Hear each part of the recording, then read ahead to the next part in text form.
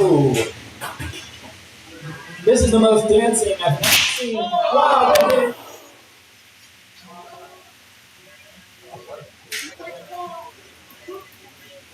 We got some tap dancing now from Squatchy, but seems to be just fine. Jumps over Brink first.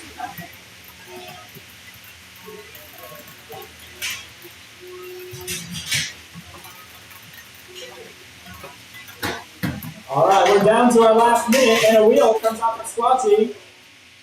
That's all right, he's still moving.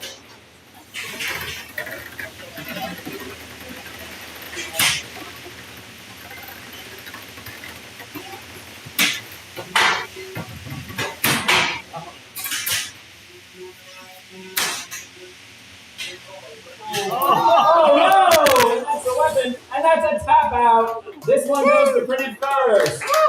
What a great first fight of the day. Well done by both opponents. Can you post the link? Here you go.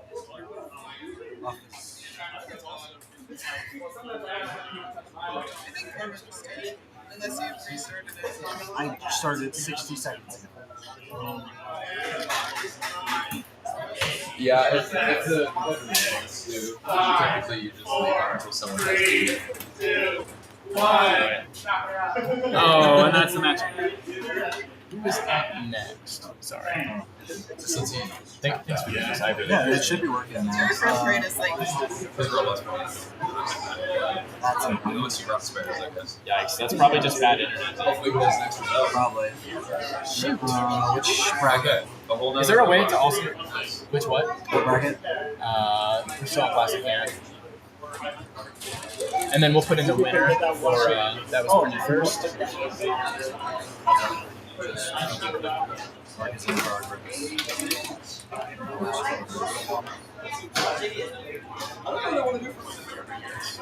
No, you can even just click, I think, on that. Okay. Yeah. All right. Up next, this is way too loud. Sorry. Just a little bit. Up next, we have Tech Neck and Who Asked. Tech Neck and Who Asked. Do you want to adjust this a little? Yeah, get the view just right. And then I found that lining up this works well. Who's going to be on cue? Sorry, I know we're using this computer for a lot of things. Mr. Nibbles and Rupture. After this match, if we could have Mr. Nibbles and Rupture ready to go.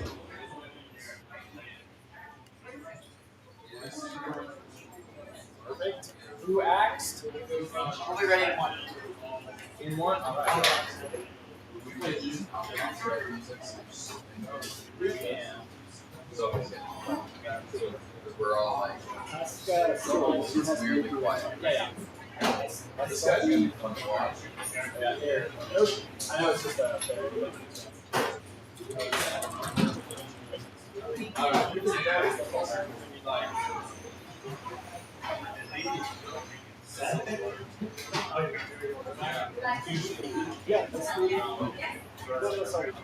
Is the live stream up?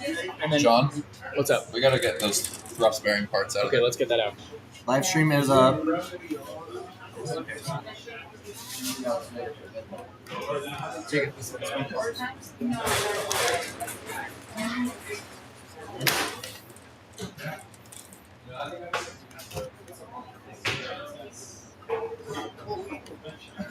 We have to wait a. I know. 14 minutes. Okay.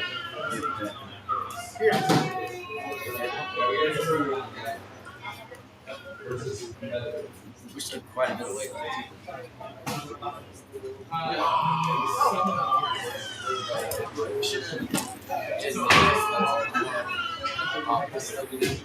No, but I want to get the link.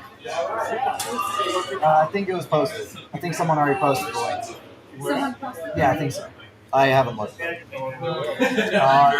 posted on the Discord and everything. I know that. It was shared. Oh, okay.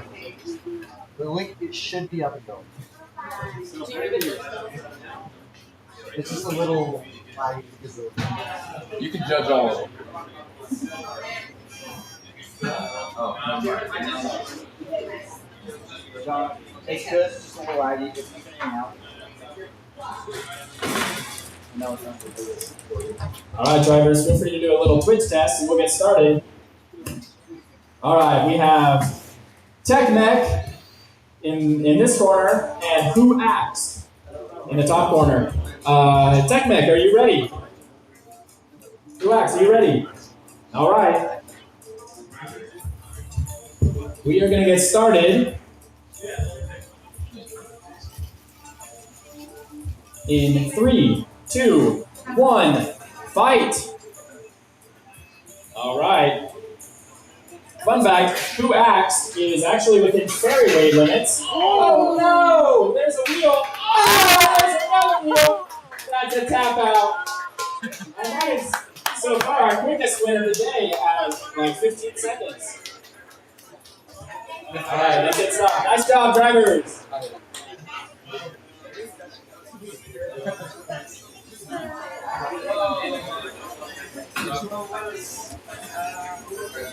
but actually, let's swap. All right. Who's up next? All right, up next, if we could have Mr. Nibbles and Rupture, you are up. And then for on deck, we'll get started Mr. with Nibbles. our full Giggles? combat ants. nibbles. Nibbles. So I'm I heard a mix of nibbles and giggles. and I I'm was just like, charging. I just have to charge my back. So if we could have Thug and Prince Tufston on deck. Do 10 at the most.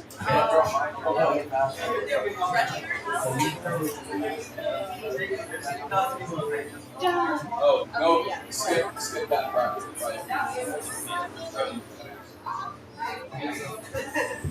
All right, we're going to move straight into the full combat ant weight. If we could have Thug and Prince Tufston.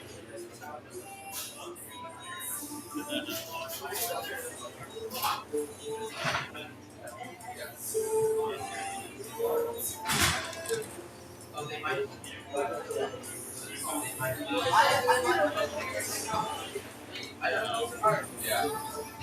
Is it okay if I leave this here? I'm another Jerry. Is it okay if other people use it? Yeah. Here's mine. Yeah, it's just a. I am maxing. I don't. I'm competitor.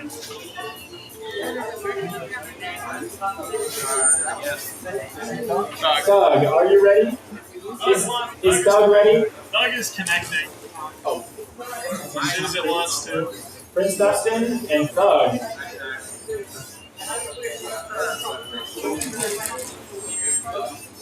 We're like wrestling.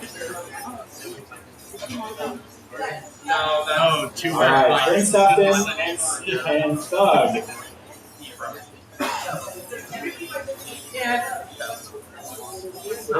I'll close it in and you drive.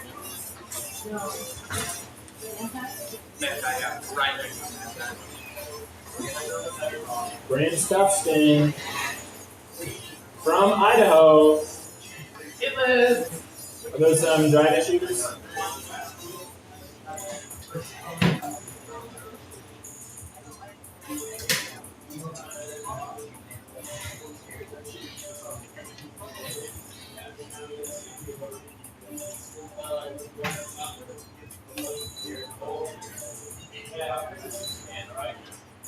All right, we're going to move to the next fight in the full combat ant. We're going to have Ant Hide and Printed First Metal after. Fights in a row.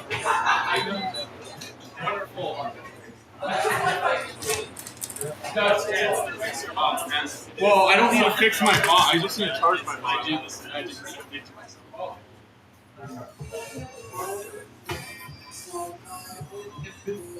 Make believe.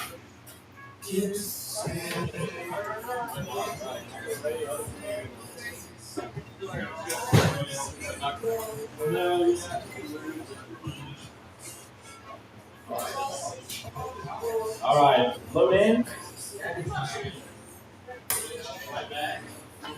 If you want, I have a wheel that you can have.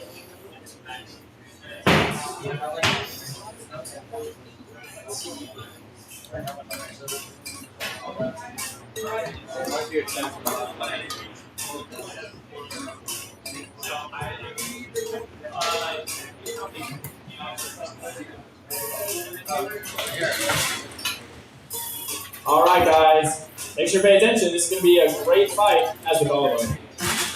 We've got printed first, metal after in pink. And we have rawhide in black with the finger tech bar.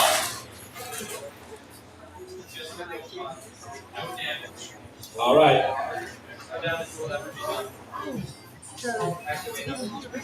Do you have two? All right, guys. Get to your corners. Get to the side of the arena. Rawhide, are you ready? Baden, are you ready? Ready. All right, we'll get started with the lights here. During lunch break, maybe I'll make it start soon. Let's get this fight started in 3, 2, 1, fight! Robots sizing each other up. Who's gonna make the first hit? Ooh.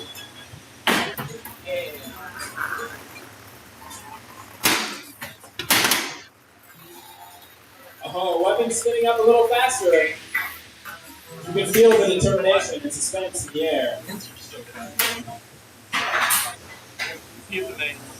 The meter bar. Looks like we might have some drive issues on Rawhide. We'll see if that gets fixed with a hit. Oh, so sparks. A few sparks. Metal for whatever. Oh.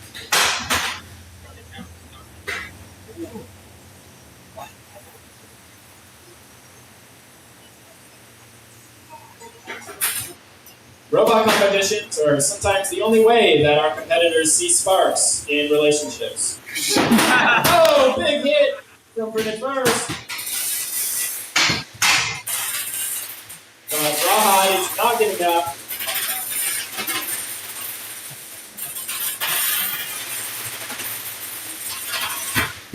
Oh.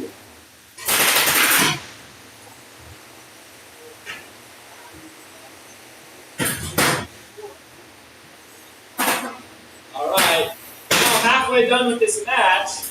Both robots still fighting pretty well. Rawhide with some serious gyro. Oh. Seems to be skimming the floor a little bit, but that's all right.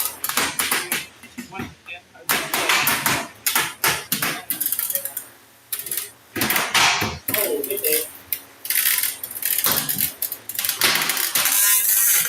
We've got 1 minute remaining in this fight, so we can press it on the judges and knock your opponent out.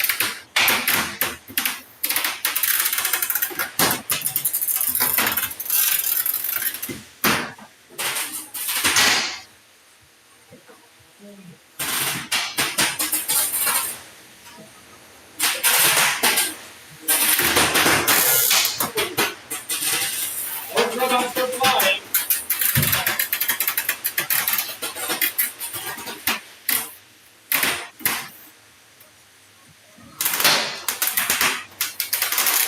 The last few moments of the match.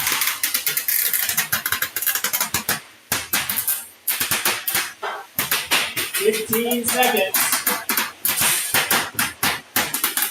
10, 9, 8, 7, 6, 5, 4, 3, 2, 1, and that's the match. And this one's gonna go to the judges. Yeah, I'm high centered on myself. All right, drivers, feel free to take your robots' weapons down. Yeah. Thank you.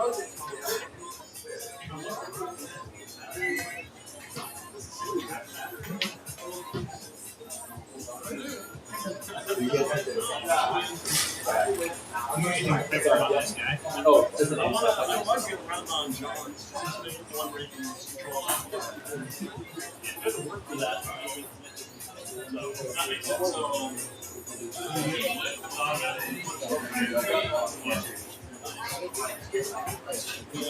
Oh, his is nice because it's a built-in espresso press receiver too.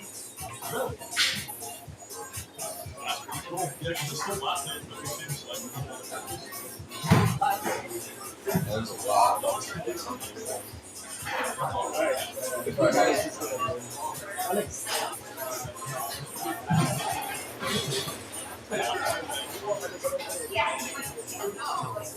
On the floor, yeah.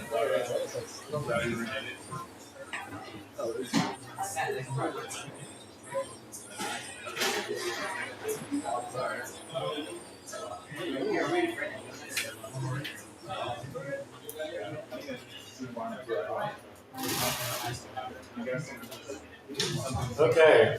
Yeah. Boom. We do. Yeah, Brandon, your phone's still playing. Yes. First one.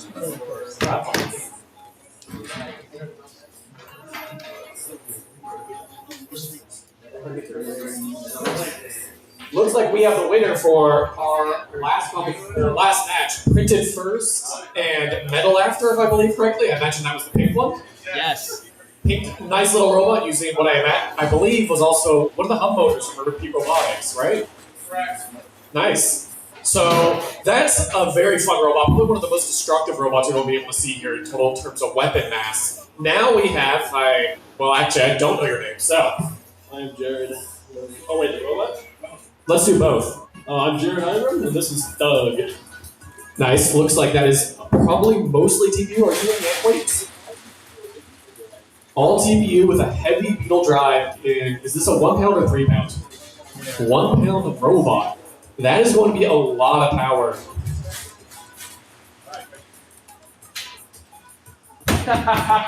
Good morning, Provo. This is Johnny Ross, the driver of Prince Tustin.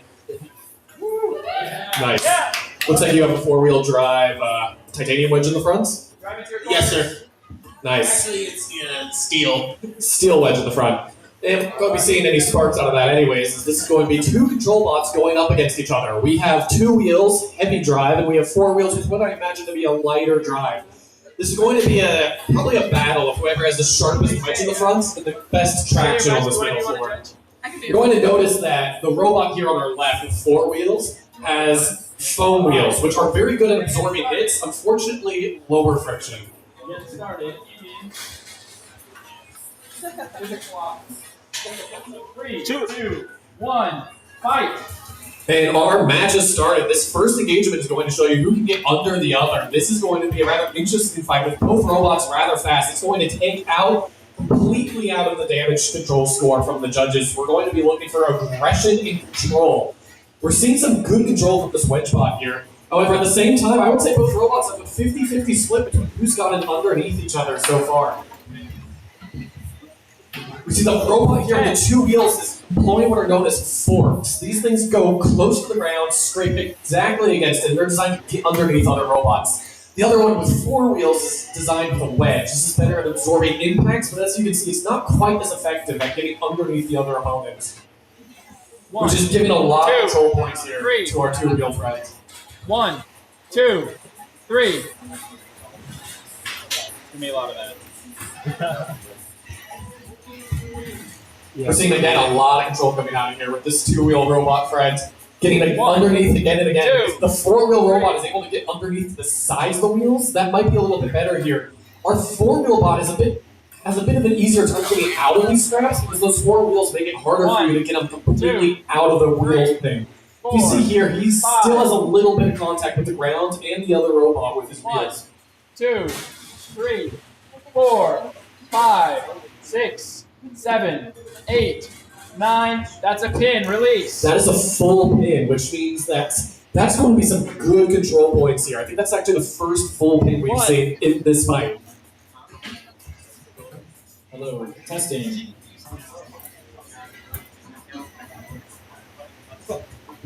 I believe so. Thug is getting underneath again. This might kill as a pin. Nope, that's a 3 right there. It's a bit hard to tell when the robots are constantly in motion, but you can technically pin someone even if you're both still moving. Right now, so for my friends here, the robot with 2 wheels again is Thug. The robot with 4 wheels is Prince. So it looks like Thug is having a good time here. At the moment, Prince is unfortunately upside down, which is going to make it really difficult for them to get good control in this. That wedge is now, funny enough, actually making it easier for them to get away from Thug because it lets them just slide right up the front. I don't know if it's intentional design, but it is useful. Oh, this looks like we might have another rubber pin here. Countdown started. 3, You're allowed to hold a robot for 10 5, seconds. 6, 7, 8, 9, 10. Release. And That's a that pin. is it.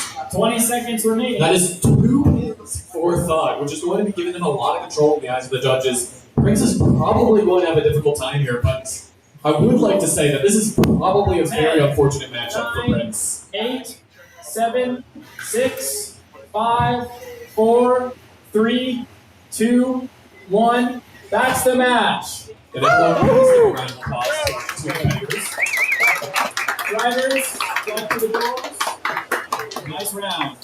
As we saw here, the matchup between 2 control bots can get rather messy.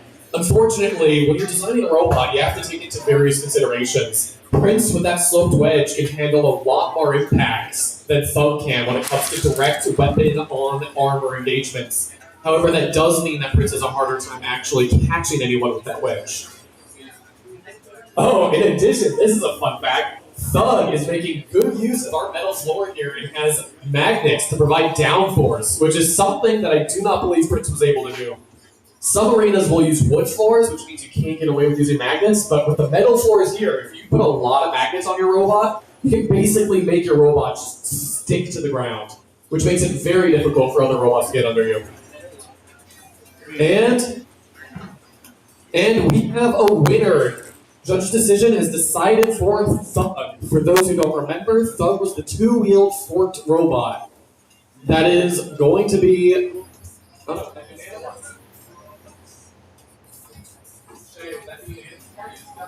All right. And I also believe that was a unanimous judge's decision.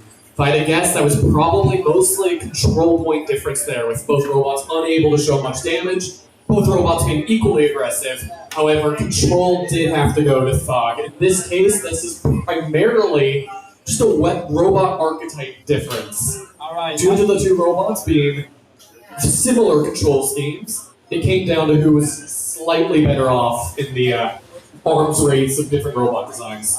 All right. Up next is going to be Full Combat Whip Snake and Sunfish. You both ready? Great. On deck, Mr. Nibbles and Rupture. Are you guys ready?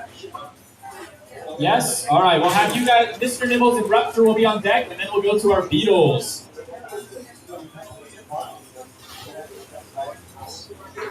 Yeah, I think you guys are both ready, so feel free to load in. All right, up here, Sunfish is loading in, and Full Combat Whip Snake.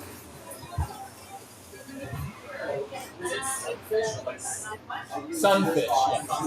Yeah. We do have 2 brackets on the wall as many names or who's next, just for resource. Okay, so right now we are seeing. Oh, it's on the other wall. So, at the moment, we're going to be seeing a fight between Full Combat and then Sunfish. Sunfish is the one you see right here, putting the robot in at the moment. Sunfish looks like it's mostly TPU, if I see that correctly. Feel free to. Oh, 98 short TPU, which is going to be rather hard TPU for combat robotics. Normally, you're going to see 95. I have seen some people be a bit silly with like special 70 blends, but those are very rare. This 95 is going to give you a fair bit of stiffness, but still enough flex to hopefully absorb a lot of material strikes.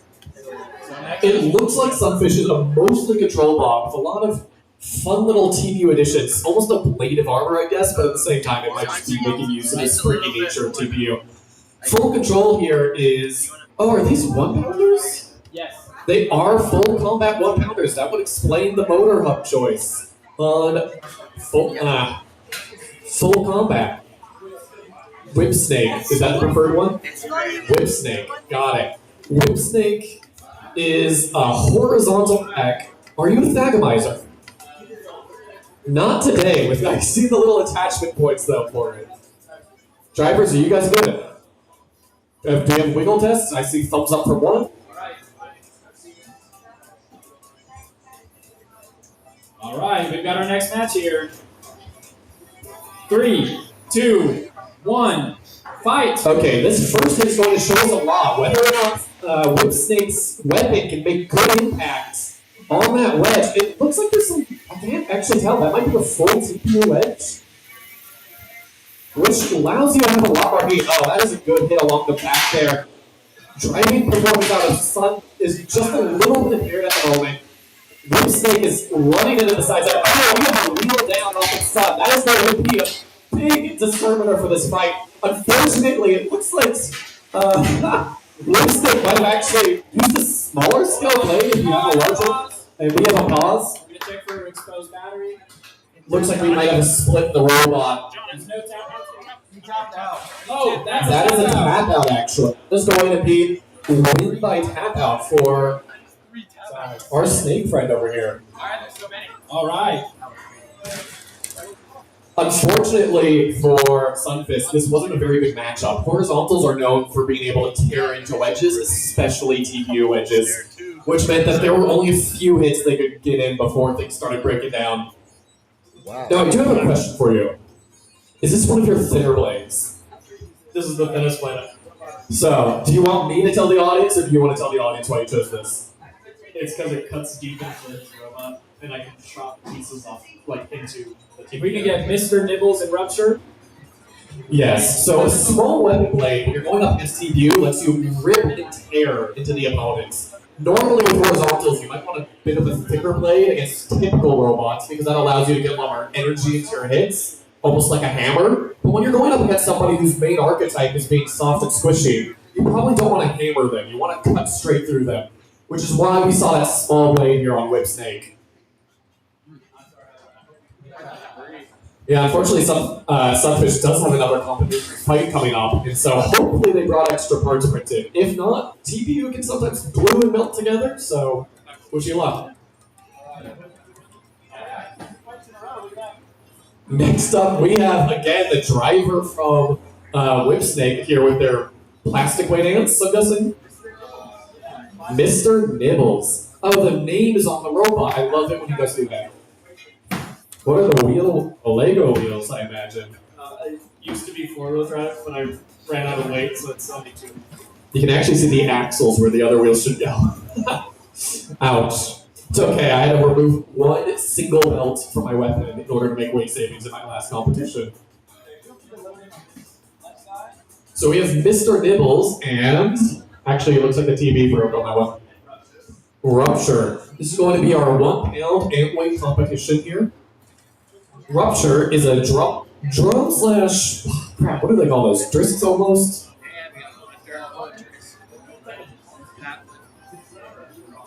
Drum slash beater bar. There's a weird special name for these. I can't remember. You will basically only ever see these specific weapons in plastic weight competitions, because trying to manufacture a shape like that out of solid metal is a bit of a challenge, to put it lightly. And here, Mr. Nibbles, as you can see, is going to be a control bot. Looks like it's a mix of a grabber and a flipper. I've seen one flip. Are we ready, drivers? Thumbs up? Thumbs up. We have a match in... Oh, I mistimed. 3, 2, 1. Mr. Nibbles going in fast, starting... Oh, that is a flipper with the force we see out of that engagement. That will be interesting. At the moment, we're seeing Rupture not able to get a lot of good bites into Mr. Nibbles at the moment. Those front wedges are going to help him stay away. As I say that, though, that is a good hit from the back. It looks like Rupture's weapon motor might be struggling a little bit. Usually these weapons have a lot more power. That, or he's purposely spinning it slower, I can't tell at the moment. That being said, we do still see some good engagement out of Rupture onto Mr. Nibbles, but Mr. Nibbles is clawing it back with some good control here. It's a bit difficult to tell who exactly is hitting each other, and this looks like a pin 10, that's a pin, really. for Rupture, which is kind of surprising. I wonder if that only 2 wheels out of 4 wheels is probably hurting Mr. Nibbles a fair bit here. One. And those smaller wheels, he's not able to get good enough traction out of this. That is incredibly unfortunate. However, at the same time, Mr. Nibbles overall appears to be slightly better positioned. They can just get that front of the weapon and their flip arm underneath Rupture here. Both robots appear to be having some technical difficulties, reduce the weapon of Rupture down. 6, 7, 8, 9. And that is a barely missed pin, I think, for Rupture again. Rupture has these folds in the front, which as you can see are just enough to slide under Mr. Nibbles' front, which is allowing him to push away, get the wheels off the ground. Normally, Mr. Nibbles would have 4 wheels, which wouldn't make that as big of a problem. But with only 2 wheels, that is a fair bit of difficulty. Controlled movement from Rupture. It looks like Rupture might have gotten stuck on something in their own wheels. As you can tell, they don't have quite enough friction to move. There we go, they can just free themselves from whatever that weird spot was. Unfortunately, it looks like it might happen again. Normally, in such a robot, you do something called crab walking, which is what you're seeing right here, where Rupture is able to move back and forth in order to drive forward a little bit. So that is a good pin out of Rupture again. 6, 7, 8, 9, 10. And that's going to be a full pin. And it looks like he might have been able to push up Mr. Nibbles into a spot where the 2 wheels are just insufficient to move. And the weapon is spinning back up. So this looks like this might have actually been a fully functional weapon this whole time. They just decided not to waste energy and impact on something that they didn't need 4, to. 10. And this is a dead robot according to Mr. Nibbles. 7, 6. And that's going to be a knockout. 3, 2, 1. That's a knockout. Congratulations, Rupture. Very nice match.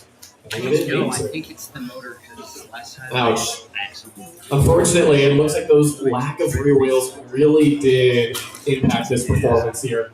Typically, you would be able to see a lot more controlled driving out of a robot like Mr. Nibbles, but with only 2 wheels in the front, that's not going to be So I enough. got all the tabs Mr. Nibbles, here. do I have a question for you? Whip Snake 1, so you just go to edit. If you want, you can put a 1. If not, it'll just So, give you. I noticed that you have the 2 wheels in the front. Do you think it'd be possible to swap to the 2 wheels in the rear? The next time, And then we'll that probably one just have was to take out the weapon classic mechanism. It's not working Rupture, how do you do out. this? It'll be inactive for it. That would allow you to get some more drive, and it would turn you into a wedge pod. But after what we saw, that might be a better decision. Great. And then I did report you The bane of having nice, large arenas, when robots get stuck in the opposite corners, you have to grab Just so them. that it's all. I think it was Technic. Can I ask whoever the owner of this cardboard robot is to raise your hand because I'm in love. That's Corbin. This is Corbin. Is Corbin like a destruction sort of boss or no? Who's next? Your Go to Corbin. Beetles. So this is your cardboard robot. I'm Alright. in love. Really quick, we're gonna go to the Beetle bracket. We're gonna. Corrugated Crusader. Now I have a question. What's the hardness rating of this cardboard? 3. So that's a 3 out of 4. That's pretty good for cardboard. It's only cardboard. It only gets up to 4, unfortunately. All right, we're gonna have Corrugated Crusader and the Underminer as our first Beetle match of the day. So if I understand your archetype properly, it is basically push into them until they cannot do anything else, right? Basically. How well does the cardboard hold up? It's like taking the epitome of a blade of armor to the extreme. Oh, Corrugated Crusader. Not going to hold up. So, do you just really not like the event hosters and you want to make them clean the whole thing? Oh, so it's like a self-despising sort of behavior. I see, that does make sense. So, for our friends here, cardboard, if I remember correctly, is actually not an allowed plastic weight material, so this has to be a beetle. That is 3 pounds of cardboard right there. Is it hiding like a full metal shell on the inside? It is not. Is it 100% cardboard? 2 3D-printed wheel guards and wheel mounts. Everything is cardboard. Have you ever had it start on fire? It's never been fought. Underminer, you are up. You get to fight this cardboard. If you have an active weapon, this is going to be fascinating. Also, I have a question for John. I know you have sand buckets for lithium-ion batteries going up. Do you have a fire extinguisher in case cardboard catches a flame? We do. Okay, we might have to make use of this.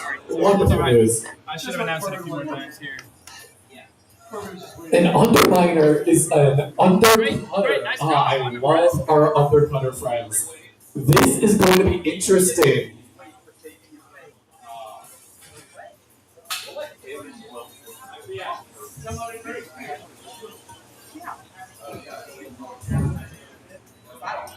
Is that a shuffler drive? Okay, so is this a shuffler drive, my good sir?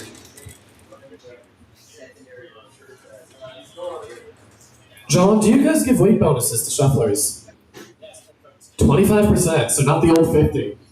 2 shufflers, and one of those is Underminer here today, up against the Cardboard Crusader. So, I can tell, that is a lot of metal. You're the guys that brought the fully machined aluminum bar with hardened steel tips at the BYU competition, right? That were you guys. You guys swapped to an undercutter design. I imagine that's a bit more easier to machine. Robots, are we ready? Oh, that is a smooth weapon boner. No, actually. That cardboard could actually probably ignite just from the heat of the weapon impacting it. I have seen stuff like that before.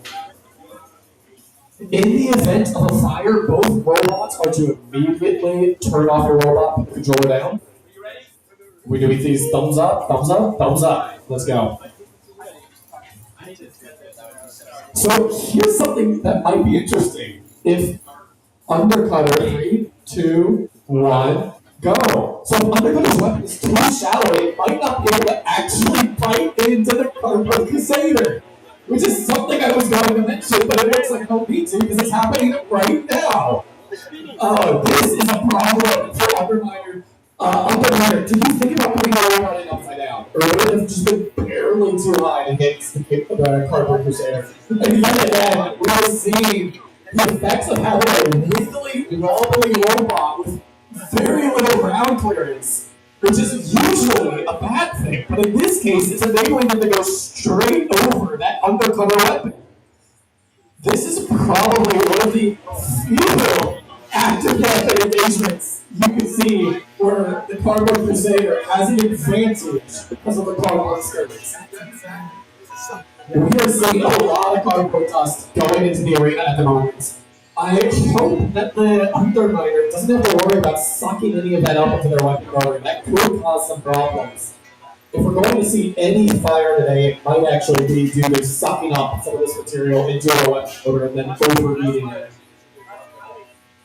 That being said, as you can see, both robots are still doing pretty good. If the Caped Crusader makes a wrong move here, it doesn't have the cardboard lifted up when they hit that weapon, that might be enough to catch and thereby damage that outer skirt. If that outer skirt becomes inconsistent, that might allow Underminer to dig in really deep into this cardboard, which I believe they're well able to do. It looks like we might have some minor damage on the Cardboard Crusader here. It looks like that right wheel is no longer functioning fully. There is apparently there's a little bit of smoke, which caused John to make sure the fire extinguisher was in good shape. I was wondering what inspired that. It's possible here that something got stuck in the wheel. It looks like one of those hits dragged that wheel into the cardboard. You can see it's been at an angle, which probably means it's not able to move. We have 60 seconds remaining here. There's a fair bit of damage here, if I remember correctly. Judges don't count a blade of armor in damage consideration, which as basically the entirety of the Cardboard Crusader is ablated, might make it a bit difficult for the Underminer to get some good proper damage into this. And we now have the shot vacuum out for obvious reasons after this match. We're seeing a lot of good cutting. Underminer has spun up that weapon hard, which is honestly surprising to me. 6, 7, 8, 9, 10. That's a And big. that is a hit for Underminer. Unfortunately, that one wheel on the right side there, unable to drive properly, looks like it is impacting the Cardboard Crusader's performance a fair bit here. 1. If I was the Underminer, I would be tempted to slow down my weapon, try and get 2 bites out of this. 9, 10. That's When a you're hitting pin. 2 pins That's right in a enough. row, I don't think you need to. And that is our match. I believe that's what, 2 pins to 2 pins? Well, don't forget, Cardboard Crusader got some in the beginning too. Almost got, oh, there wasn't a full pin there. 3 almost pins? That's what it's got a lot. I thought I did count like a few pins. Yeah, especially earlier in the match. I think there were some good little 10-second pins. Can't say for no. I know.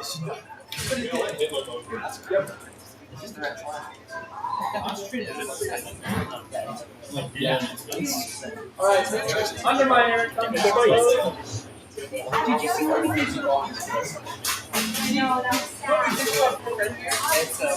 Corbin, I thought you were about to go We fixed play. it. I should do better next time.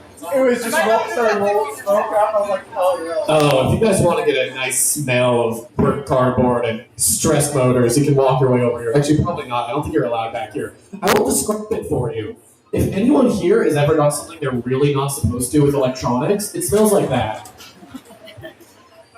I haven't done that yet. This whole sport, yes, good point, is basically doing things you're not supposed to with electronics. For all those who's interested in this sort of thing, you can basically take an RC car, strap a weapon to it, and you're good to go. In fact, I have seen RC cars win at these competitions, just because RC cars are surprisingly well built sometimes. Okay, that's enough. And if anyone here is, of young age, parents with children who want them to get into the sport, there is a organization called NHRL, and I'm going to shill someone here. Is that okay? Unanimous judges' decision, by the way, for that last match for Underminer. Everyone, please give a round of applause for both robots. So I don't know if John is going to like me doing this, but I'm going to shill an opposing company or whatever. NHRL, really cool. Feel free to watch them on YouTube. But they sell kit. They sell, well, you just nuked my volume. Cool. Sorry, it's really loud over here. Oh no, I'm so sorry. I didn't realize I've been standing in the corner. I turned it up a little bit. Okay, so NHRL sells kits for children designed to teach them how to build robots that kill each other. If that is anything anyone here is interested in. That's 3 robots? Or, oh no, okay. Printed first, machined after. That's 1 robot, not 2. And Renegade. So we have Printed and Renegade up here. It looks like Printed and machined after is still in the process of getting the robot fully functional at the moment. How goes it? Do you need to swap the battery? So, Weapon Blade. Still spins. Oh, Pup Benson out of shape. Everything you're hit. Okay, so pour Printed first, machine after, into the problem of what happens when you have a nice arena. With these kits made out of what I imagine is hardened metal, their weapon has bent after running into them 1 too many times. So we have 1 robot in the middle of maybe getting a weapon blade fixed, and we have a second robot that is in the middle of charging a battery. And we also have an arena that is in the middle of being decardboardified. What if you guys just set it all on fire? No, it was Printed first and then Renegade, right? Or are those the guys up now? And these are the ones up now. Or up next, like, okay. So who's up right now?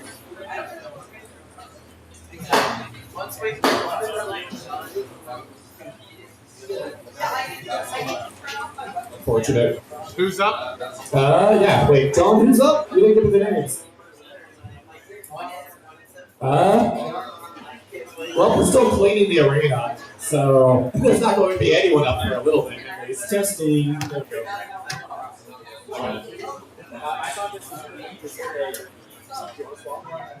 If you want.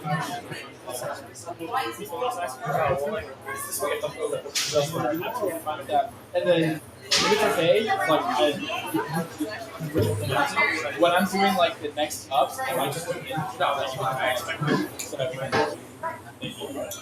And then I have a real nightmare. I'm going to turn it up a little bit. As high as this. There we go. Okay. Hello. 1, 2, 3, 4. Is this good? Everyone have thumbs up for hearing my hopefully not too annoying voice. You let me use that. Just get a rim button. Am I finding I have a real microphone. I have so much power. Alright, let's get them in. So that would be. Oh, it's not yet. You're going to be up with Renegade. So we have Renegade up against. Oh, Renegade. Renegade and Printed 2 seconds. I'm going to stand right here so I don't know. Printed first, machined after. Printed first, machined after. That is going to be. Printed first, measured after. Printed first, Wow. So, free robots sharing a naming scheme is really cruel. So, poor announcers, you have to remember this. I'm calling all your robots just printed from now on. I'm not sorry. Or you could just call him PFMA. PFMA. That's what He's calls PFMA. PFMA. And this is 4 syllables, guys. 2 syllables is the most I can do in a quick time. So, we have here Renegade. Nice TPU, mostly Unibody. I wonder if it's got any like carbon fiber stickers inside. No, full TPU Unibody. That is going to be interesting here. With what appears to be a Pete Robotics hub motor. For those unaware, those cost what, like $100 or something? $80. And they are probably one of the most powerful motor systems you can get at the moment. This is a lot of weapon energy you see there. That pink and blue robot, while adorable looking, is probably one of the most destructive robots we have here. That is a lot of mass in that weapon. It is a heavy vertical. I wouldn't be surprised if it's our largest weapon. Both drivers, are we ready? Ready. It's not large.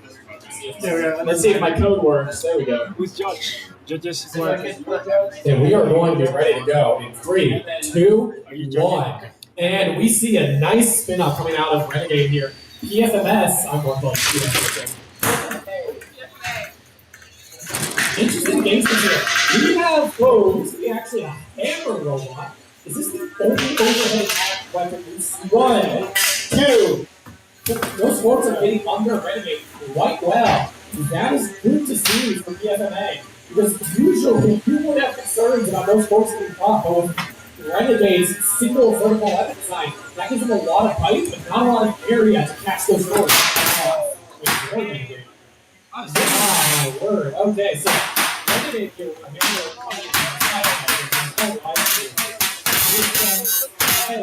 that is currently wrecking the floor. That is a new nice pivot. Oh my word, that is the sound of a lot of sparks going into the floor here. We see a good catch on the fork there, but not enough to do much more than hit bar sparks.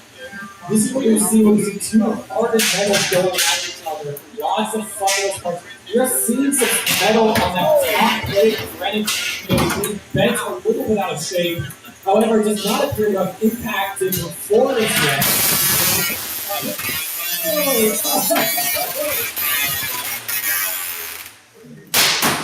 Oh my word. It looks like he's oh! Yes, it's near roofing here. Oh, this is not a good spot for Renegade. He's stuck at the bottom there. You do not want your robot like that. That is 1-4. That's going to make it a lot easier for Renegade to lose pieces of itself. PFMA is now having a field day shooting into the side. This is not a good spot for Renegade. Renegade is bouncing around, doing his best to avoid that big weapon. But they get nice center parts of their own robot. We have screws glittering the arena with the PFMA doing its best to come in here and shoot big pieces out, but we have a damaged wheel on PFMA that looks like that or a bench fence. Those robots, I need this also total. We are seeing Renegade doing its best to hold in here, but unfortunately, those metal at the bottom of this 1, 2, times 3. That's the weapon almost completely detached. 1 form of loop 2. Disengage. 30 seconds remaining. I need to see control movement for Renegade. Might be a knockdown here. 10. 10. PFMA is not wanting this to go to a knockdown. 10. 9. 8. I do see 7. it. 6. 5. 4. 3. Renegade. 2. PFMA. I want to see That's a it. knockout. Yeah! That is a good fight. And a robot chewing into pieces. Renegade, do you think you can fix it? I'll try my best. You'll try his best. We need to wait for this weapon to spin down. This is a testament to how well designed those robotic cup motors are, because they are smooth and fast and robust. We had a robot dig itself into a metal frame here and keep spinning throughout the whole thing. PFMA, I will warn you that your deadbolt was spinning at high speed, so you might want to double check that. Otherwise, you might have screwed your own weapon, which would be very unfortunate. Here we have Entity of Destruction. But can we get a round of applause for Renegade for withstanding this beating? And just a reminder to all Beatles. Do you want to take it to the front so the kids can see what happened to this robot? Because this is heavy. Yeah, kids, don't touch this. It will cut. But you can see the pure damage done to this robot. If you guys want to take a look at what happens to metal when it goes up against even faster metal, look at this poor guy. No. It is not pretty, to say the least. One plastic ant one. Moment of silence for Renegade, perhaps. I'm gonna go. Are Mangle and Ring Bob ready? And we have our Mangle and Ring Bob, referees. are you ready? The structural integrity of this arena. I would like to say that. Can you do a safety inspection on him?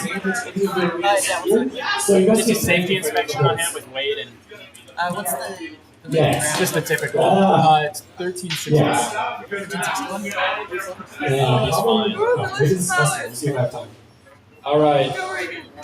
We are going to have Ring Bob and Mangle. After that, we will have, let's see, Mallard, Oh, that was gross, but yeah. Mallard and Gyro So we have Mallard and Gyro. I believe you're Mallard. on deck. On No, deck. you're Gyro. No, you're next. Okay. You're not one of ours. There you go. Okay. So we now have Bob, right? I'm ready to do Bob and Mangle. Ring Bob and Mangle. Bob, I'm sorry, but it says Bob on the top of your robot. Hi, they're both Bob. They're both purple. They're both basically the same robot, besides being entirely different robots. So I believe they're both Bob at the moment. And again, this is totally very crucial for any people who want to get into designing robots. Having your name on the top of the robot is like super duper cool for people who have to say your robot's name again and again and again. Just saying.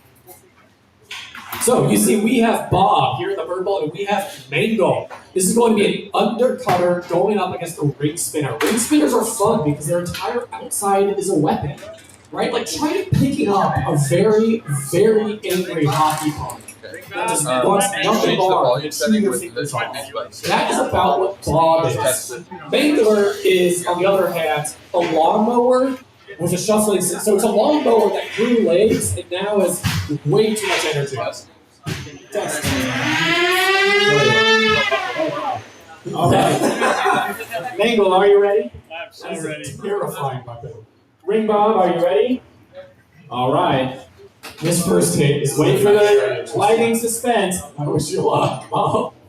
They got a 25% weight bonus. I can put all of them to the work. 3, 2, 1, fight. Wrangler spinning up and cleans down.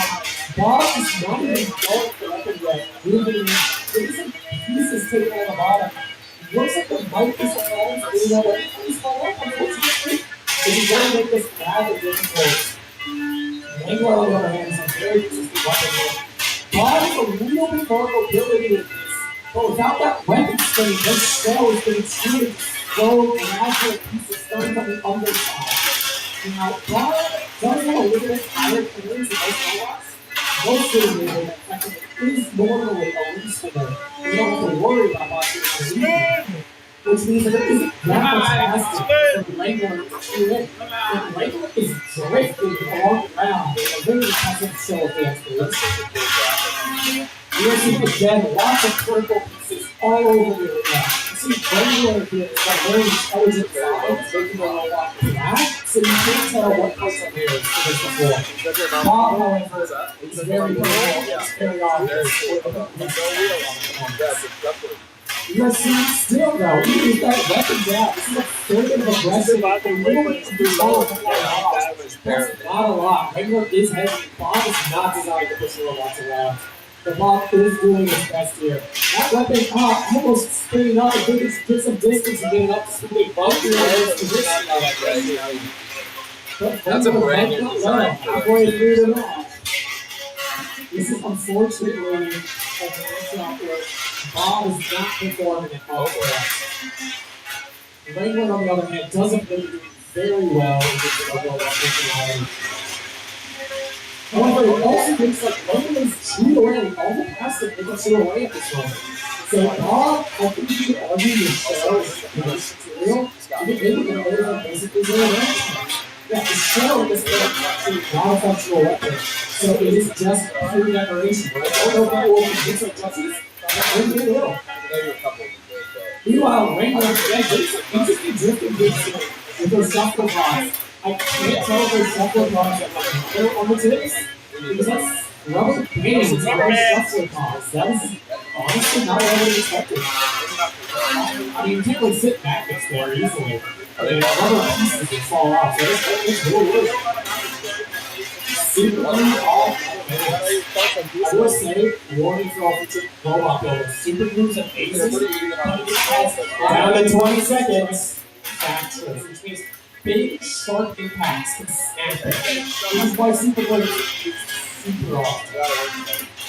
10, 9, 8, 7, 6, 5, 4, 3, 2, 1, and that's the match. And we are going to see both robots still mostly functional, not as functional as they came in, unfortunately.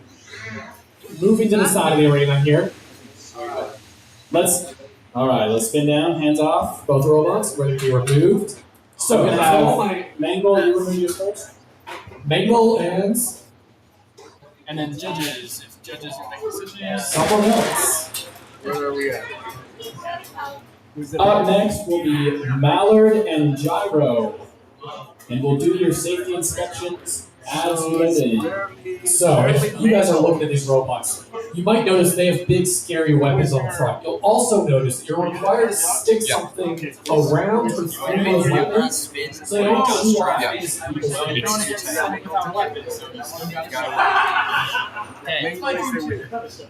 Okay, tell. You go ahead. You can see here. Yeah, actually, you guys probably can't see. I'll just relay it. But we have. Okay, and we do have a judge's decision for the victor. This is going to go to Mangle. Can we get a round of applause? Good job, Mangle. Unfortunately for Bob, with that unfunctional weapon, it looks like they lost the entire bottom layer of that outer weapon ring. On deck, that they chose to use the cross infill pattern. Interesting choice. On deck, we're going to have Trinity and Tech Mech after this beetle fight. Is this your robot? I think so. After that, will be Nemo and Primitive Lizard after. Mallard. Is that related to the dog by any chance? No, it's actually related to the fact that you're going to be here. I know you're a big fan of dogs. Okay. I see. I was going to guess it was like a Mallard reaction. Okay, because clearly you have done some good cooking with this robot.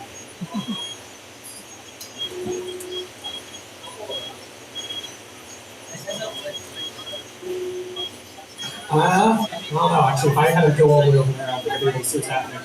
For those who want to see, like, the apex of what these robots get up to, there is a full, I think, 250-pound full metal heavyweight robot over there on that pallet.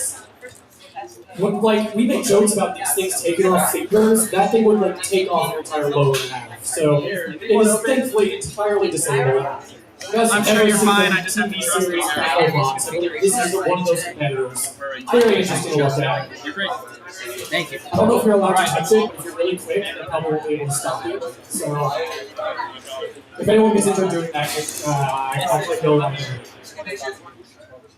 So we now have Mallard being put in here, named not after the ducks on the top, but actually after the chemical reaction that causes really very fascinating. Not what I would have expected. Mallard is a control bot with what appears to be mostly TPU. Nice little wiggly waggle in the front there. Who is Mauer? What is power in the wiggly waggle? This one is called? So there is a 50 kilogram servo. Gyro? Those servos, both buildings know that those servos can run on. We have a third cells, which is kind of a low voltage for BattleBots. Oh, yes. This one can run safely on 4. Is it one of the brushed servos or brushless? All right, robots to your corners. Okay, if you don't know, it's almost certainly brushed. Gyro, Brushless are you servos. ready? Okay. Yeah, for free. Mallard, are you ready? All right. We're going to get started here. We have our arena lights flashing on, and we are going to go 3, 2, 1. And we are off to the races. Oh my gosh, I was not expecting the robot to be that fast. 1, 2, We have a 3, out of the 4, question. 5, Six, 7, seven, 8. This is not a Nine, situation of hours. 10, that's a 10. Look at all the shrapnel, pottery, spinning. I don't out. care. Oh, It's like a holy dog moly. taking that third. Rubber dust police. Look. Oh, the rubber cast wheels grinding this. I need to see movement. Mallard is now free, and this is such a fast ride. I don't know if it's on Sweet Potatoes level, but that's Tangent drive. Oh my gosh, another tangent drive in aficionado. For those unaware, tangent drive works 2, by 3, your motor 4, directly 5, to those 2 6, wheels. 7. So there's a 8, motor axle 9, wedged 10. That's into another those bit. wheels, which allows you to get away with kind of thrust drive and having it be, as you can see, incredibly fast. I need to see some movement The from tangent Mallard. drive system is probably going to be 10. the fastest robot system you'll see in this sort of 10. weight class. 9, They are 8, aggressive in terms of speed. 7. Oh, good sportsmanship. And with 4-wheel, There we go. you are going to see a lot of control out of Gyro. A bit ironic considering the name usually comes from the fact that robots will gyro uncontrollably. Technically, the name is Euro, like the Greek food. 10. We see calls for the weapon to be pulled out. 7, By Mallard 6, himself. Wants to be 5, 4, No, it's not. It hasn't been. 2, 1. That's a That is pin a release. in here. It looks like the weapon is actually not functional on gyro, otherwise we would be able to see some good meat hits out of this. And Mallard is pointing out wisely that the weapon on Mallard is functional. If not, perhaps, functional in the sense of actually doing much at the moment. Functional in the sense of doing 1 minute remaining. 60 seconds to go. We're going to be seeing a lot of fancy driving coming out of 1, gyro here. 2, If you guys look at those wheels on gyro, you can see that they're a little bit of a funny color, and they're leaving this fine, miraculous dust, which all the other robots will love to handle, all across the arena floor. That's because those are 2, rubber wheels. 4, 5, We're going to see 6, another pin here. 7, 8, 9, 10. That's a pin And release. that is a full pin. 1, Oh, we might have a pin. 2, 3, 4, 5, don't wiggle, 7, 8, 9, 10. That's a pin release. That's a pin, and I Release. think I'm release. Everything else. Release. Round in 15 seconds. 1, 2, 3, 4, 5, Mallard 6, is not letting go. 7, Out of fight here. 9, 10. That's a pin with 2, 1. That's the match.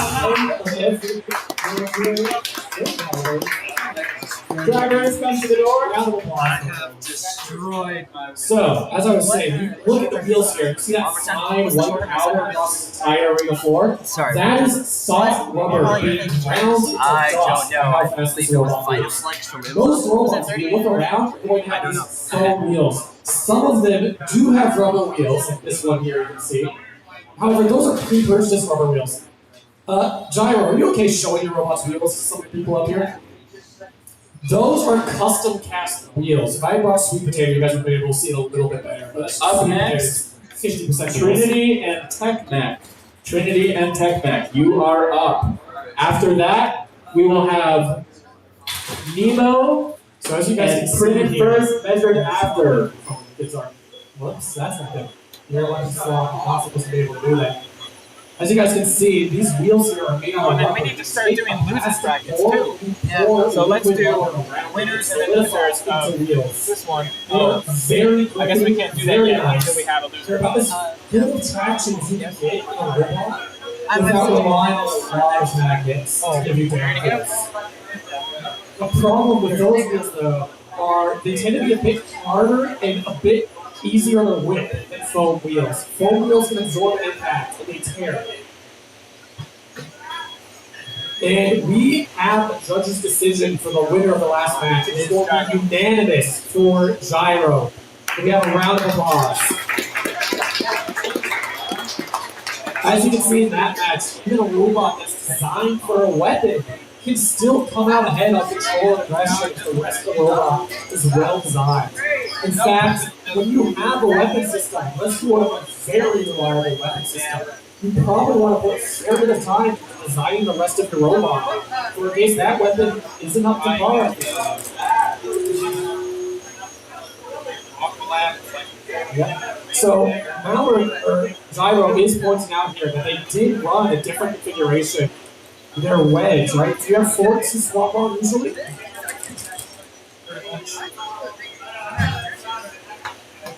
Nice. So Gyro here has a big wedge in the front. Normally, or sometimes at least, they'll have little cute forks that help them against primarily other active weapons, I imagine. And the wedge, however, does do a bit better against control box and probably any horizontal things. Makes it a lot harder for them to get torn off, let's get underneath people. Provides a nice ramp for you to get on them. Meanwhile, we'll see forks when we have weapons against weapons, because forks let you pull the enemy away at perfect length for your own weapon. You do not want a wedge, however, when you're up against someone with a really low, close to the ground heavy weapon, or someone with a really nice horizontal.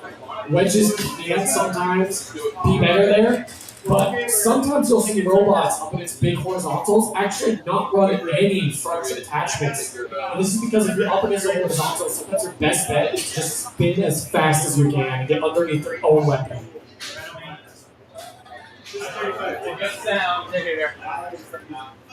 Up now, we have two orange robots, one of them orange and white, one of them just orange. These are.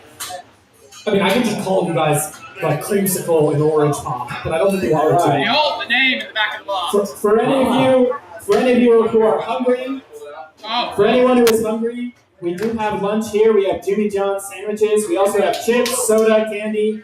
So come up. We're gonna have our lunch break in a minute, not right now, but it is available now if you or someone else are hungry.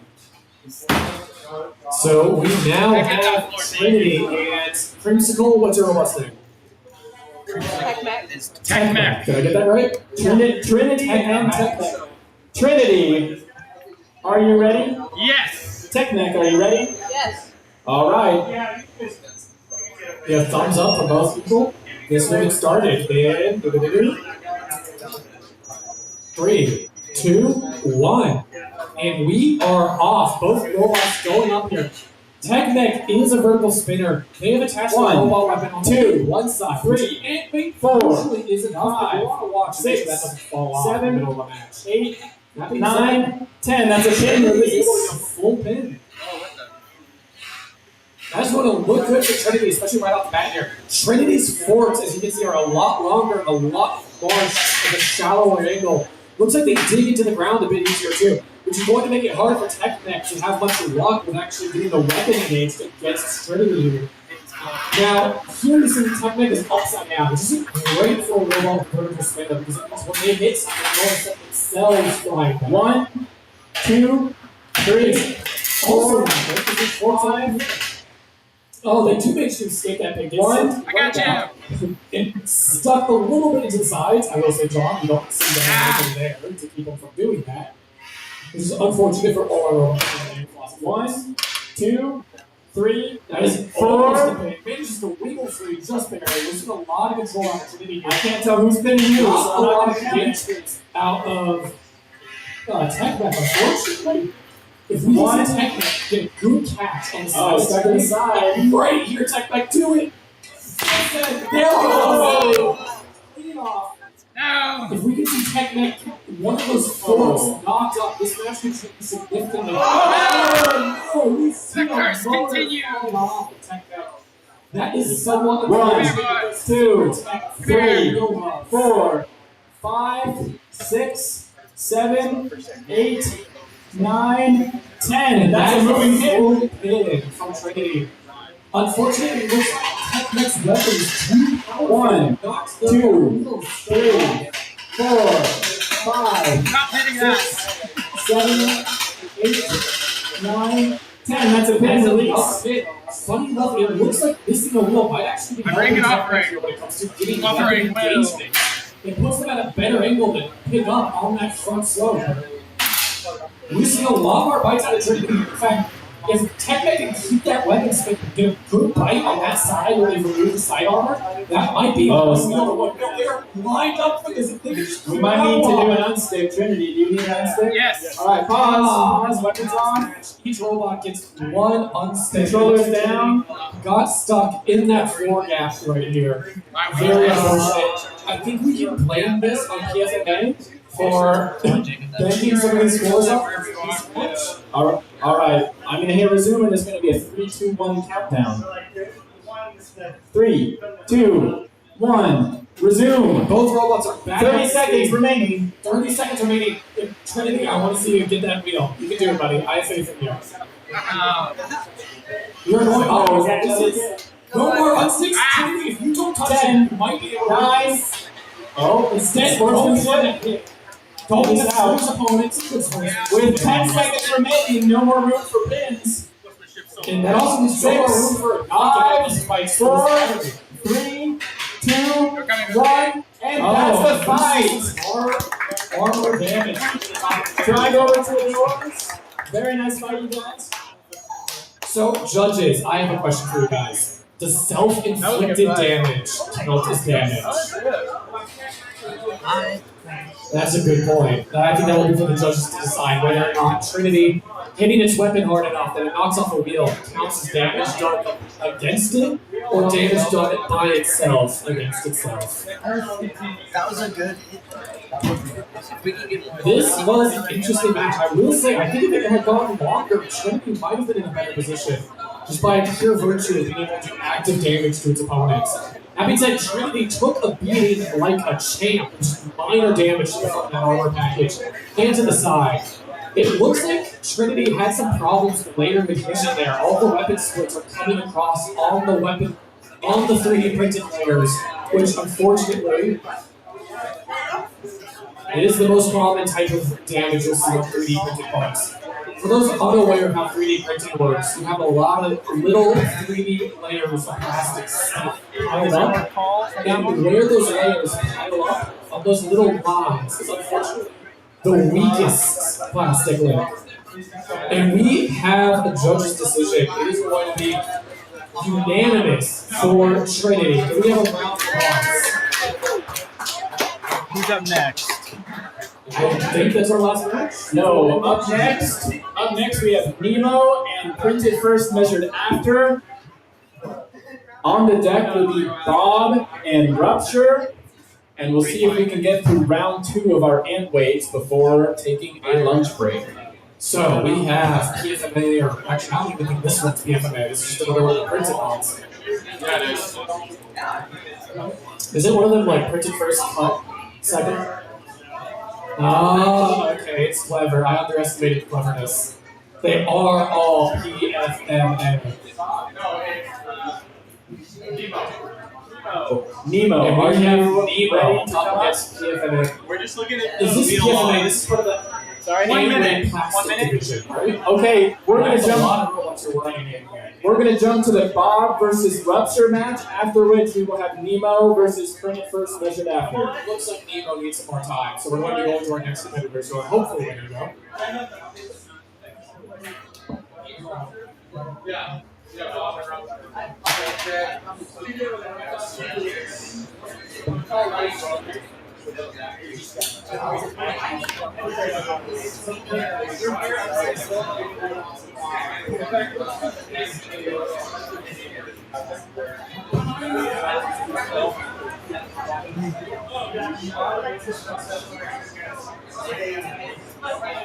Bob and Rupture, are you ready? Yes, they are. Let's have you guys look in.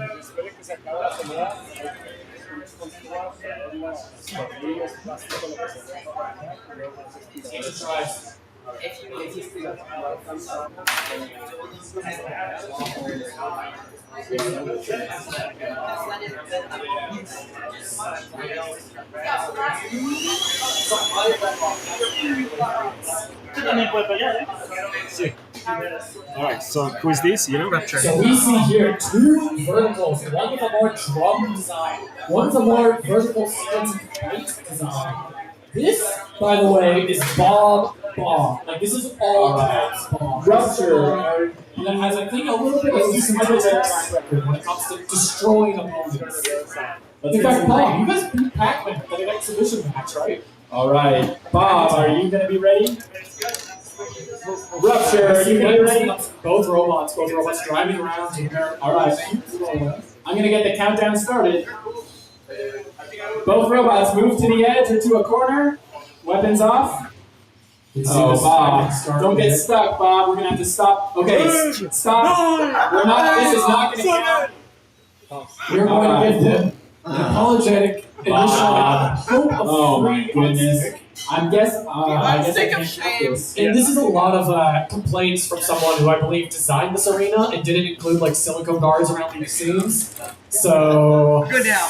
I wonder who that was. yeah, like literally that's what it's for.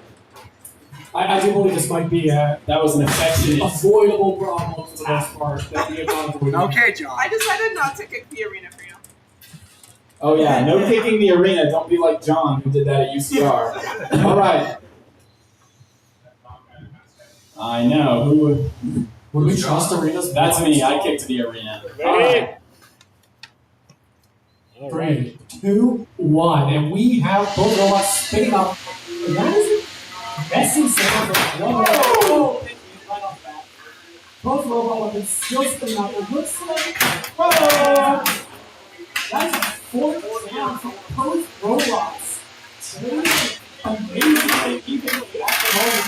You can see here that Bob's weapons are a little bit harder as far as Bob is bouncing.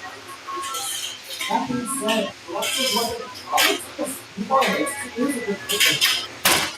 is not a good situation. That new armor patch and not be fixed. That splits the monkey is so bad that the jumps comes off over here. That is another massive hit to the back of Rupture. Rupture is getting messed up here, unfortunately. Stuck upside down. You can see that Bob has decided actually to use the big too short and stuck like that with weapons spinning. Rupture on the other hand, that's wrong with the ear design that allows him to drive upside down. But the weapons are, this is going to be a difficult part to pull off. That being said, Bob is having difficulty crab walking into the engagements. I will say, it looks like Bob is running away here with Rupture pressing the attack. This is like watching two elderly people trying to fight. I would say, I have not yet seen any elderly people chew through plastic with such aggression before. This, like I said, is probably the best example of what is known as crab walking. It is what happens when one of your wolves no longer works and you still want to move. As you can tell, it is not very efficient. Usually two moves are better than one. You are seeing Bob able to spell advanced crab walk, that little gyro dance. That weapon is spinning so fast that allows the physics. Alright, fantastic movement. Here, and that is a tap out. Ladies and gentlemen, John, is this the first thing we've seen today? Thing. Yes, first thing of the day. First thing. For those unaware of what the thing is, it is what happens when your robot has a spot where your robot is stuck. And this robot here is stuck. It is literally technically, if the weapon was still functional, this would not be a thing. But technically, the thing counts even if you like have all your weapons melted into fire. I think we still count it as a thing at that point, just for fun. So you will see some robots are designed in such a way that it's very difficult for them to get into the thing. But as most robot builders will tell you, it is essentially impossible to avoid it entirely.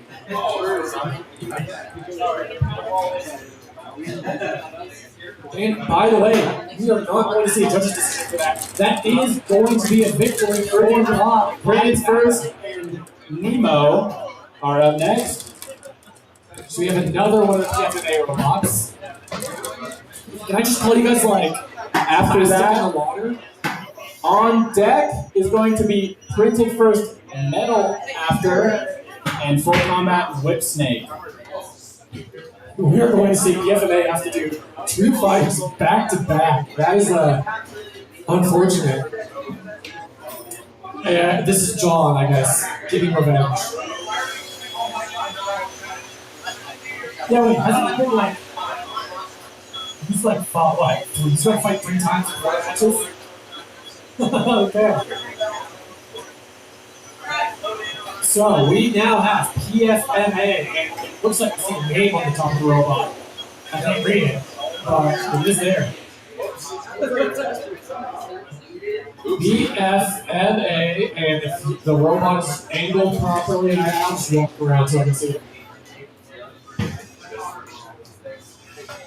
Nemo, okay.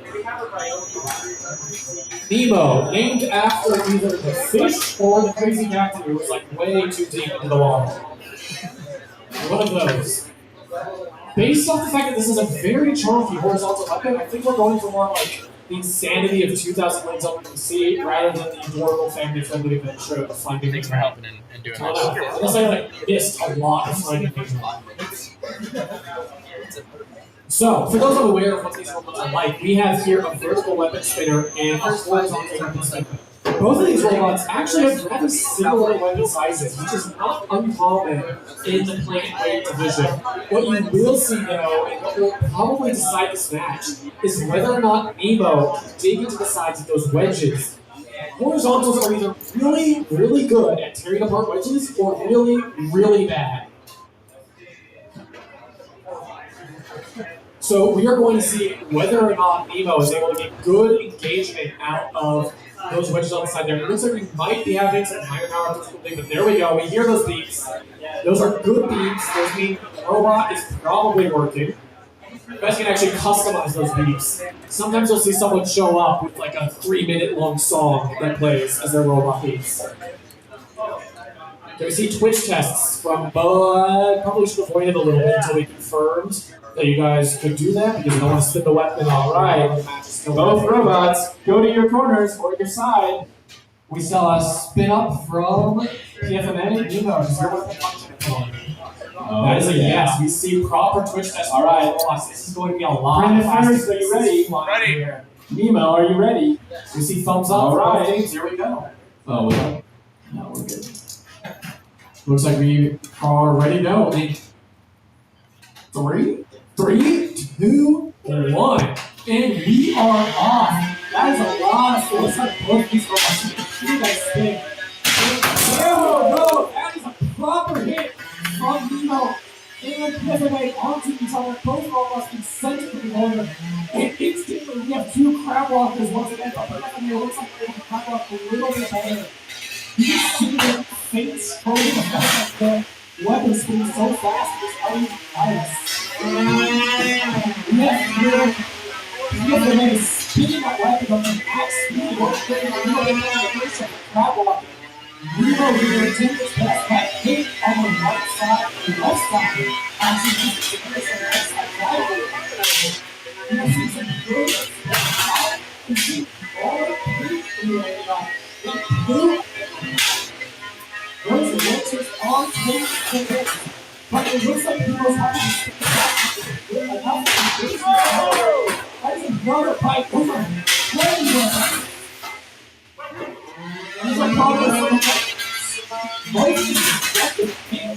see here. I'm gonna need there we go. He looks like Nemo might have lost weapon engagement there. Unfortunately, that might be it for Nemo's weapon. It looks like PFMA is thereby going to slow down this weapon and allow the wedges in order to give them enough of a fighting chance here. One reason to whisk two. Any damage to your robot. 4, 5, 6, 7, 8, 9, 10. That's going to be a full pin. And boys, pick the weapon up just a little. Oh, something there! Nemo's weapon is back up to speed! You're going to get plastic on plastic sparks here. As these robots go full send into each other, into the arena. I can't tell who. Looks like that is going to be it looks like Nemo's still engaging. Oh, that's a real. 1 minute remaining. However, that is also a good deal. This is bad for Nemo. Nemo's having drive. One of those things actually connected to their waist is that back and forth. We have a complete motor detachment. That is going to be a messy fix. Oh no, that is a split motor, or is it fully attached? It's a weapon. 1. Okay, that's 2. 3. 1. See up 2. There we go. We now see 4. From 5, 6, 7, 8, ripped out of the ESC. That's 10. That's a 10. That's good. This is brutal. Unfortunately, 10 seconds remaining. That might be exposed. I think. Yeah, that's not a battery. That is some batteries. If you take those out, it's probably. That's the match. That's the match. That's time. We were 2 across. This will go to the judges. As you guys can see, there's a weapon on the other side of that arena. Printed first. Brutal, absolute destruction here. Those wires ripped from the ESC, in which case I'm so sorry, they're going to suck to repair.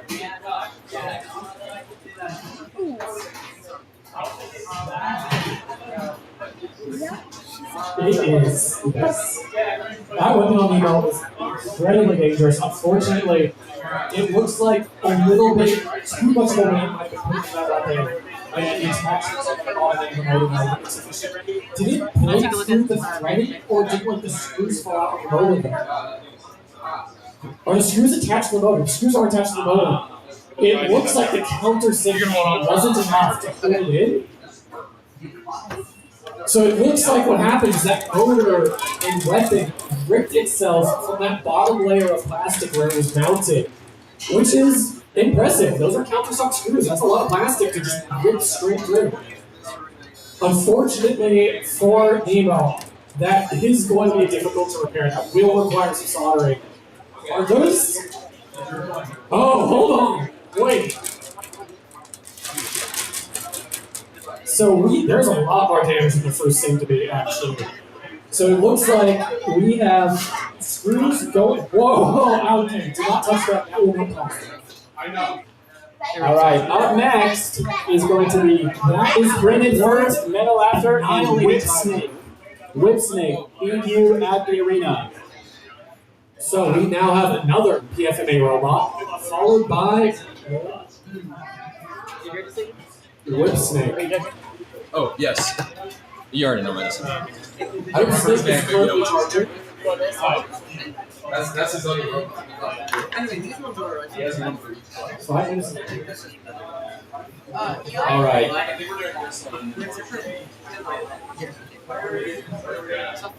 Is Bane ready to fight? Are you okay to wait 1 match?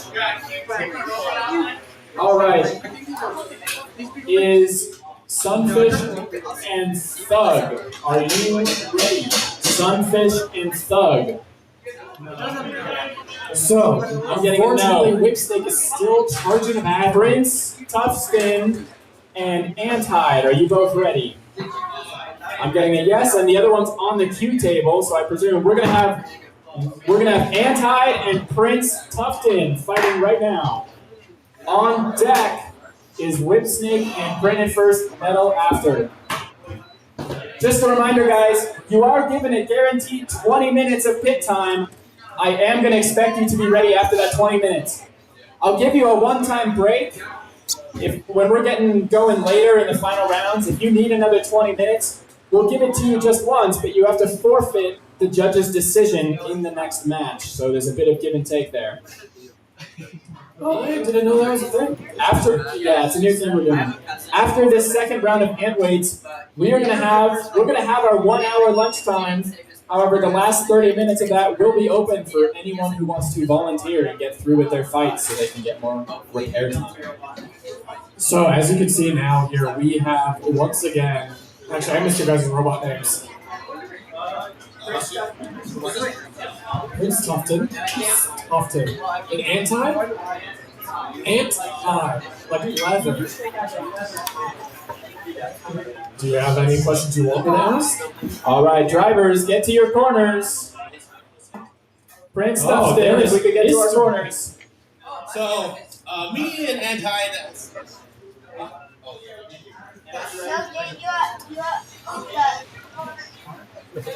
Zaref is telling me to get Prince Tufton ready to go.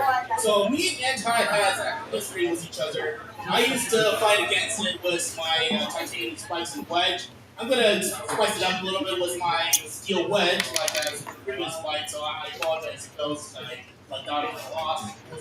Anti, are you ready? Okay, you're ready to go. Thumbs up, thumbs up, thumbs up. Okay. You're ready to go. And, I think at this point it's 6, 5, 4, I don't know, too fast still. 3, 2, 1. Go! And here we go. We are fast spinning up from that Fingertech beater bar. Like, nice little gold on there. I think these ones are aluminum with hardened steel screws, actually, in the top of it, which makes it really easy to replace them if you need them. Those beater bars will last for a really long time. This wedge, though, if I remember correctly, is titanium? Steel, hardened steel, which is a bit heavier than titanium, but on the high end, it's a bit more dense and can be a bit more difficult for other people to chew into. That being said, I'm seeing the beginnings of that edge peeling up. Is that from an earlier fight or is that from now? So that's an earlier fight. We're going to be looking for that wedge to get bent out of shape with that Fingertech bar. Not on Prince's watch. So we are going to see whether or not that is true. As the leather game, I can't really say how do you pronounce this. Everyone say Anti? Okay. Nothing people saying, we got a flip. Anti has a weapon going still rather strong, strength and lot of ability from both robots. Not able to do much but scratch that hardened wedge at the front there, which is exactly what Prince is looking for. A lot of control is coming out from Prince here, but at the same time, it's a lot of aggression from both robots. And if Anti can get around to one of those wheels and peel up the front of that wedge, this fight can turn around very quickly. That being said, if Prince can demonstrate proper control by getting 1 or 2 pins here, that too is a big 3 touch decision. The Artisan begins a lot of pins here, but none of them are able to quite hold it. One major reason for that is Anti, with that very large weapon, is unfortunately a very difficult robot to control. They can basically spin around and allow gyroscope to escape from almost anything. That's why they run through the wall into a flip over the island. So this one is showing off, and also just damaging John's arena loss of fun. At this point, we see Anti trying to get around. Unfortunately, Prince is very mobile and playing this very carefully. We do not want to let Anti get around to their rear end. That would be disastrous if they could snipe for one of those belts. However, I jinxed it. I'm so sorry. That is one of those belts gone. 30 seconds remaining. Anti is still good. That is 3 out of 4 wheels still functional, even with that belt gone. That belt is only required for one of those wheels. Thankfully, that might be enough control for the wheel. That being said, the little things add up. 15 seconds. The control is to do small damage like this. 10 are going to 9.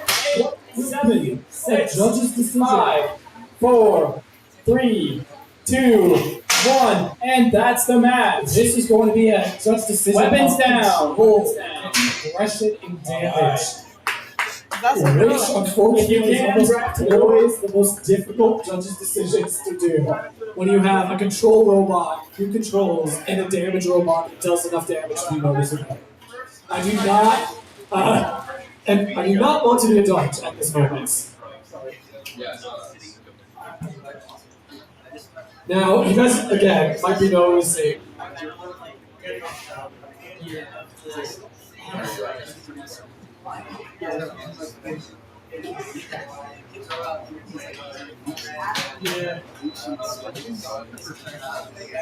guys might be noticing that we have a very specific loadout here. We know if robots taking it. What is yours looking like? So, Up next, Whip Snake and Brendan first, Metal after. we give Whip Snake and another PFMA. Now you will see when we have two robots, one of which has an active weapon and the one of which that doesn't, we will be removing the active weapon robot first. We don't want someone to stick their hands to an arena with something that again could remove their fingers before they have to remove their own robot if you don't have to. We prefer to keep things safe. Also, people generally remove their own robots because if you're going to lose a finger, you might as well lose your own, right? So, PFMA and Whip Snake. Whip Snake, battery charged, ready to go. That looks like one of your thicker weapons. Am I saying that right here? Yeah, this one is twice as thick as the one that I ran against. Is that because PFMA... Okay, so here's my question. PFMA so far appears to have like, a lot of TPU robots. So what was your decision here for? Even against Sunfish, that didn't really bench because I kept hitting the floor. So I hopefully this doesn't bench. Okay, so we're going to see how this thicker weapon holds up better. And we do have the judge's decision from the last match. Despite how close I think that was, it was unanimous for anti. Can we have a round of applause?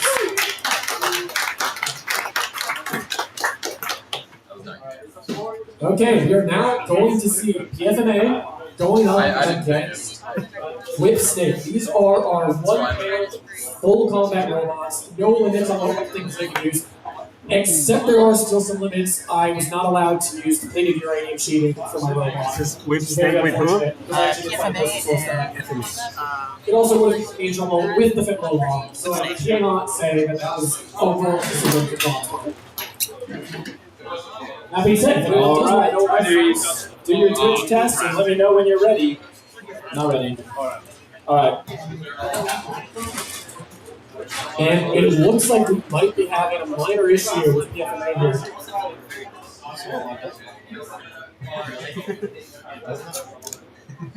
So, as you guys can see there, as he was wiggling that robot, PFMA is mostly TPU. It is very wiggly.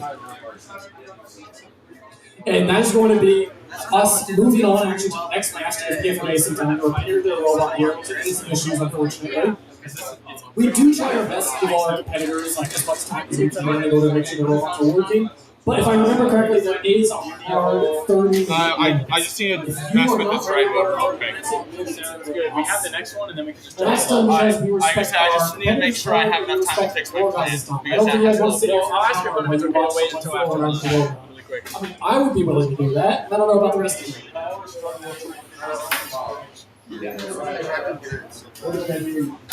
Our last one before our lunch break is going to be Thug and Sunfish. Thug and Sunfish, come on up.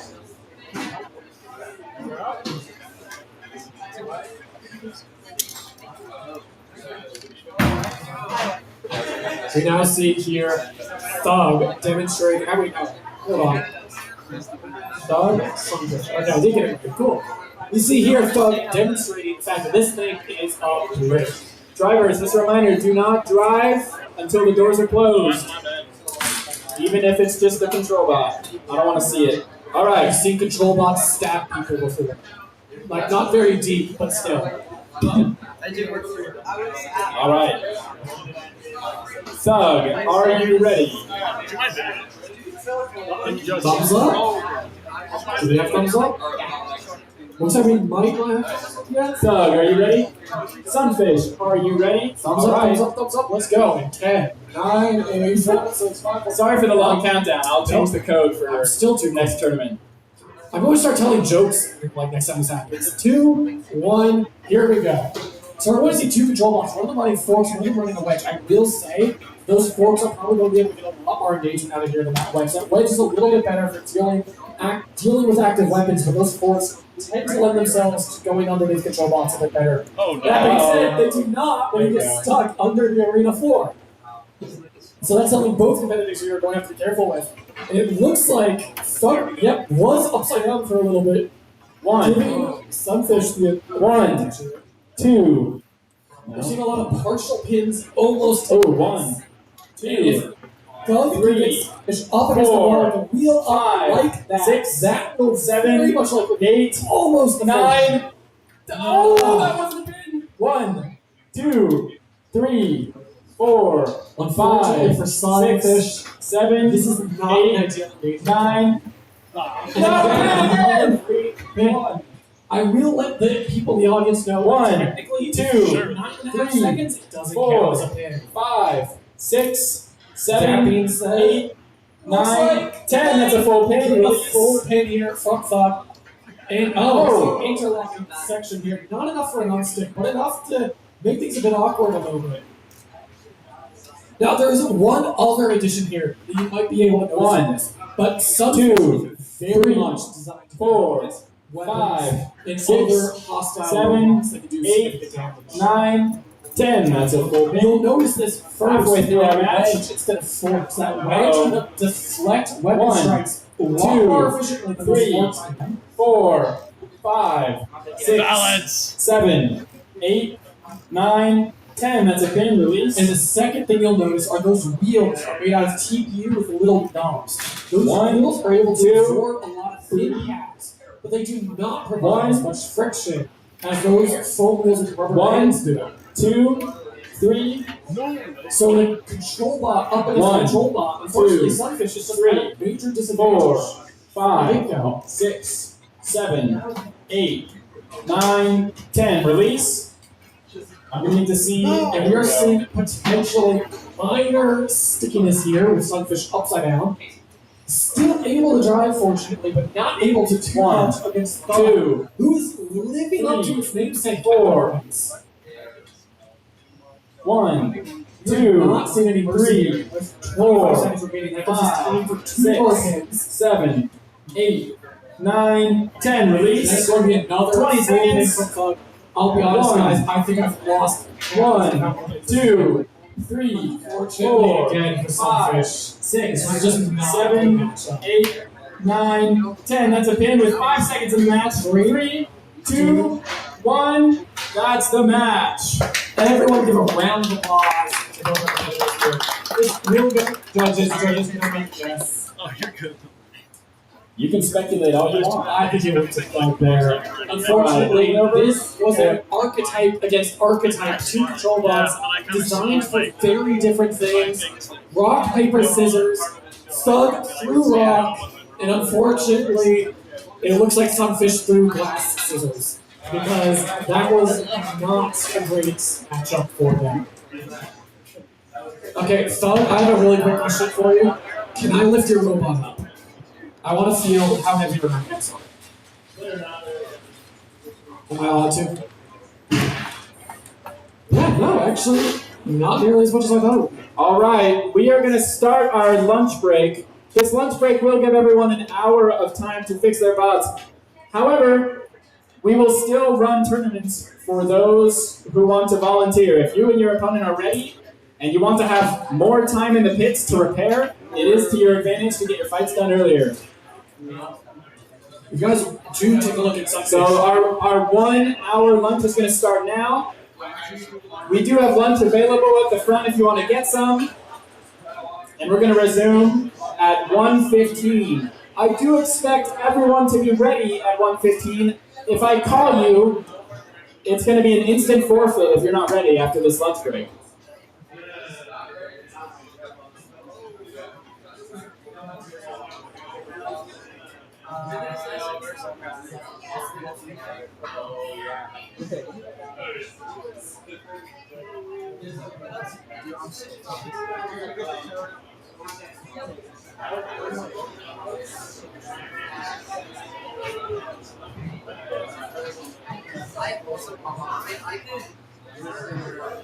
So you guys want to look at Sunfish if you remember the fun little blue robot.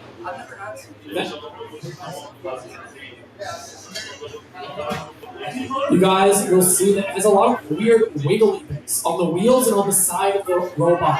This is so Sunfish can hopefully absorb large impacts. Those little bits will flex instead of sending all that impact directly to the robot.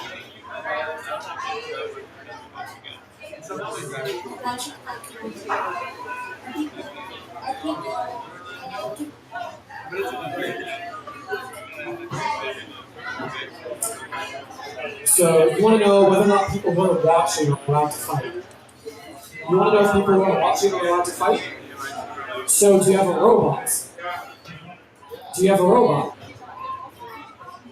So, unfortunately, I do not believe we have robots for people who do not bring their robots yet. If you look here, the entire premise of this place, when we're not hosting competitions, is actually to let people fight robots that are pre-made. So, if I know correctly, I'll tell you a secret.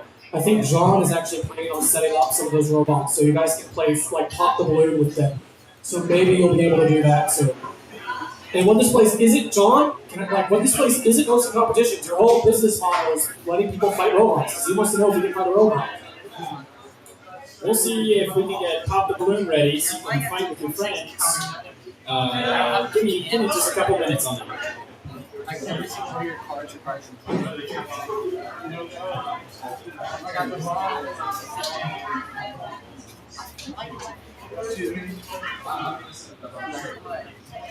Apparently, I've been told before I'm kind of like easy to recognize if you've seen me once. So.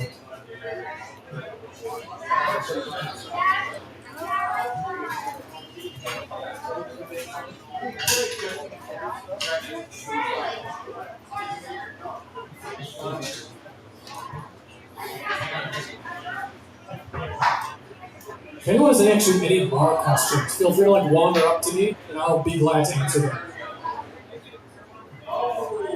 I think when you guys.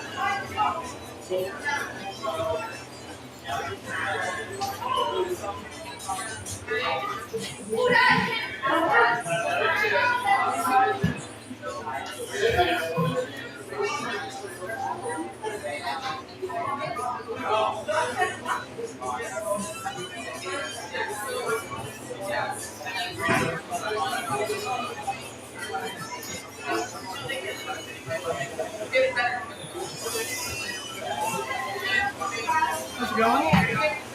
We're gonna do this. Yeah. Let's have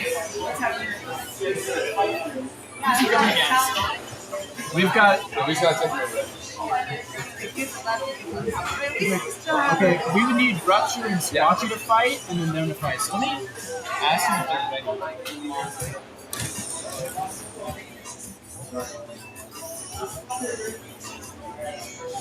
John, make the announcement. We're good to go. All right, here. Let's take out this ramp. You don't want to leave it? Leave it if you want. Yeah. We can try it. I don't think it would be great. Yeah, I'll do that. All right, guys. We have a fun announcement. We are going to be opening up one of our robot arcade games, Pop the Balloon, in our second arena. If you'd like, you can buy tickets up at the front, and we can have, maybe we'll have the kids go first if they'd like, and we'll play Pop the Balloon. We can do up to 4 players. So if you'd like, you can get tickets at the front and bring it to Taylor up here, who's running it. Just set them up for now. Is there a way I can I was just gonna say, can we plug those in? Yes.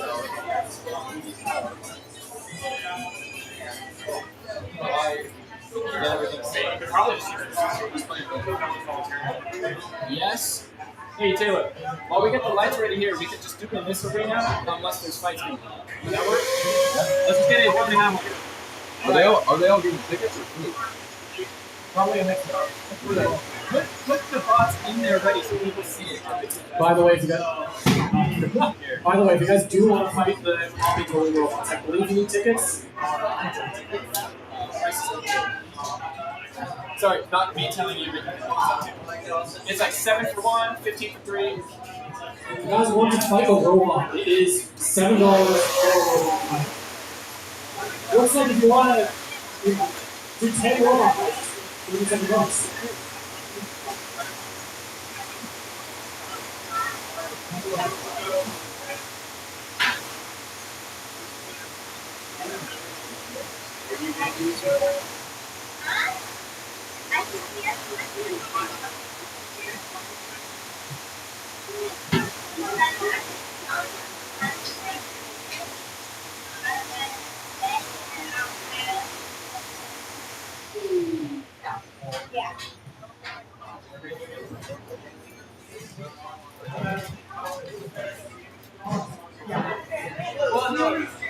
What happened was I had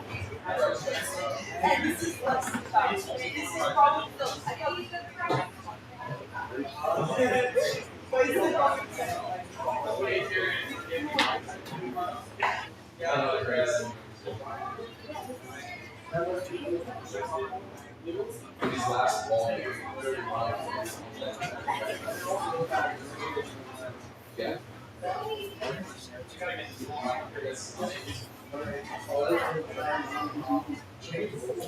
Yeah. How do they arcade games? Is it just like It's just cool. how does the robot? Attacks?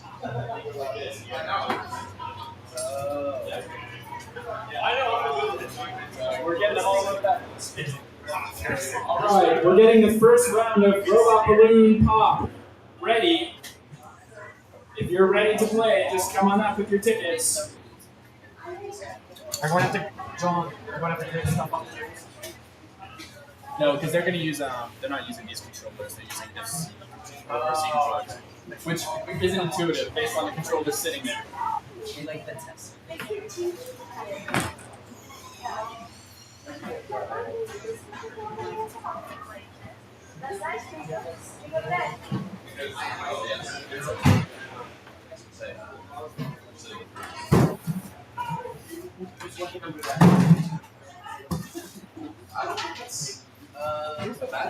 Well, you said it was good. That's what I was trying to say. That's good. Especially when it helps like that.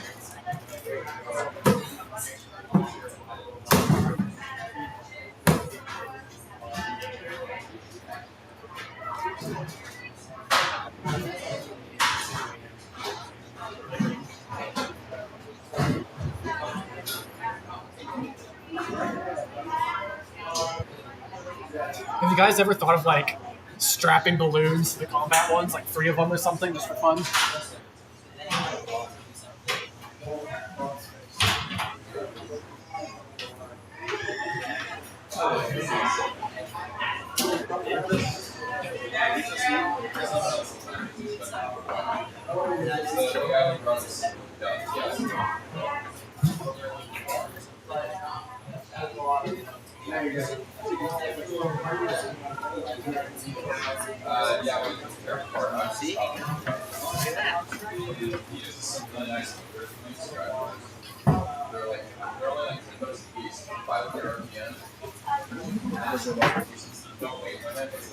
Are they like the planetary gearbox?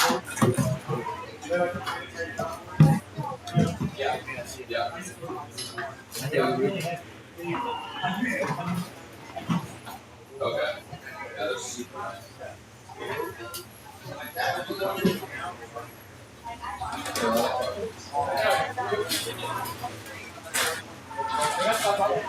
Taping the handles, the robots. Doing what? These ready? We have kids lined up. It's not a bad idea. What's up? He was just saying to like put colors on it. Well, I mean they have labels, I guess. Well, we handed to them, so if I. I just need to. It looks down. Do we have kids who are ready with tickets? Not that I've seen. Okay. I don't think any of them would know that they need to go buy tickets. I've told them like a few times. Make another announcement.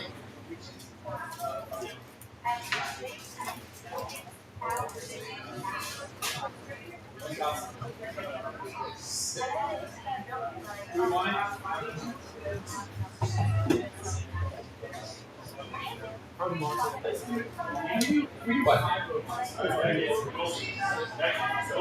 Just 4%.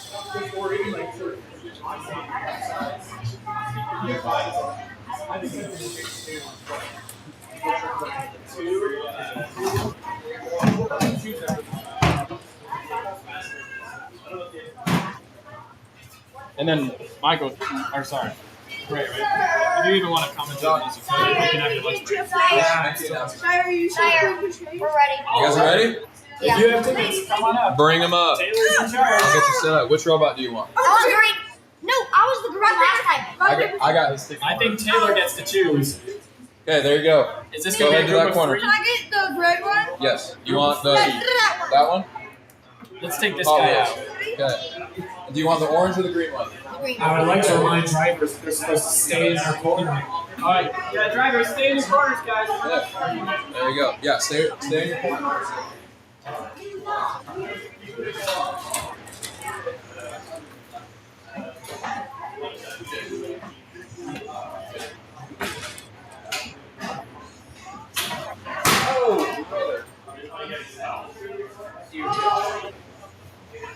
You're good.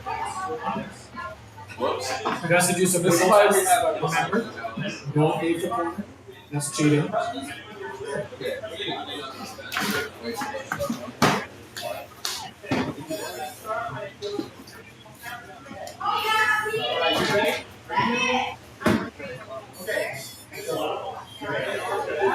Hey guys, stay in your corners. Might we request that all robots currently take your hands off the controllers?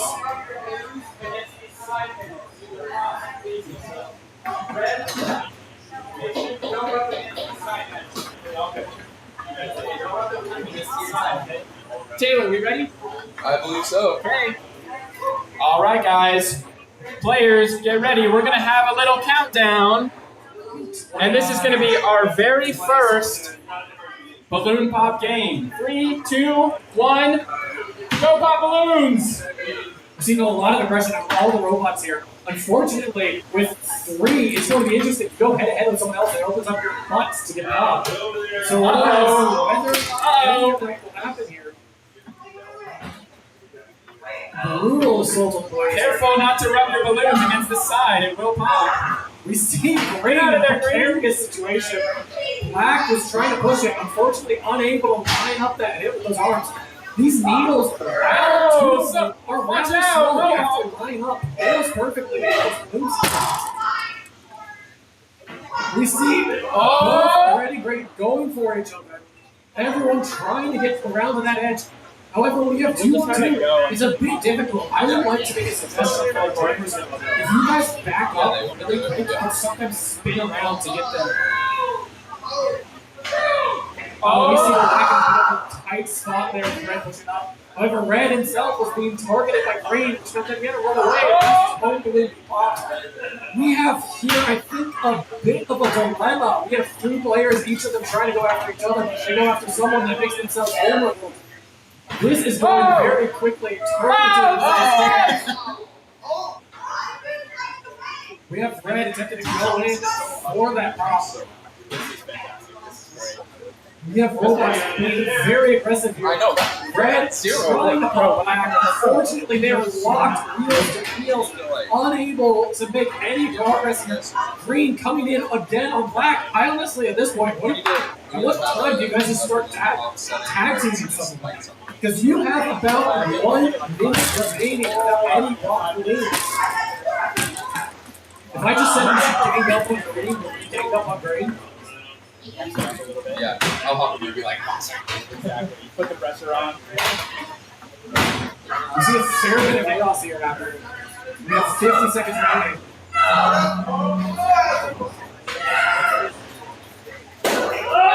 And that is 1 robot down. Red is out of fight. Red is still in the game. However, that does mean Red is in 3rd place. We are now fighting for 2nd and 1st. If I were Red, I would choose my favorite buddy.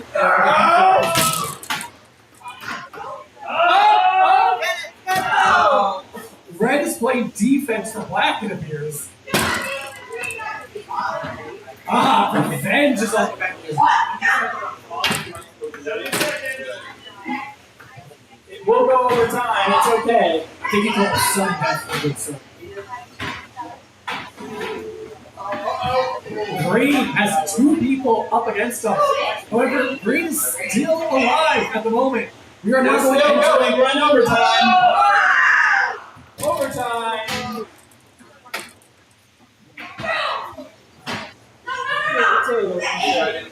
Okay, after this is done, you want to do Dude, this is surprisingly tense.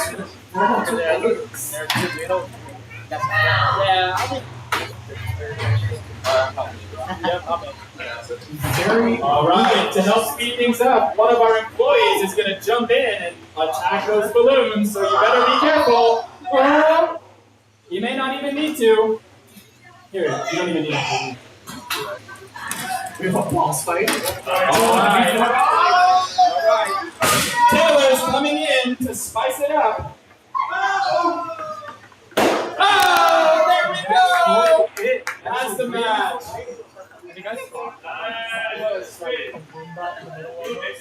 I want to have like a couple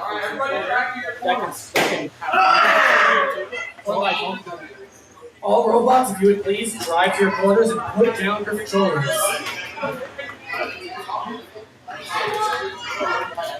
That's it. Hope you guys have fun. Have you had fun?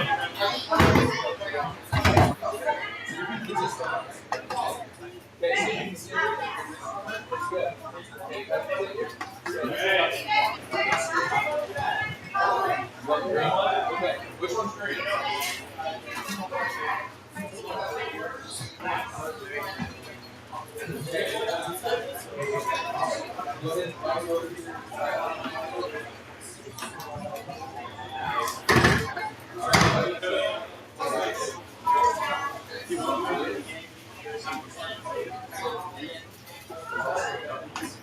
Either laugh or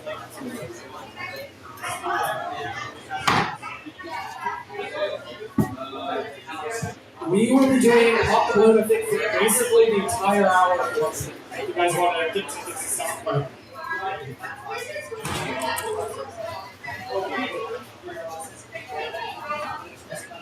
You guys have your yet?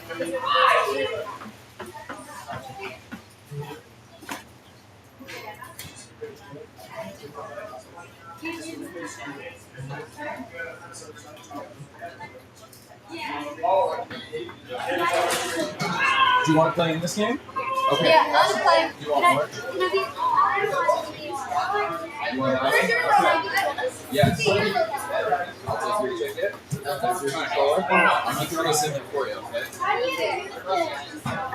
I'll show you in a second. We got a balloon right here. This is your ticket? Okay.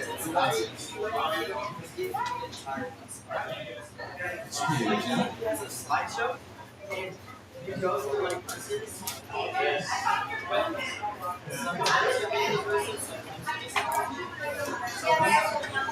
do you turn this So, for those who do not know how these robots work, you have this little trigger here, and you have this little wheel.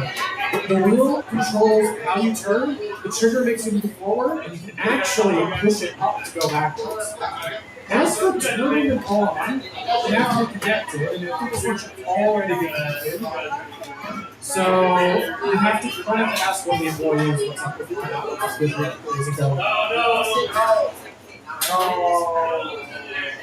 Hey John, we have one of the controls here that isn't making the robot wiggle. I imagine there's like a trigger or something somewhere that I can't find.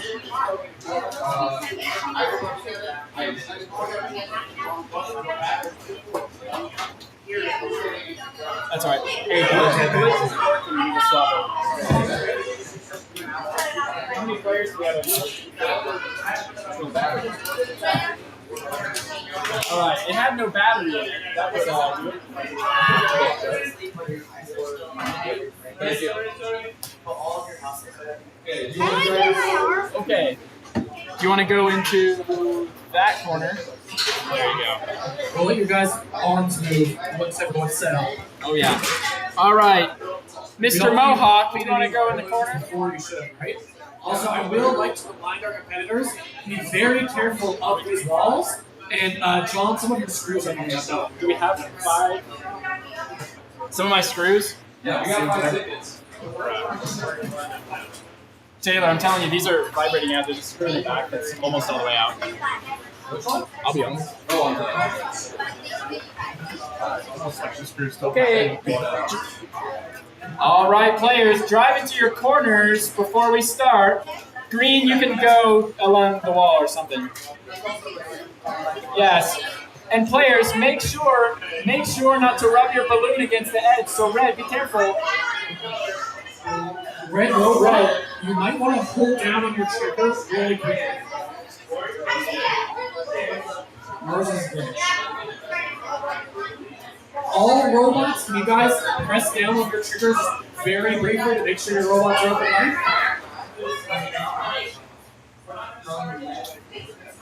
Hey John, one of your robots, they're missing a needle.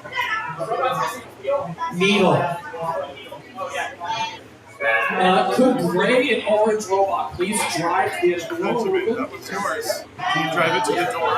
Because you're missing the spike on your arm. You need to drive it to the door so they can fix it. Drive it that way. Press on the trigger. There you go. So I will remind you guys, the wheel turns your robot, the trigger goes forward and backward. You can drive around like that. I'm not going to show what I'm giving instructions. You don't get paying attention because you know how to drive these. That's not fair. Venture, my robot's green.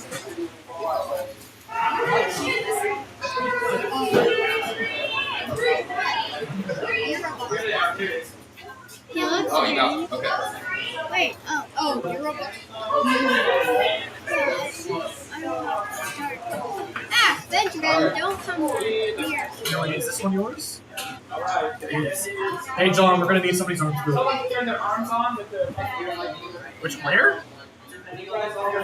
Orange? Okay, you guys see the Let's see the button on the side.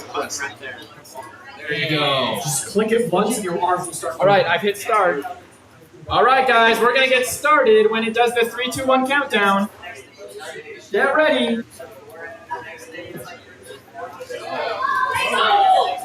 And we are off. Robots going brutally for each other's blues. And I would like to remind our competitors, even if your blue pops, we're still fighting. Pop as many people's blues as possible. We see a lot of fists flying at each other. Unfortunately, controlling these robots is someone who's never done it before. It is rather difficult. You see green almost hit here. Oh, it loses their balloon. And you lost your balloon. However, orange is not out of the running. Orange can still go around popping other people's balloons. Even if your balloon pops, you can still pop others' balloons.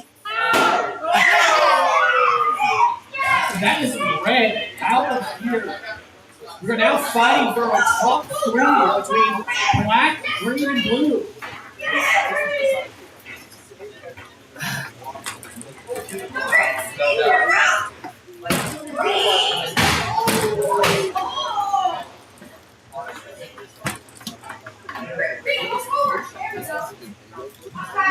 Blue is playing it safe, avoiding all these dangerous leaving all the stories. Unfortunately, it appears that orange does not like people play safe.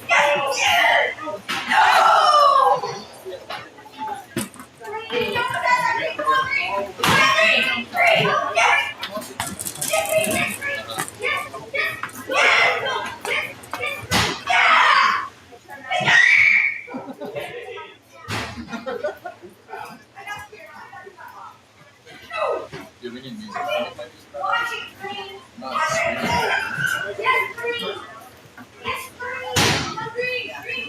We are. Alright, congratulations to Black for getting 3rd place. We're down to 2. Uh-oh.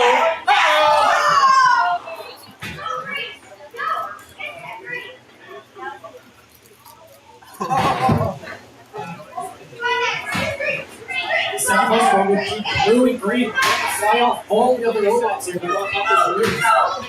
You guys take them to the first. You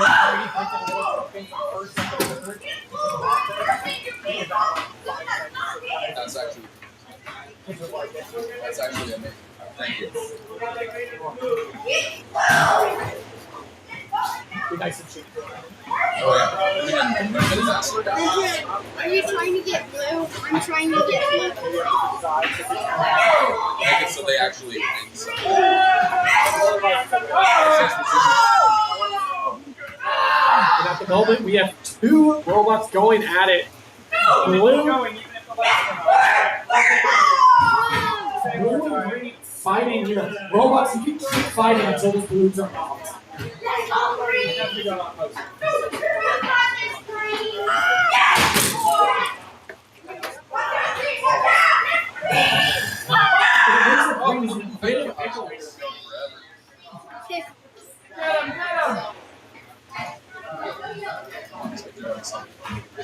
The problem here is green is being left alone while all of the pop balloons are blue. What is this sort of going here? I'm sorry, but I'm not being here. I'm here for the audience. We want to see fights. And the robots that are fighting.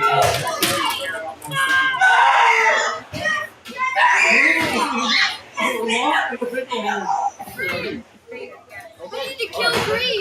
No. It is a brutal fight. I need to kill green. Orange turn! Orange turn! Orange turn! Oh! So close!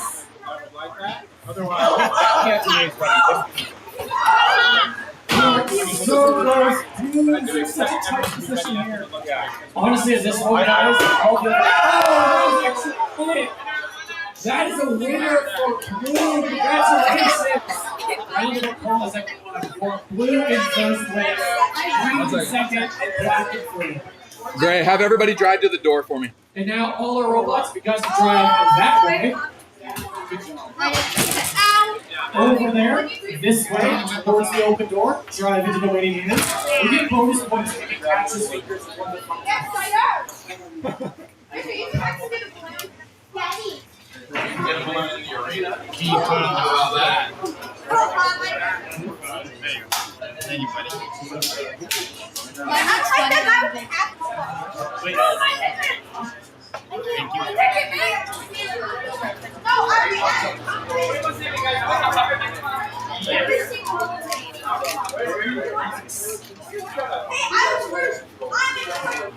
Hey!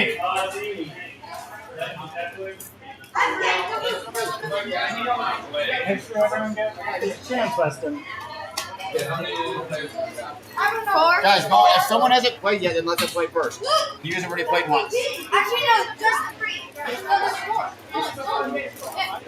Nolan. Come back. Get over here. Zane, come back. Get over here. Like, line up like right over here. Oh, Wait in line patiently here. We're gonna go. I am in the corner. Okay? Okay, come right here. Just if you don't want to play, you're gonna wait in line patiently. Look at this. Westy, What we did. We played these first. guys, you can get behind these guys. It's No. We already went. He already went. And Okay. he's good. Okay. Tell him thank you, Weston. Don't tell me, tell him. You're welcome. Wait patiently, guys.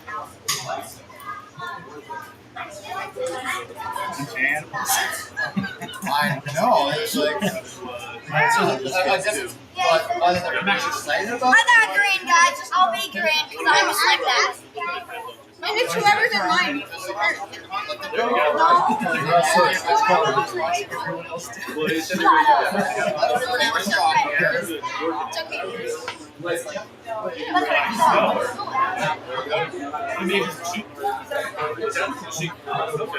okay. Green, of course. They need help with just Blue then. I want blue. You need a spot. Can I get blue? Blue. There you go. Alright, take this one. Uh-oh. Hold up. Oh, that one. Bring me to your robot. Yeah. That's not supposed to look bad. Wait. Who's got that one? Oh my god. That one was inflated a little too much, I think. You go, you're red? Yep. Okay. This one has a sharp head. Oh.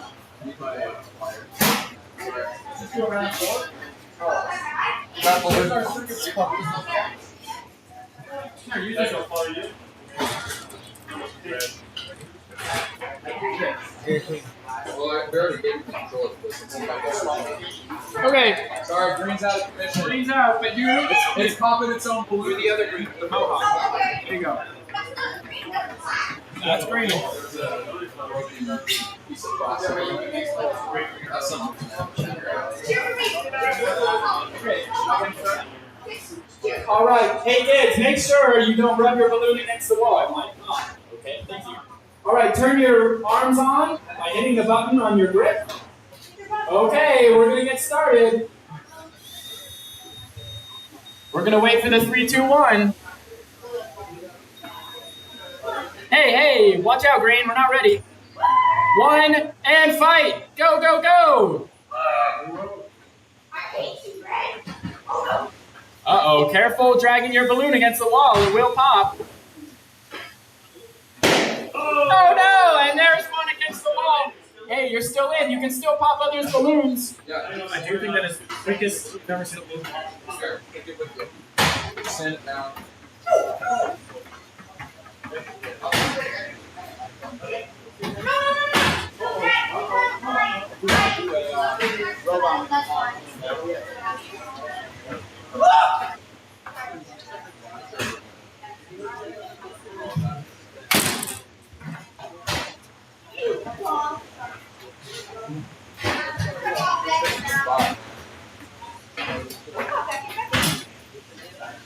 Becky, what color are you?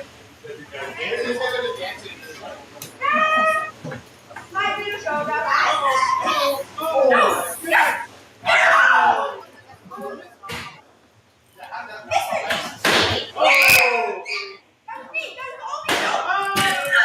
And that is our winner, Orange. Now this is a game of how long can Orange survive. Because every other bot should be going after them right now. Also, I'd like to point out, it is literally impossible to cheat in this game. Unless you like grab someone else's controller. Oh my god! I didn't do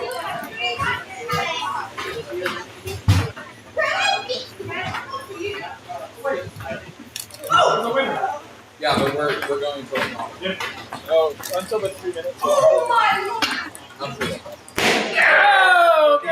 that is it. Congratulations to Orange, the victor of this match. Now, can all of the Roblox please drive away over there so they can be up? Thank you. We're gonna do tickets in just a second. Yes, sire. You got more tickets? What? No. You guys are gamers. Hey, get in the line. Get in the line. Let me get in line. Back of the line. Let other kids get in line. There's nobody else in line. Make a lot of money. Are you playing? Yeah, behind me. I'm blue. I have the blue controller. You couldn't tell. Just so you know, I'm winning this one. That's so small. Just a hair. Who's got the controller? Out there. Yeah. So we need to tie it. Just tie it this weekend. We have to Jimmy Down Down.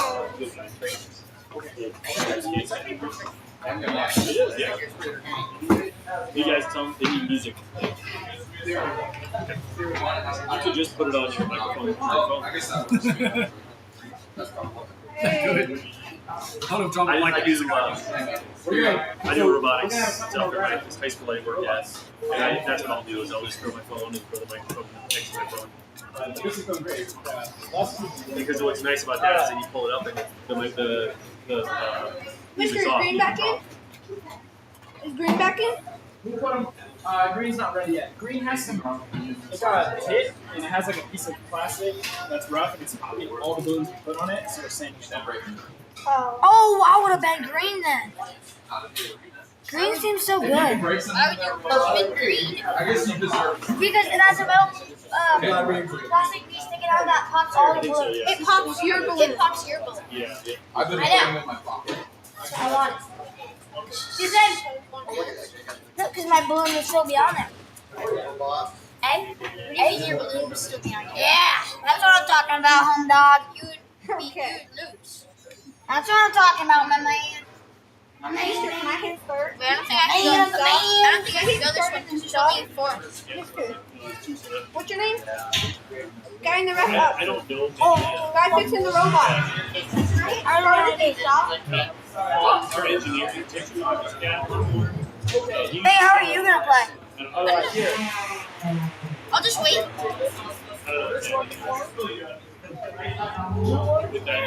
No! I want the one with the Oh, that's what you think. I want the red one then. Reckon I got the red. I don't think I'll be able to play this round. Why? Because, yeah, but is there enough room? Wait, no! I'm the next one. We have one more. I was the next one up, and I went to go see his boss. Okay. What color are you?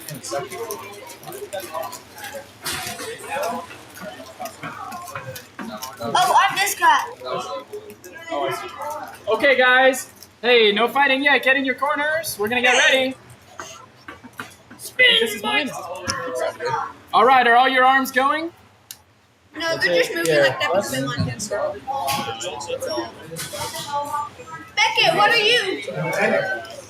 Oh, it's no. We're getting ready to go here. Everyone spin tests. Make sure it's working. I put over. Go away. Sorry, guys. Give us 1 second. You can reset it. There we go. Let's see. Yeah, we need to figure this out. All right, guys. Here we 6, 7. Here we go. Everyone, get ready. Can you put 6 or 7 minutes? 3, 2, 1, fight! No, I'm sorry. Please don't go for me. I'll let you know when we get to 6 and 7 seconds remaining. All right. Okay, thank you. All right. Oh. Uh-oh, is Orange gonna survive? Orange, you're still in. You can still pop it. Oh, Blue. Come on, man. He doesn't even have a balloon. No, I'm sorry. Please. Oh. Red taken out in quick succession too. This is a violent Uh-oh. match. This. Man, screw you, Mohawk man. Hey, let's have good sportsmanship. Man, I'm gonna kill you. Sorry. Instead of saying kill, how about we say pop the balloon? Yeah, we're pop balloons. We I'm don't gonna murder kill. you. Sorry. Uh-oh. Uh-oh. Pop it. Pop it.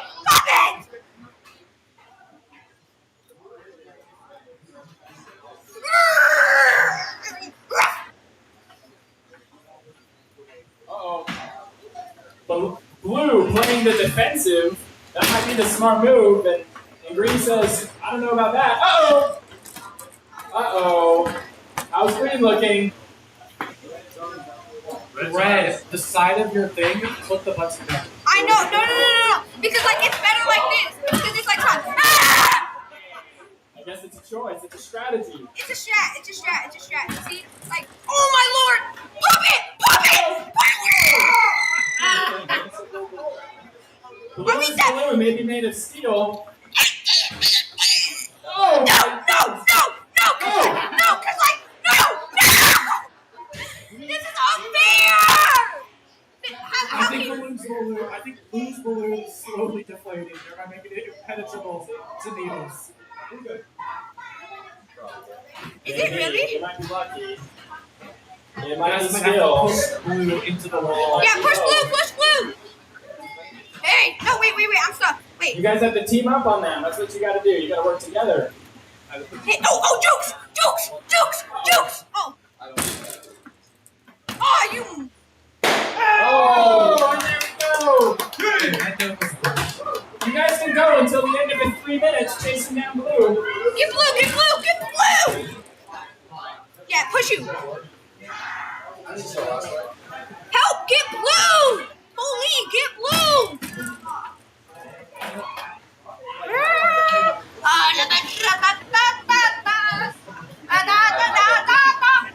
I think that's going to be the last play we're going to start.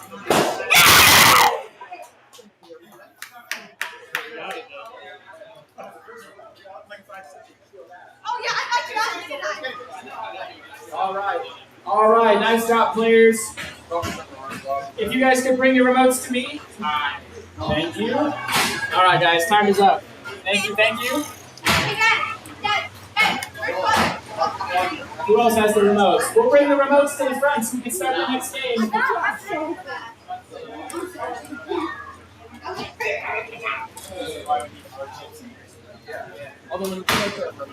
John, if you're willing to like make sure that you guys He's like exactly. Yeah, get at the least. Oh, it was also Actually, yeah, I mean, the hands that were talking, the ones that like directly hit it, it didn't have a spike on it. Yeah, it did. Look. No, the red one. No, it doesn't have a spike on it. Red one. Look, it doesn't have a spike on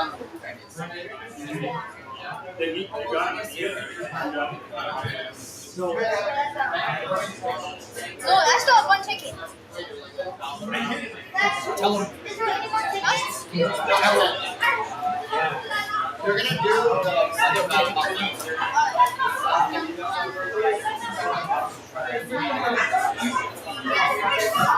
Hey, John. This one's a ticket. I think he's got to get on like snag it.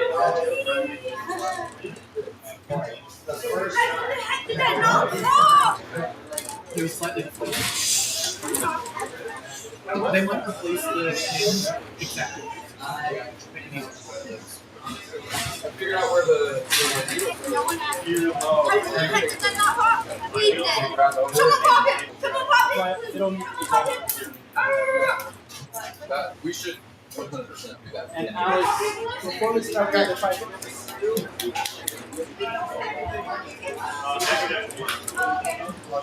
Hey Becky, be right back here playing by yourself. No. Here's a ticket. Here's a ticket. Yes, that Here's a ticket. No.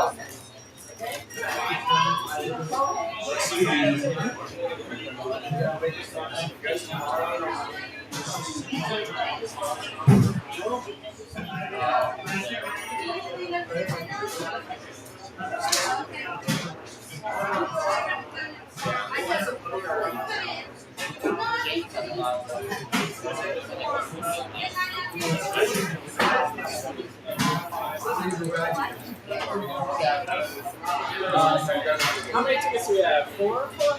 Okay. All right, guys. Okay. Are you ready? Which color do you want? Which color? Or do you want me to just keep it? They're seeing red. Orange? Okay. There you go. Which one? All right. Which one do you like? Which one's your favorite? I believe the orange one is taken, and the green one. Yeah, I think we have the red and blue. I'll help Fred. red. There we go. Okay, let's go. Okay. There you are. Hey, John. John. You can't see? Do we need to sit on a stool? We can get a stool. I can hold him on this. Is the chair okay? Yeah. Okay, perfect. Thank you. He's not gonna wait. Are there more?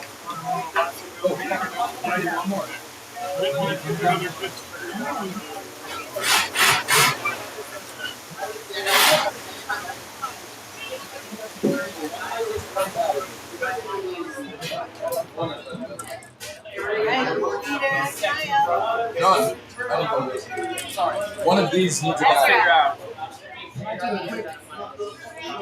Yeah. Okay, it's orange.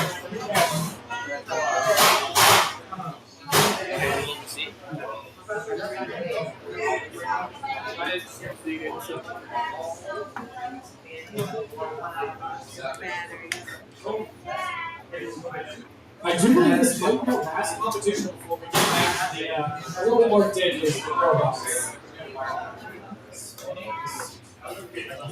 Is space? Wow. David stays there. Turn on your arms. That's five bots at once. Here. You're the orange one. Okay, here. And right after it's ready, press this and toggle the arms. I can just turn it on. You can leave it on. Oh, can we turn the arms off? Yes, thank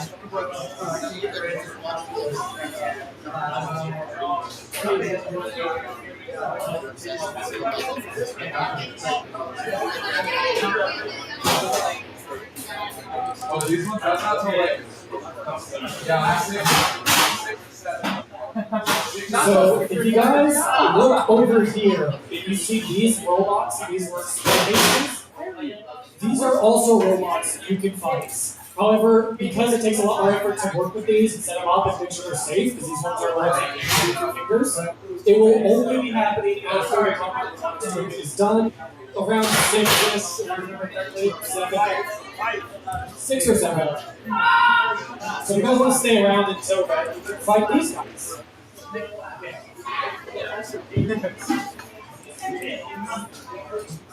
All right, guys. Okay. All right, contestants. Get those balloons ready. Feel free to drive into your corner.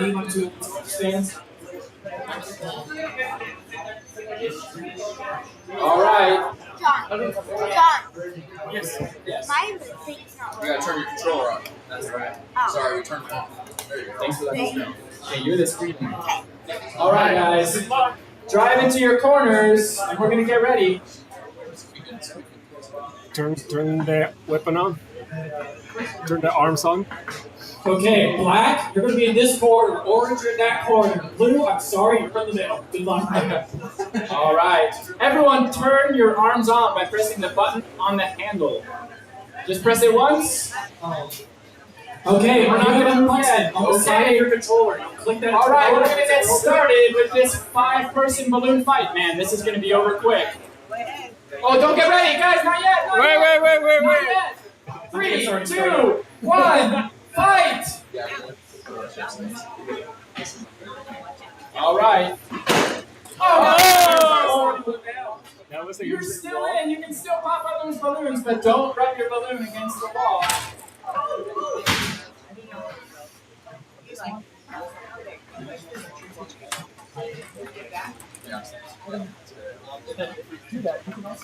Which one are you? Oh, they got you. Nice. Like this. Yeah, that one's. Oh, you got some. You got some. All right, and we're down to 2, but everyone else is still in. Get those First and balloons. second place are now being fought for viciously.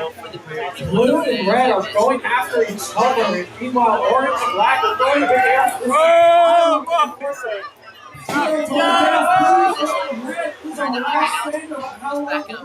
How long can he last? There is one remaining. We're gonna go the full. We are gonna go the full 3 minutes. Get Red's balloon and pop all the other ones too.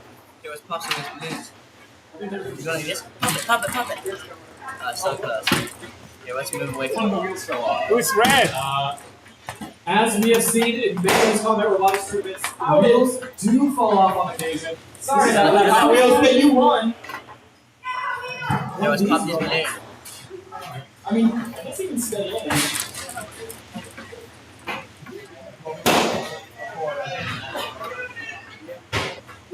You want to come away from the wall. So back up like this.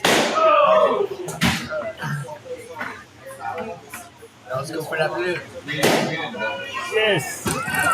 You're going around crazy. Okay, you're good. They're all pop. Now let's They'll go pop. right up. All right, guys, and that's the match. Okay, stop. Nice job, everyone. Red, congratulations. Who was Red? Who won that? Raise your hand. Oh, nice job, Red. You did incredible. I'd like to point out that Red outlasted. Sorry, your wheel fell off, but you managed to win without a wheel. That's very incredible. All right. Kids, bring the controllers back up here. Can I see these? Thank you.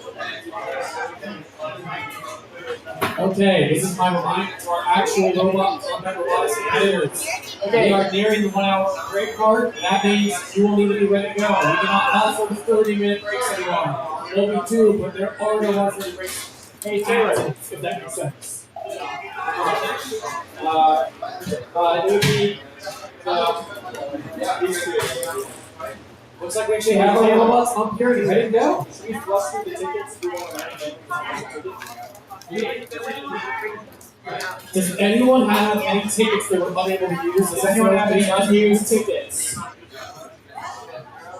All right, I think we got through everyone's tickets.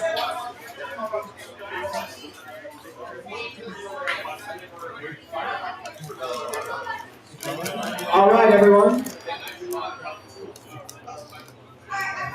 We're gonna go back into our combat robot fighting. This is for anyone who came off the street. It's free to watch.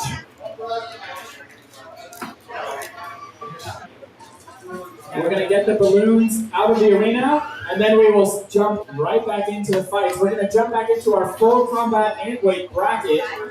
We're gonna start off with full combat whip snake. And Trinity first, metal after. PSMA and Whip Snake are off. Whip Snake is going to be one of our horizontal robots.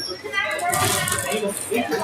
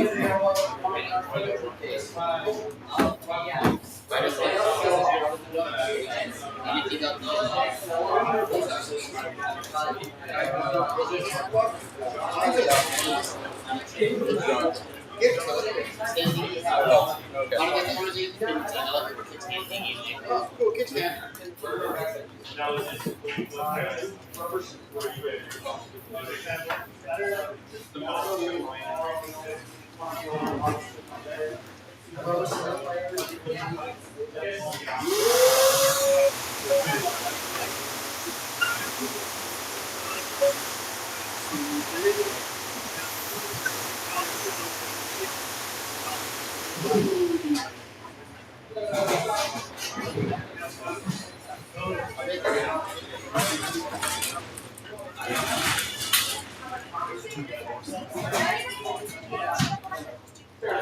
you ready? We have 3 judges.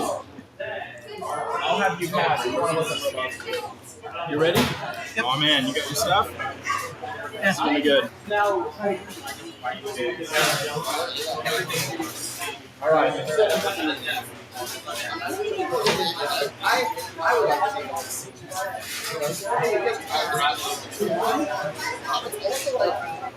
I'm happy that our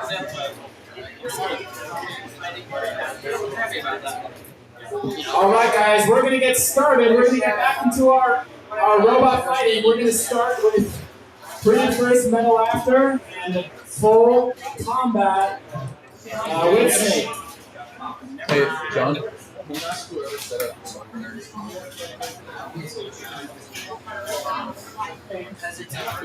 Hey, who has their soldering iron set up right here?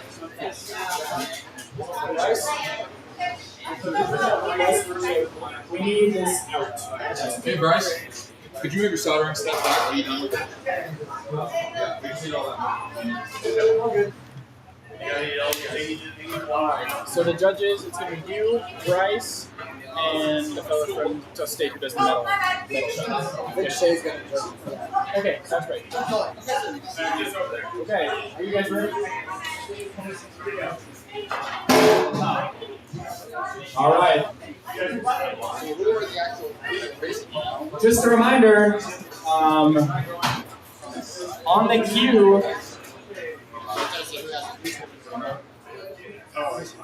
cue, we're going to jump into our losers bracket for plastic ant weight. So Rupture, Squatchy, Ring Bob, Who Axed, Nemo, and Mr. Nibbles, you guys are going to be up soon. Get your robots ready. Since we just had lunch break, I don't want to hear that your robot's not ready yet. We're going to have that count as a forfeit because we're running tight on time. This is your set. Okay. I'll look at your. All right. We got a crazy weapon test for Whip Snake.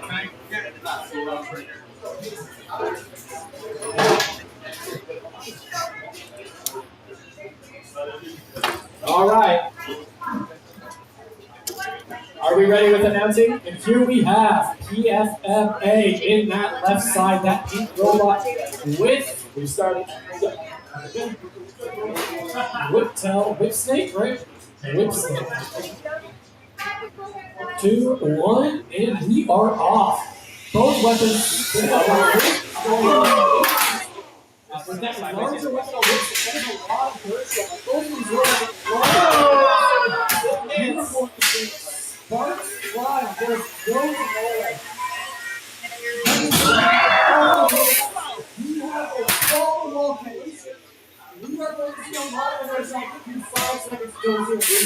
I have a feeling this won't go to the judges. No, someone's not leaving this arena alive. It looks like Whip Snake's weapon motor, unfortunately, might be disengaged at the moment. That's not good for Whip Snake. The horizontal against the vertical without a weapon motor function is not good, but the weapon's slowly spilling. It looks like there might be some dead back there. Something that's not going to get hit on that one specific spot, or the cover body not taking the weapon. That being said, Whip Snake still has a lot. Metal sitting in the front of the chicken. You got screwed. PFMA shoots himself in the pieces against the floor. I don't want to see a roof that people. I don't need to put on my. I'm sorry, Whip Snake. The weapon motor is slowly spinning back up on Whip Snake, and again, getting stuck in that one position as possible. Something is falling into that motor. Hopefully, maybe after a hit, Whip Snake will be able to find that weapon motor spinning back up. Also, are we seeing repeat robotics up against the Just Cause robotics uploading system? Alright. 1, 2, 3. Oh, God. It's a fight to the death, kids. Both of the different main upgrading systems here, but what matters. A few years ago, you didn't say what happened on the road. Now you know. I didn't get it back to walk.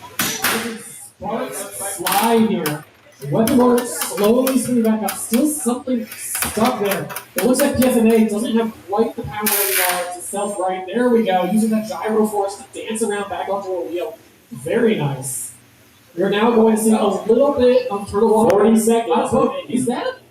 It looks like PFMA's entire weapon assembly is a little bit skewed. Nice. You guys are It's able to been see like it that. straight on. Oh, apparently it's been like that. Well, you know what they say. If your robot enters the arena damage, you can't count against you at the judging score. You see another good little dance. We are seeing a bit of crab walking out of PFMA, and we are seeing equal amount of crab walking out of 15 seconds. Weapon PFMA is still functioning. 8. Meanwhile, Snake is having a bit of a difficulty here. 5, 4, 3, 2, 1. That's the match. Going to go to the judges. Unlike what John predicted. This was a very aggressive match. Unfortunately, I would say for Whipsnake, going up against the vertical as a horizontal is very difficult, especially if that vertical is a very fast weapon, which PFMA does. That was incredible. Testing. Now, that being said, both of these robots are using systems that are known as hub motors. Testing. Which are personally one of my favorite weapon powering systems. If you guys look at these robots, you're not going to see any belts or gears or anything like that. Instead, the weapon is attached around the motor itself. Which does mean that you can make a lot of weight savings with this approach. Unfortunately, depending on where you get hit, it can damage that weapon motor directly. All right, if we can have Rupture and Squatchy come on up. You're up next. This is up to the judges. They'll decide in a second.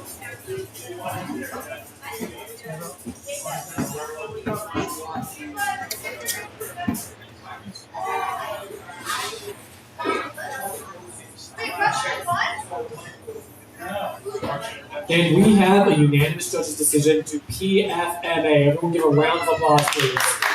That was the pink robot.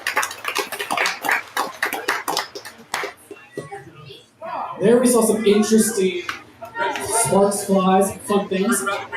Did you guys know you can actually color code the sparks you see fly off robots? Do you guys see bright yellow sparks? That's going to be coming from steel. Steel will make those bright yellow, almost orange sparks. The harder the steel is, the brighter it's going to be. Soft steel will have some like lower orange, almost a red look to it. But really hard steel will almost be like a pure yellow. Now, if you see any white sparks, which I think we've seen a few, maybe white sparks and titanium. All right, we're getting ready with the Rupture versus Squatchy match. After which, I want Ring Bob and Who Axed to be ready. And in the hole is Nemo and Mr. Nibbles. We have Rupture going up against Squatch. We will be going short and Squatchy. All right, drivers, go into your corners. Unfortunately, it looks like we won't be seeing any white sparks in this one. You can start here if you like. We will be seeing. Sounds good. Oh, he's stuck. Here, hands off the controllers, please. Normally, you see something around the edges of arenas. Just a reminder on unsticks. I'll give you like up to 3 unsticks in the first minute. In the last minute, it'll count as a knockout unless you haven't had one yet. Then I'll give you one. So everyone gets 1 free one, and in the first 2 minutes, I'll give you 3. Okay? All right. Squatchy, are we ready? All right, Rupture, are we ready? Okay, we're gonna get started in like 48 seconds. So however long it's going to cut that. Right. Pause for effect. 3, 2, 1, fight! And we are off. Let's just spin up the rest. Oh no! Stop winning that thing. Oh! Let's see near roofing. I remember one of our first near roofing with the plastic division. These 2 trucks are the ones where oh! Very similar archetypes, both lightweight, fork with double wheel drums with what was a Squatch smaller drum. And that might mean they have more armor on their sides. It does think they have a little bit more control of traction with that 4-wheel drive. That being said, Oh, Rupture does have a bigger weapon, which might let them get a few bigger hits in here. You're seeing Rupture have a slight difficulty driving, but except that right wheel is dumped off extremely bit, which is very unfortunate. Squatchy with that forward drive is doing well. The problem is, Squatchy is unable to get around the edge there. Rupture is still able to spin around level, keep that weapon close and get over the storm with that physical, you can weapon on weapon instance, so one of those robots can go around. Squatchy's prepared to traditional upside down with a vertical weapon spinner. What will happen is you hit the robot, you get sent into zero, which is not good for your robot. Your robot's not designed to hit that. You see, yet again, like earlier, I'm getting some movement from Rupture. we are at miles Some of control movement. Rupture is over 9, 8, I would like to say 7, 6, 5, control group. 4, 3, Give it to him. 1, and that's a knockout. A knockout by Chris Stockton is getting unfortunate, but let's get a round of applause for Squatchy of victory. Now, All right. during some situations, you guys might see robots hit each other, knock out. Up next, Ring Bob and Who Axed. And in the hole, or on deck, Nemo and Mr. Nibbles. Then we will jump to our Beetle bracket. We will do Mallard versus Renegade. Mallard and Renegade, you are in the hole.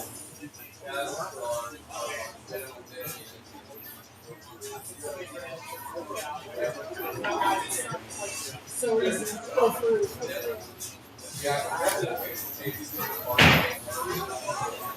It's actually working.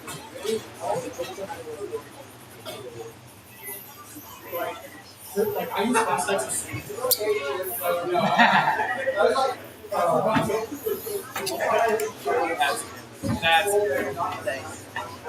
My dad made like 5 of them. We are looking for snacks. I think this is the first time we've seen. Oh my gosh, it is so cute. We were putting a fairy weight up against the one mountain. Yeah, okay. There's not enough fairy weights. Question, raise of hands, if we were to host a fairy weight competition in January, who would be interested in going? I got 1 hand, 2. All right, we'll keep it in mind. For those unaware of what fairy weight is, I believe in the US that is 150 grams, if I'm not mistaken, right? Do we have any nerds here that can tell me how many grams are in pounds? Like 300 something? 450. 450.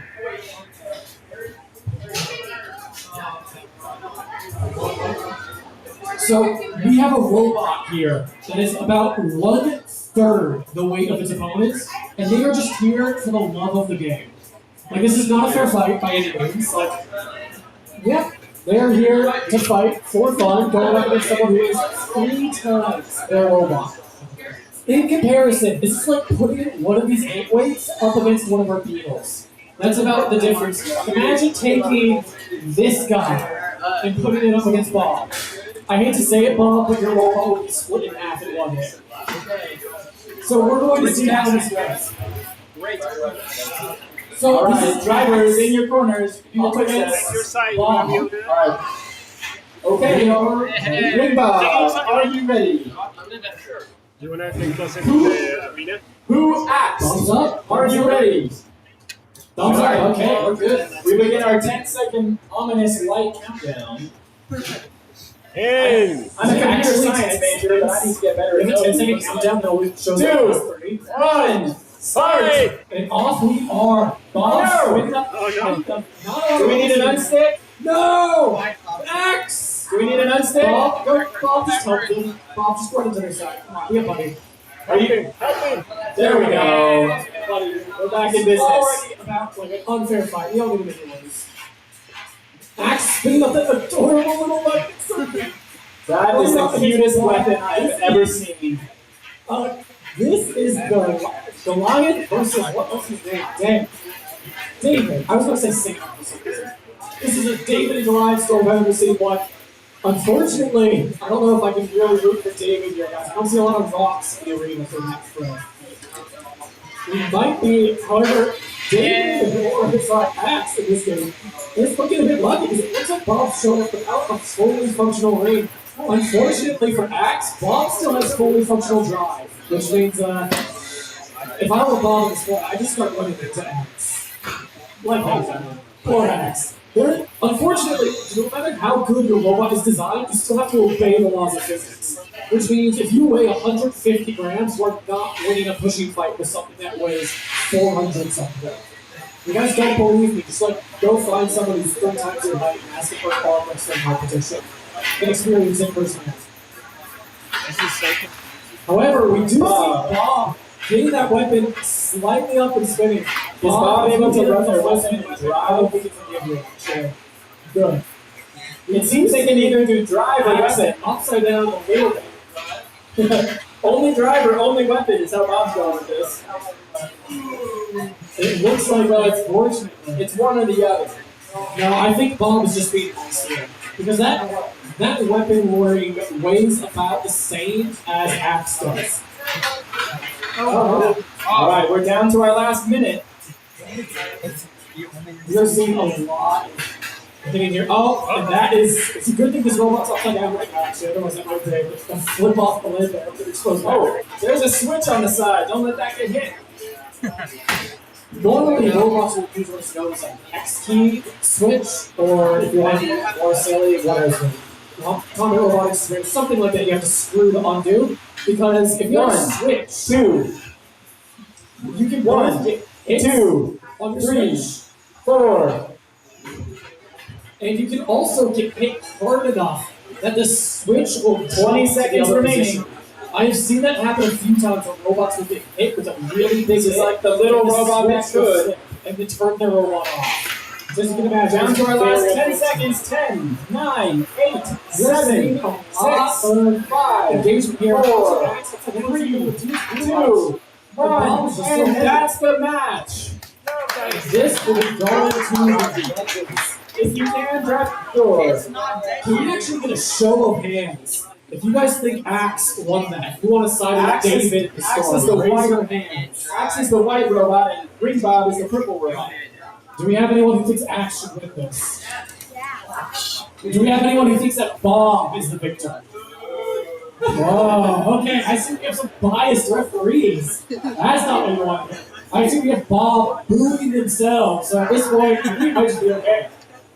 I think we can all agree on that there is a bully in this situation, if not a known winner yet, until our judges come back. Can I take a look at that? Okay. So, for those Who's up next? Who's up next? On the plastic can. It's because Okay. Nemo and Mr. Combat Nipples. robotics goes in a lot of different While we're waiting on the judges, we're going to have Nemo and Mr. Nibbles come up and load your robots. The smallest ones you get are known as fairy weights, right? Or actually, aren't there? There's one more. There's three weight We have is 3 75. weights. Yeah. So there are a lot of different robots. You have robots that go from less than 100 grams to robots like the one over there in that corner that go up to 250 pounds. Alright, if we can have Mr. Nibbles and Nemo come on up and load your robots in. You are up right now. We see Nibbles here with a full wedge configuration with a proper name tag for me to read off of. That is very nice.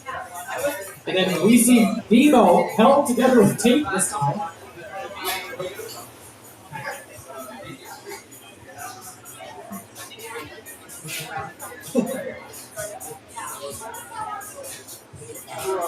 We now have Nemo up against Mr. Nibbles. Mark Emerson put those robots in there, and we do have a judge's decision. Unfortunately, this story is not quite biblical because it was unanimous for Bob. Let's have a round of applause.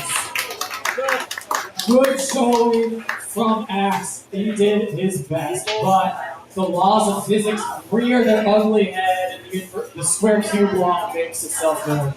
Is there a player who is not in plastic yet weight who can be a judge for us this round? We need one judge who has been in combat robotics. But thank you. maybe in like 6 or 7 years. Yes. We now are going up to You guys missed it. Nemo. I made so many Minecraft movie references. You guys all missed it. I thought you'd get it.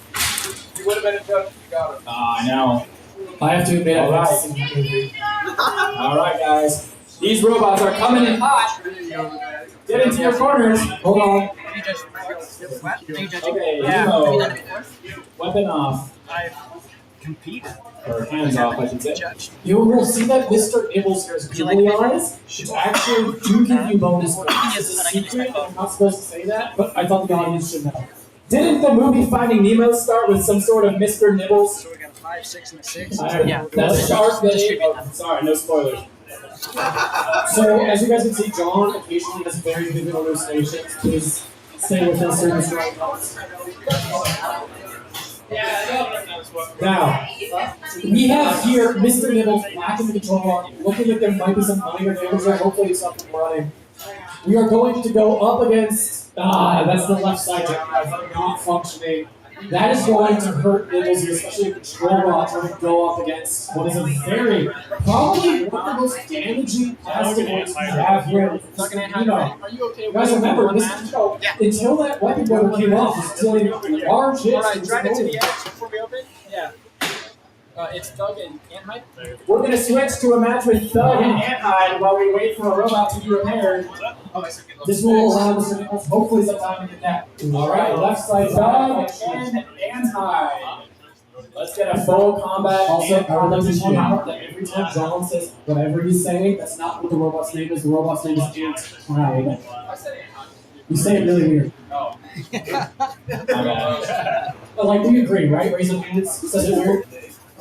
Oh! Oh no. Maybe I'm just crazy. Okay. Oh, okay. I forgot you guys were already talking here. I apologize for being cultural. Now I'm self-conscious.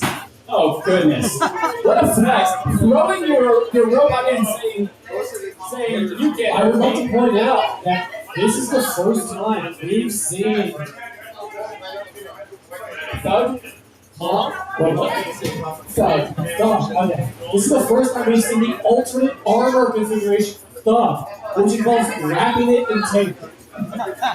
Tape is the best defense.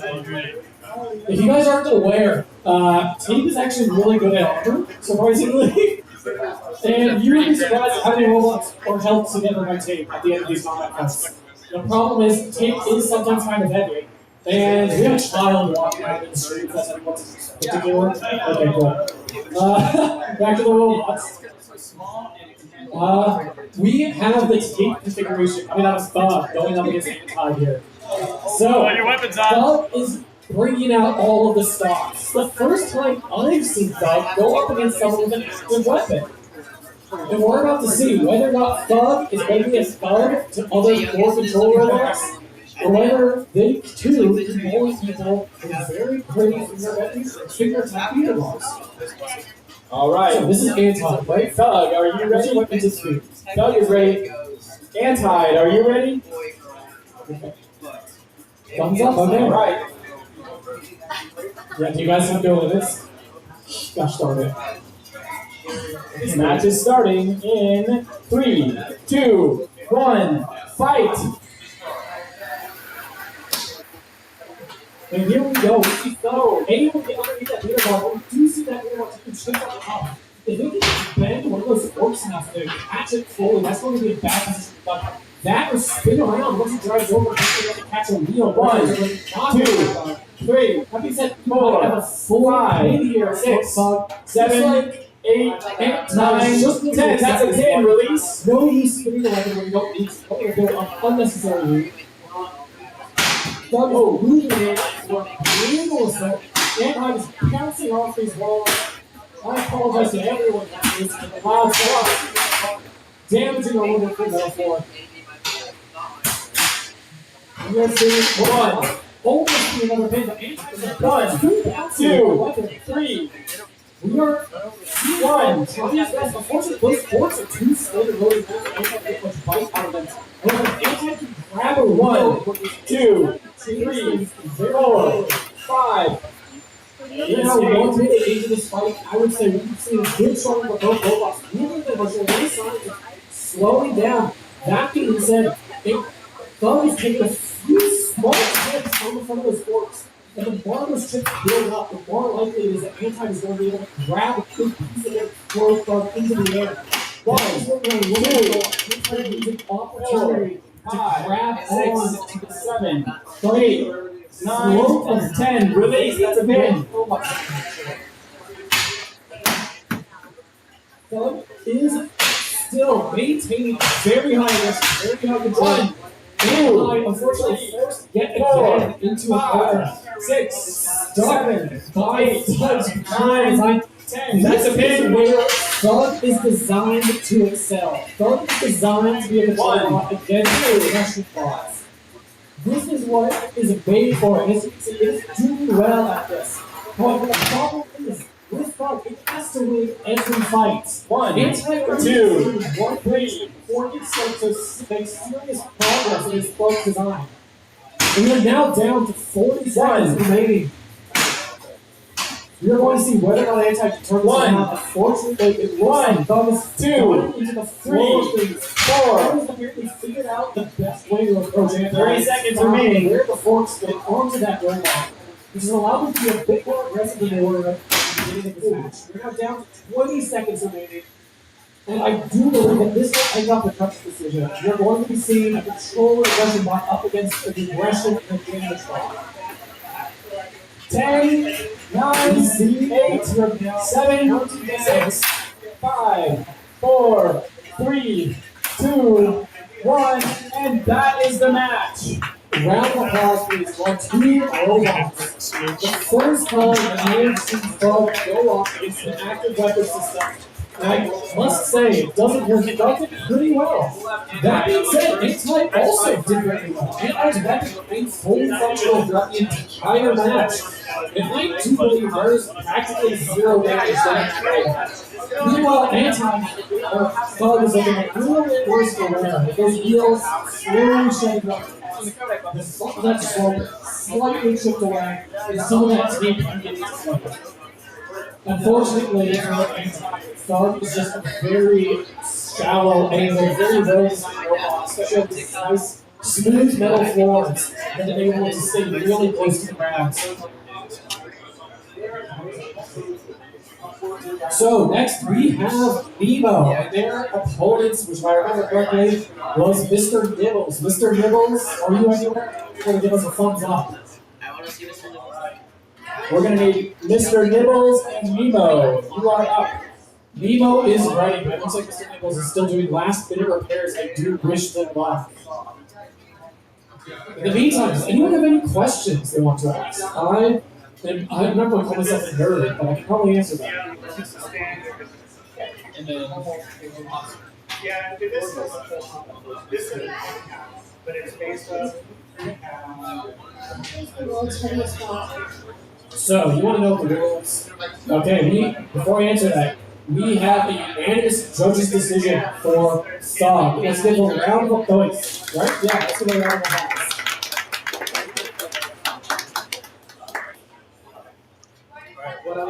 Now, we have someone here ask what the heaviest robot was in the world. So, if you want combat robots, over there is about as heavy as they get, 250 pounds. If you want any robot, it's probably going to be like a nuclear reactor or something if you generally see the definition of a robot. Oh, yeah. Well, even then, I would say if I'm counting robots, it's probably going to be like a ship-based launcher, one of those massive systems designed. Actually, hold on. Do we count cranes as robots? Because if we count cranes, it's definitely a deep-sea crane. Those things are set. Those are like mobile oil platforms, basically. They are absolutely amazing. Oh yeah, if you guys want the largest combat robot, it's going to be that one over there at the edge. That's about as big as it gets. 250 pounds of solid metal, pretty much.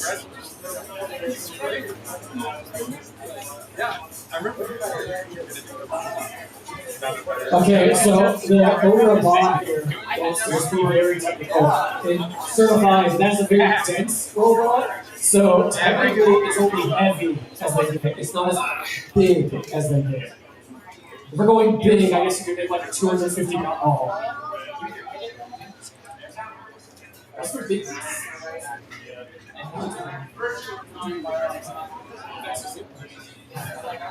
Stole your notebook yet? Go get another one? Yeah, I was borrowing number 2, so. You were borrowing this too. I know you're so double thing.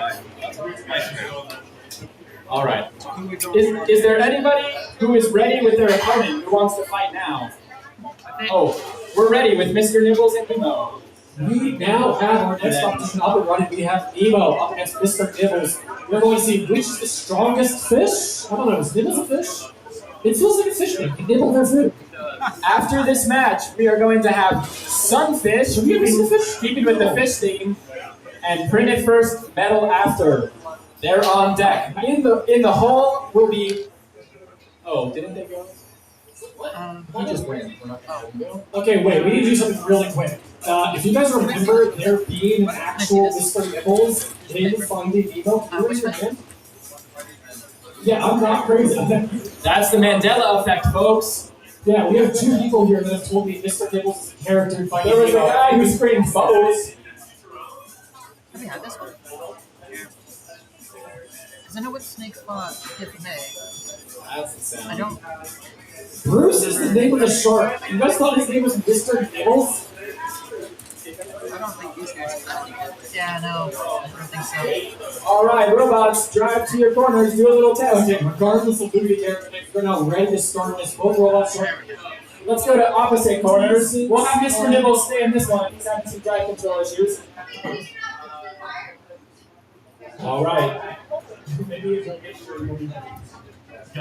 Sounds good. All right, Mr. Nibbles, are you ready? Mr. Nibbles is having technical difficulties. He's deciding whether or not he's ready. We may have to run either way. We need to get It looks like Mr. Nibbles is going to do his best. 1/2 the drive system. And Nemo, are you ready? All right, we're going to get this match started once the lights go down. In 38 seconds.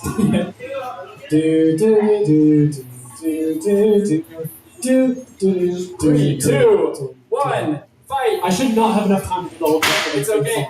I coded these lights, and I am a computer science major, but it's apparent that I need a little more. Here we go. Big hit for Mr. Nemo Nibbles. almost getting stuck. You can see that rear section though is You see that sloped to wedge? make sure that doesn't happen. Something will actually take some of them. And that looks like that hit disabled Nibbles entirely. Nibbles is calling for a second hit. I'm looking in the eyes. It might be a concussion. I've not seen any dilation. I checked it at this point. We're Oh not past man, concussion. I'm gonna need to see movement in 10, We're 9, going to have to ask the children to look away. 7. Nemo, can you move? No. 5, At the moment. They're well 3. Is this a double knockout? 2, 1. That's a double knockout. This fight will go to the judges. I've never seen that happen before. This is the first double knockout I have ever witnessed. My guess is going to be Nemo had to replace the motor, had to replace like a lot of wiring. I think that's an entire shell swap, right? I think Mr. Nibbles came out strong shooting his wedge under I Nemo, think- which is effective at shooting him in the air. Mr. Nibbles stopped first though. And like, look, there's a difference between being hit and stopping and then like a crown and They did, but when I started counting down from 10, no one was moving. But the judges may need to take that into consideration. I will say, like, you also have to factor in damage. And look, Mr. Nibbles wasn't able to get any hits in. Meanwhile, Nemo, while doing a lot of damage, going to one hit, did get one hit in. If we're dividing up by damage, that should go to Nemo. Would you be able to turn your robot? 3 pounds? The I judges do want to believe we expect have it for damage. 3 pounds coming up. I forget which one it is. That one on that side's 3 pounds. We probably will have to coming up pretty soon. As you can see, we have 3 pounders ready to go. So we'll probably see a fight between those up. The problem is, I think we might have. I actually don't know if we have more 8 weights than 3 pounders, but the way it works is sometimes we have more robots we need to fight with others. So we do like 2 rounds of 8 weights and then 3 pounds and 2 rounds. So if we want to talk about strongest robots, hey John, John Connor, robot here at Orbit? Did you bring Orbit? Did you bring I don't Orbit? see anything down that wasn't down before. So if you guys want strongest gateway here, good chance it's going to be this little blue one. This one is one, if I remember correctly, Salt Lake City's like, Tony, you're nationally ranked at this point almost? He won, he took third place at Nationals in May. And we have it right here. In fact, at Nationals in May for the 1 pound plastic net weight, it was swept by people who compete here in the Salt Lake City area. So we're the best.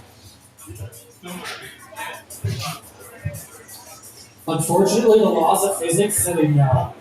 The Archimedes did say give him a lever long enough and a place to put it, he could move the world. So theoretically, you could. It would just be very, very difficult.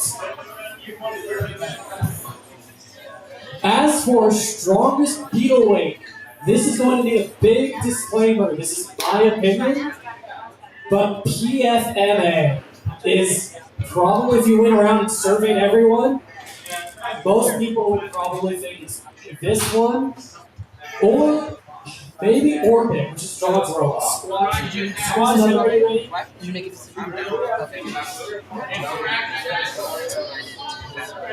Since it's already Alright, we're going to deviate and have Squatchy versus TechMech as a plastic airway fight, and then we'll jump back into our normal routine.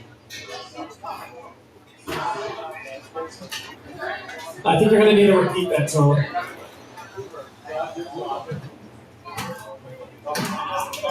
Sean. I will be the new person today.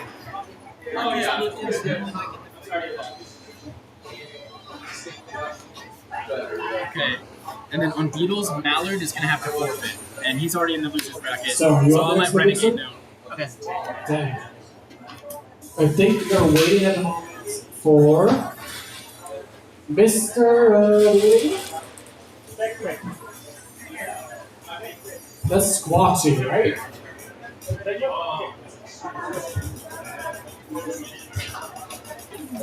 So we do have Squatchy up against TechMech. Okay. Are both of our competitors ready? Yes. TechMech is coming up. There we go. Squatchy is let's not wheel drive and again plus remind our competitors. Please note twitching robots. Wow, the door is open. You gotta take him out. I like that. Even if it's just a drive, better safe than sorry. I'd like to keep your control.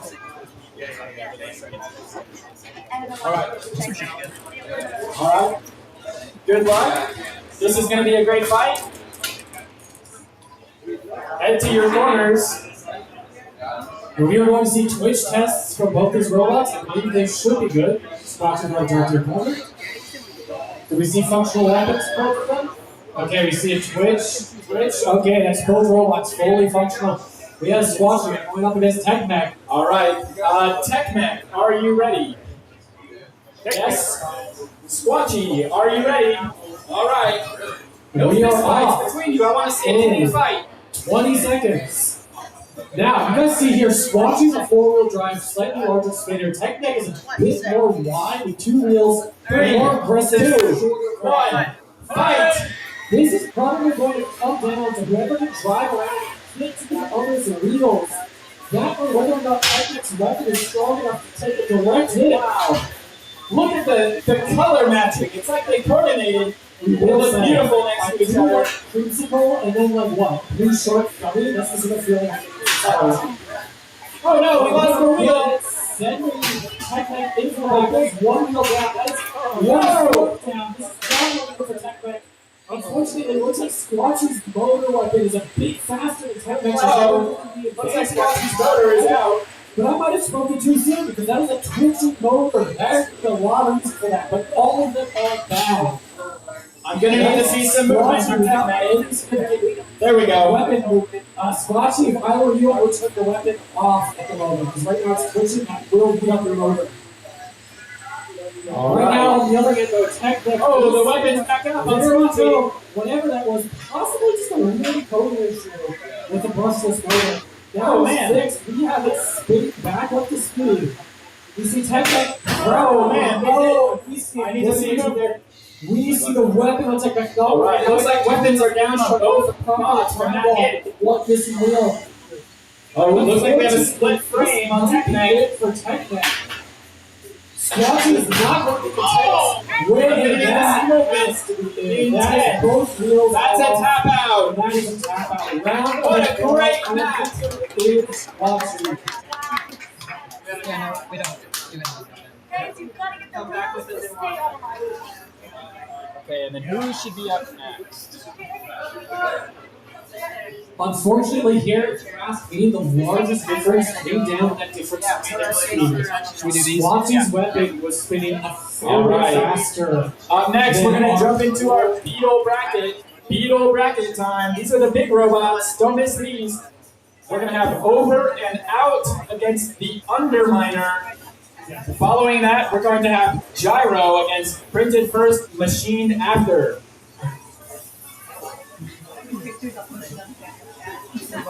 And he did so great. I'm glad he got that. You guys have taken fun back then. An overhead versus an undercutter. Oh, nice job.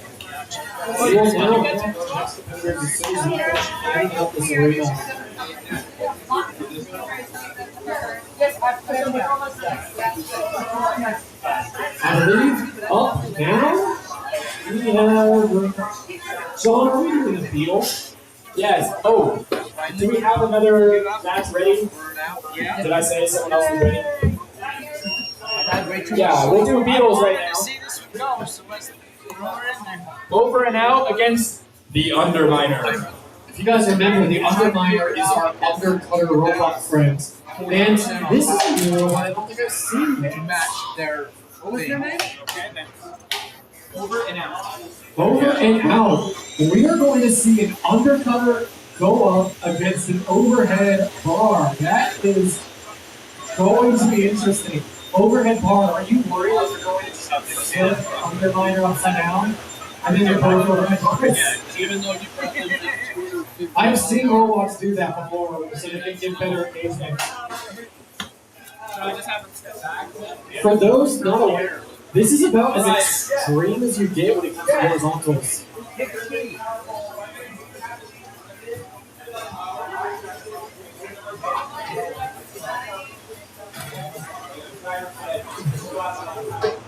We would like everyone to, for this match, make sure you're behind the yellow line. This is gonna be a good Unlike match. some arenas, this is Because only a single the other one is low Guys, enough just an to get hit announcement, by if you are these watching, make sure not to put your head against the glass, because if this robot hits you, it will hurt. Even if there's, I guess not glass, polycarbonate. Just don't put your head against the window there.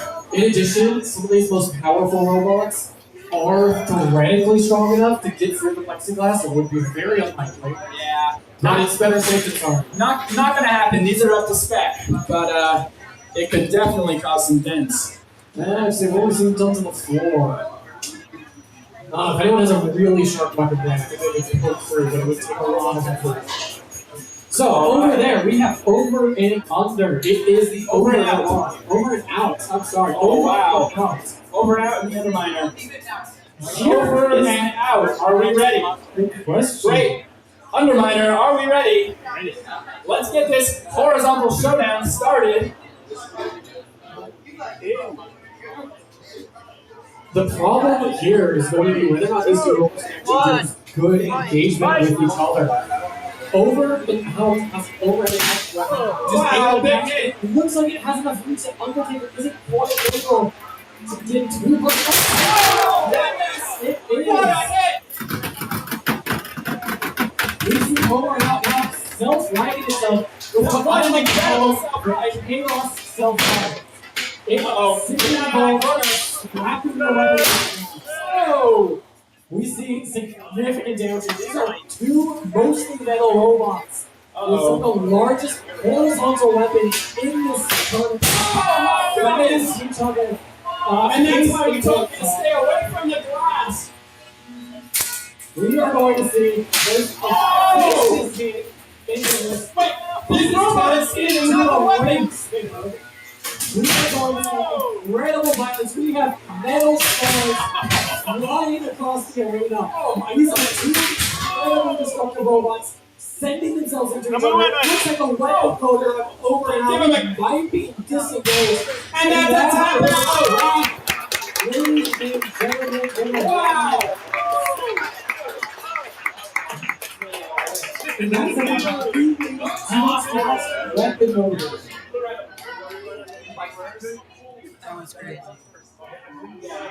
And this is why we want plexiglass. If you guys try to use a bullet in this class, these robots have more energy than bullets. Simply put, a fairly more energy.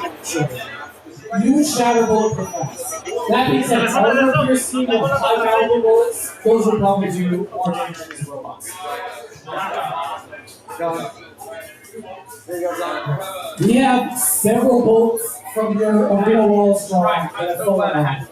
Thankfully, all you really need are like 2 bolts. I don't know how well it's worked out, but it'll be something. Oh, it looks like it's shipped. This is your chaos cards joints. Horizontal bodies go up against each other. Horizontal impact is arguably piece of the most damaging robots you've ever seen in this arena. They are consistently some of the most dangerous robots, both to themselves and others.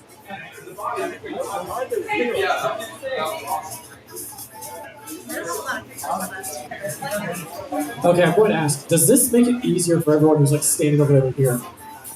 In the future, I have like speakers at the top here, like 3 of us, I love being away. This is pure total garbage. Guys, welcome. If that was your first time watching a 3-pound robot fight, welcome to the Boss Spot. That was a beetle weight fight where they can make a robot out of any material as long as it weighs 3 pounds and as long as it follows federal regulations. It's a really expensive sheet. If you make a shuffler robot, it can weigh a little more, so you get a weight advantage. Up next, we're going to have Gyro and Printed First Machine After, another 3-pound robot fight that's sure to have some big hits. Take a look at the floor, folks. It's not going to look the same in a few minutes. Not even close. Yeah, I was just telling Oscar, we need to just have secondary sheets and like somehow attached to the wall so that it comes out after these guys are done. So we're not cracking and. Did you see the polycarbonate? This is durable. I know, but it's taking chunks out of it. And we do not want that permanent. Well, I know. You can replace them intermittently, yeah. Yeah, that's This is, I think, designed for dual purpose and just be strong enough to 3 pounds. Yeah, I would just rather have designated sheets and not have to tear this whole thing apart to replace it. Yeah, we can find a way. Oh yeah, there's a nice little thing in your wall.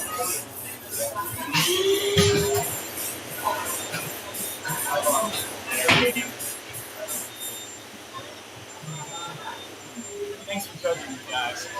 What an incredible fight. That was fun. That was the coolest one of the day, I think. That was crazy.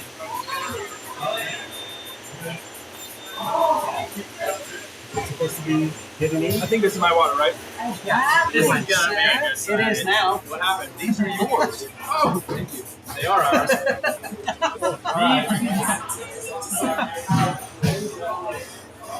Hopefully, theater got it. All right.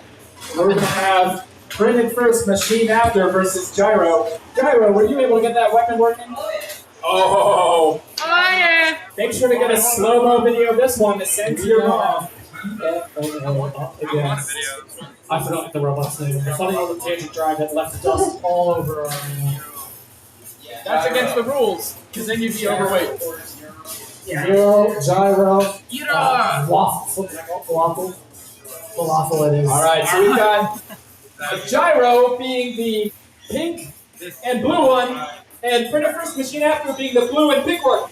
All right, get into your corners. And from what it sounds like, Do we have 3 Gyro judges? now has a functional weapon. This is going to make it nasty. Guys, if you want to record a fight, this might also be one of them. And between these two robots, we have one of those discs. There's 2 fangs, there's 2 discs that are on either side. Up against a full vertical. This is going to be very interesting. The weapon bites, if you look at this, they will fit into each other. All right. Oh yeah. This is going to be a big fight. Take a good look at this floor. It's not going to look the same in a few minutes. Gyro, are you ready? Or is it Gyro or is it Euro? All right. Gyro, Euro. Wait. Interchangeable. Are you ready? You dropped that fun stuff. Okay. Pretty first minute after is ready. All right. Did you guys purposely use the same color scheme? No. I don't think so. It also might be the lights. No, it's not. It's not the lights. No, they're pink and blue. There might be some copyright issues here. 1, fight! And here we go. Both robots spinning on the high speed. Gyro following his namesake. Gyro is around into the floor. Oh, that's not the Wow. Verticals are always going to give you a Oh! I'm going to need to see some movement in 10, That was a 9, 8, 7, 6, 5, 4, Oh, we're going to have some mercy. 2, 1. John, that's a hit. That's a hit. It doesn't count. That is a hit. In the last second, that was a hit. There we go. Come Can on. we see some movement? That might be a disabled. There we go. The fight continues. We see both weapons spinning up differently. Oh my goodness. A little bit lower center mass, making it harder for the flip over properly. Losing half. Can't stop. Cover your eyes. This is too violent. The weapon is still spinning, but we are going to hit 1, 2. brutal destruction. You guys ever watch how a combat robot is assembled? Like, watch what get disassembled. 10. We are going to watch as Gyro get it once properly faced. That is the bell. Almost 9, off this order. 8. It is right. That's it. Weapons off. Ladies and gentlemen, that is a disassembled robot. That Euro has been unwrapped. Let's check it out. Thank you. I'll be here all day fast. Always, we have to watch. Bring it first. Spins down. For those who sit next. Unfortunately, And you guys know the ingredients to Euro. I do believe something is happening to this robot. So, do you think like some tape? It can be repaired. Do you have backup PSCs? It looks like you have adapter back if any of those got damaged. Wheel. I got it. The weapon belt. Oh wait. The battery's completely out. That was brutal. Not quite the same level of energy that we saw from Over and Out, or the energy from some of our. But this is vicious. That is a very much disassembled robots. Also, wait, I do have a question for Gyro. What tangent drive motors are you running? He's not paying attention. Ask him again! Tangent, what motors are you using for your drive system? Okay, so my question is, I was using those too, but the shafts are half the size. Is that new? Interesting.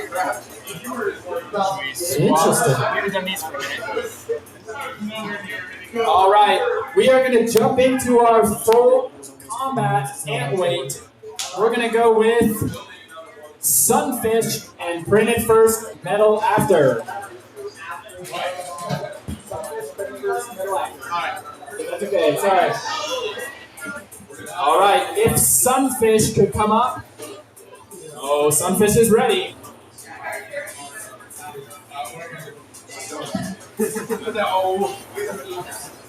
So up next, John, did you already say it? Sunfish and Printed First, Metal After. This is the ant-weight version of the Keto I'm sorry, but I'm not remembering when they're all PFMA. No, we're gonna have you against Whip Snake. Okay. They did one. They did fight action one.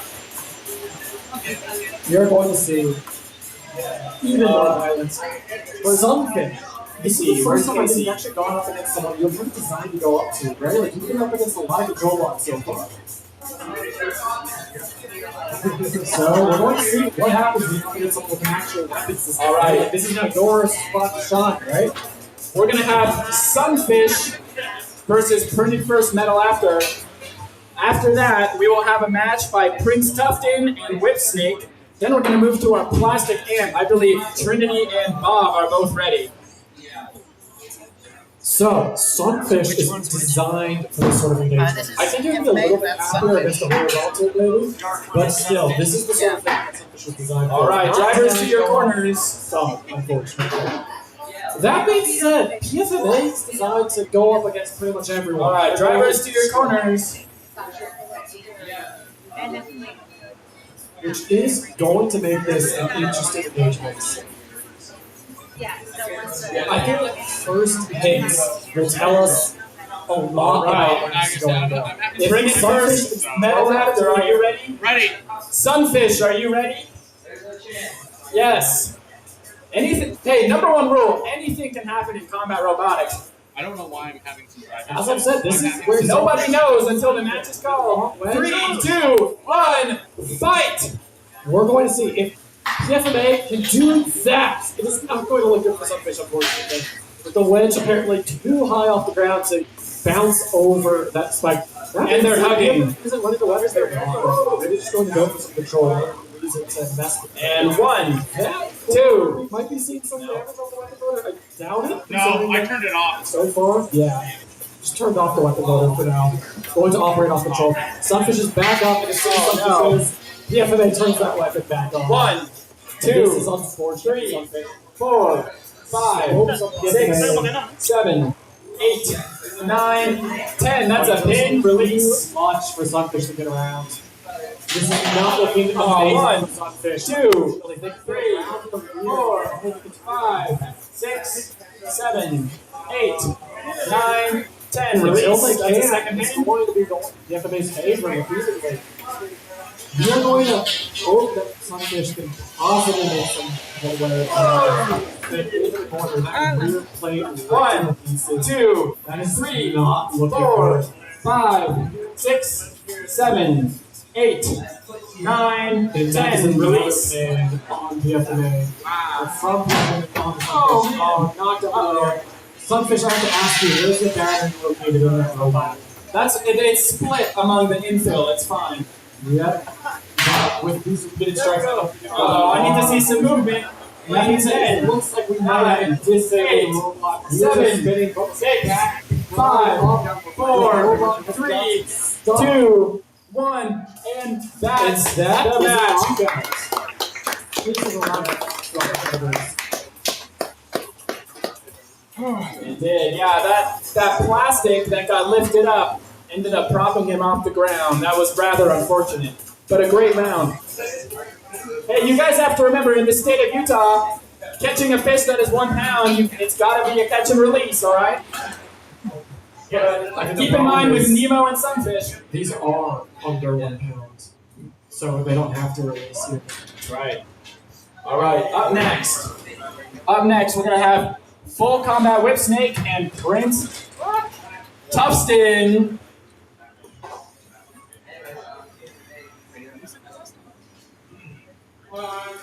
On deck, after this next fight, we're going to have Trinity and Bob. After that... Oh, right there. They both told me that they're both ready to go. Oh, so Whip Snake. I didn't see the post notification. Whip Snake and Prince Tufton. Whip Snake is the horizontal and Tufton is the wedge bot. This one should be fun.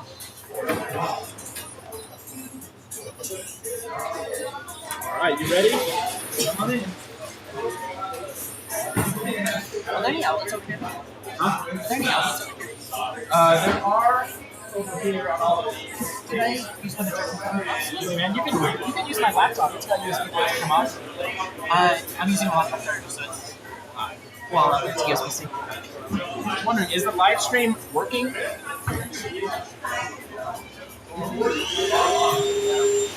Did we give up on the live stream? No. Oh.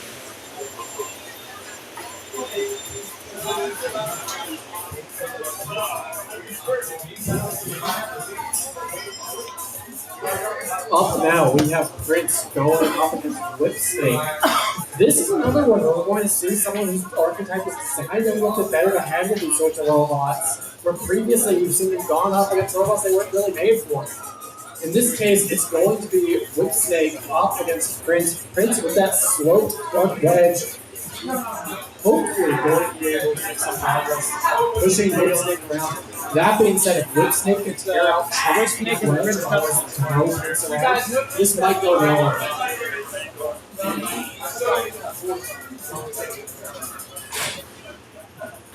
Now, for those who aren't aware of the total different archetypes you can see, Whipsnake sometimes daylights as what's known as a Thagonizer. Alright guys, I know doing that, facing up the Drivers, do your twitch test and drive into your corners. So you might have some problems over those wheels. I don't know what's back. I'm working. Go off. You know, if you announce your judges before, the judges get excuse. So this is all I can do. So, alright. It's already Whipsnake would like the judges to recognize this. Alright guys, are we ready? The robots that Whipsnake, are you ready? Yeah. Whipsnake's ready. Prince Dustin, are you ready? Alright. Did I hit the start button? You know it's not a good system when you can't tell if you hit the button. We also know who programmed it. So. I know, I need to be better at programming. That's why I'm getting a degree. Alright, 3, 2, 1, fight! And robots are off. Whipsnake's coming up forward. Oh, wow. Full power, needing to try. Meanwhile, Prince and Whipsnake mostly. Whoa! That is a fast robot. This might not be great for Whipsnake. Prince, now that it's over. 1, 2, 3, 4, 5, 6, 7, 8, 9, 10. Release. That is a full pin from Prince. We've got a belt and a wheel that's about to come off. It looks like Prince, however, did lose. That's okay. Prince Dustin only runs on 3 wheels. He's got it. Oh, the wheel, thankfully. If it was the other wheel that's not going to fall off, that would have been both 1, wheels. As they 2, built it together. 3, 4, 5, 6, 7, 8, 9, I was going to say, that is 10. a lot Release. of energy coming out of Prince. Who, you want me to remind me of the last match, Liz? 1, 2, 3, 4, 5, 6, You're 7, seeing another pin here. 8, Unfortunately, 9, Whipsnake 10, not operating release. at full performance. Without that weapon able to spin up at max speed, he's not able to do much to Prince's wedge, which leaves him vulnerable to being picked off by the sides, placed in the overall control.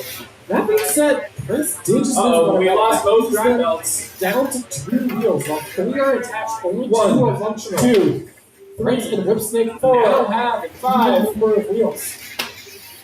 Which perhaps could be the explanation for why Whipsnake is no longer suffering from Prince's attempts to capture him. Oh, you need to see movement from Prince Dustin. I'd stay away. This In might be 10, it for you. If Prince 9, gets stuck on whatever that there we is. go. No, Prince does manage to free themselves. Oh, stuck on a screw in the arena. Which I think did come from Prince. It was a tiny little screw. It's like an M2. We are now seeing 2 robots that, as far as like functionality goes, are pretty close to being even. Both at 1, 2 wheels, both at 2, The main difference is the 4, fact that instead of a 5, slow spinning rubber 6, like Prince has a wedge. That being said, it is do-si-do. We got some difficult here. country dancing here. Those same pins that they used to. Without the Down to 45 seconds. Scratch that. We are now down a total of. Oh no, a wheel came off. 4 wheels. We have enough wheels now to stay. Actually, that's only 3 wheels down total. With 1 wheel falling off of Whipsnake, 30 1, seconds remaining. 2, It is going to be 3, difficult for 4, Whipsnake to do that 5, here. 6, 7, unfortunately. We are down 9, to 10. 20 seconds. And with the combined robots, they've got 4-wheel drive. I don't know actually on that one, considering the fact that at the moment, Prince doesn't have a functional top right wheel. 1, His belts have 2, fallen off. Well, between the two of them, they have 3 wheels, John. I'm Yes, sorry I that guess counting so. is beyond your abilities. Hey, I was top of my class in kindergarten. I know how that sounds. 2 seconds, 1 second, and That's the match. we are Well done. Well done. That flip happening too late to change the outcome of this, I would say. However, Prince, can you drive back to the one? Turn yours off first. Which I would like to say is something that judges usually ask for. So it does look like both robots were able to drive back somewhat for the most part. And we are looking at both robots losing half their wheels. Both robots showing some control. I will say I would give that one a Prince. Up next will be Trinity and Bob. Is it Bob or Bob? So we now have 2 robots. One is named after perhaps the most fearsome events on U.S. soil, Bob. I don't know what Bob did, but whatever it does, I guess it doesn't compare to the Trinity nuclear tests.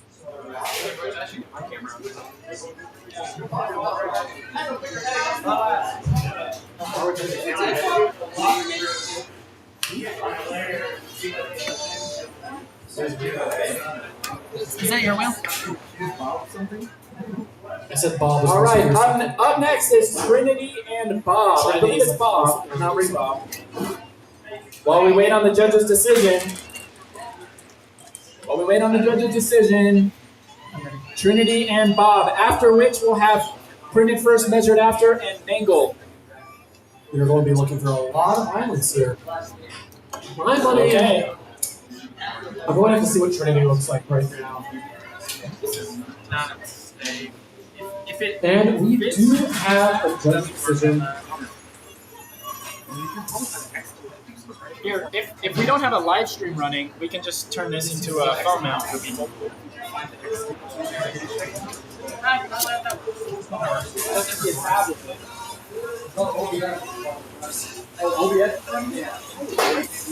And we do have a judge decision with the last fight. It is a unanimous judge decision for Prince. We have a round of applause, please, for our competitors. Then we're gonna have. Let's do a little lineup. All right, guys, we're going to do a little lineup here. We're going to have Trinity versus Bob right now. Then we're going to have printed first, measured after, and mangle. After which we'll have Ring Bob and Nemo. Then we'll jump into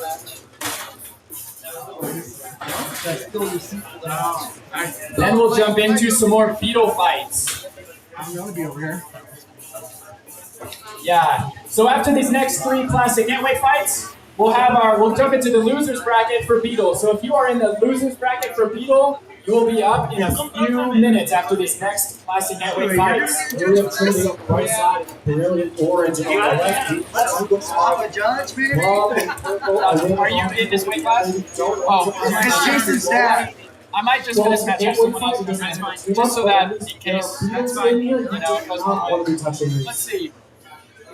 Will hurt you even through the plexiglass. It's just enough force. So we have here interesting archetype match. All right. Vertical. Very nice fork for Bob. I know you would have done it fairly, but just. It's okay. If you want to adjust the camera, And even besides rupture, it's definitely up there for best fork. All right. Looks like we've got a mean matchup here with Trinity and Bob. Trinity is the orange wedge bot. Bob is the purple vertical spinner. All right. Bob, are you ready? Trinity, are you ready? Vertical spinner underneath. All right, we're gonna get started. Forks. If not, this will be interesting. We see Trinity sitting there. We see Bob sitting there. We see them going 3, 2, 1, and they are off. Bob sitting up. Trinity moving. Oh, Trinity getting stuck under the seam. Trinity, 1, 2, 4, have do you need an unstick? Okay, we're gonna pause the match. Pause. That is going to be pause. I'm not going to give that free hit to Bob. Bob will spin down, hands off the controllers, and will unstick these robots. We're gonna stop moving. The seam, unfortunately, has been the bane of our poor fork buddies this entire day. I would recommend staying. You can blame the beetle weights for that. All right, so we're gonna do in the first 2 minutes. You get 3 unsticks. If Trinity in the last minute, it's an unstick. It's gonna be a knockout. Okay? All right, we're gonna resume after this 3, 2, 1 countdown. 3, 2, 1, resume. That's the side armor piece getting it, but that's not the first time we've seen that side armor piece. This time around, Bob brings good hits into the back of Trinity. Trinity is able to get around. Looks like Trinity's forks are able to get underneath Bob. If Trinity The gyro. Pushing against each other. This is like football, where the defensive linebacker just coming full stop. Trinity might be running into problems. Their robot being a bit long. It's not giving them the leverage they need on the strength for lever battle. That being said, the wedge and the forks are stuck in the outer wall. John White, you can see there. Oh, that's the air package. And here this again is the second time we have seen that specific piece of our and again, last one did not affect the decision in the budget, so you have to see whether or not it affects the outcome of this match. However, at the moment, we're seeing a lot of aggression out of the ball. Trinity is having a really slightly harder time out of the ball. Another pushing match. If we go head to head, it looks like Bob is coming out slightly ahead of these arrangements. Yeah, they locked together perfectly. Outlast that, which is almost difficult. If it's outlasting something with active weapons, the robot has to be built like a brick. And one, here we do see a little bit of purple dust scattered around. Halfway through our match. It's a lot more orange. Whoa, that is a big hit. That is going to damage Trinity forks, which is not good because now Bob will underneath those forks a little bit easier. Every little bit adds up in a fight like this. We are now down to 1 minute 15 seconds. There's a lot of distance left to go. We're going to see whether or not Bob is going to do you need an unstick? Call it now. You better. They are the ones who 1, 2, 3, first 4, 5, 6. We're in the last minute. Only Bob gets an unstick. Uh-oh. Bob Trinity goes to the ball. Bob, both folks are actually something happened to Trinity is doing better. Actually, Bob should be away. 1, 2, 3. Out of 3, so Trinity has more leverage against the ground here. Because this is almost a complete turnaround from there. 30 seconds. That is the entire left side of Bob Trinity's fork package removed. That being said, Trinity's going to show a lot of aggression, a lot of control. Whether or not they can maintain this up on his body, 15 seconds to go, that's going to be difficult to say. Whether or not Trinity can get through these last 10 seconds, I think it's down to how things are going to be 8, 7, 6, 5, 4, 3, 2, 1, and that is the match. Now we're down in the at the end. We will be getting to the judges. There's a lot of pieces scattered about. That being said, Bob did exhibit a lot of damage. Ironically, after the force that lets aside, seems to perform as a damage.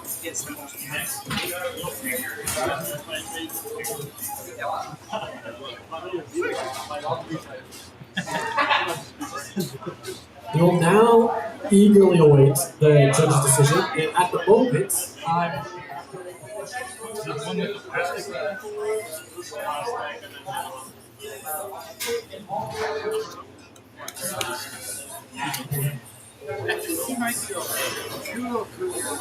Hey John, who's next up? Thank you.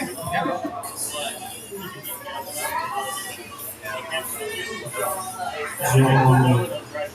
Printed first versus who this time? You need an invert. Give up on John. I'm just going to ask directly. Who's next up? Do I know? Who's next? Printed first, Mangold. Okay, we are now going with PFMA and Mangold. PFMA, I have no idea which of your robots you need to do. Actually, have we been keeping track or has he been Hey, can we have Trinity and Bob come back up? Trinity and Bob. The judges want to see the damage. Oh, that means we are close. If you guys don't want them to handle your bot, you can just show them. When judges need to see the damage up close on their robot, that's usually because it is really close. Yes, he is just very skilled. The weapon and I like all doesn't mean the same Her amount of weapon was damage. 3 damage. I didn't judge that. Yeah. Yeah, there's no orange. It was pretty dull. Okay. When we did hit, it just went.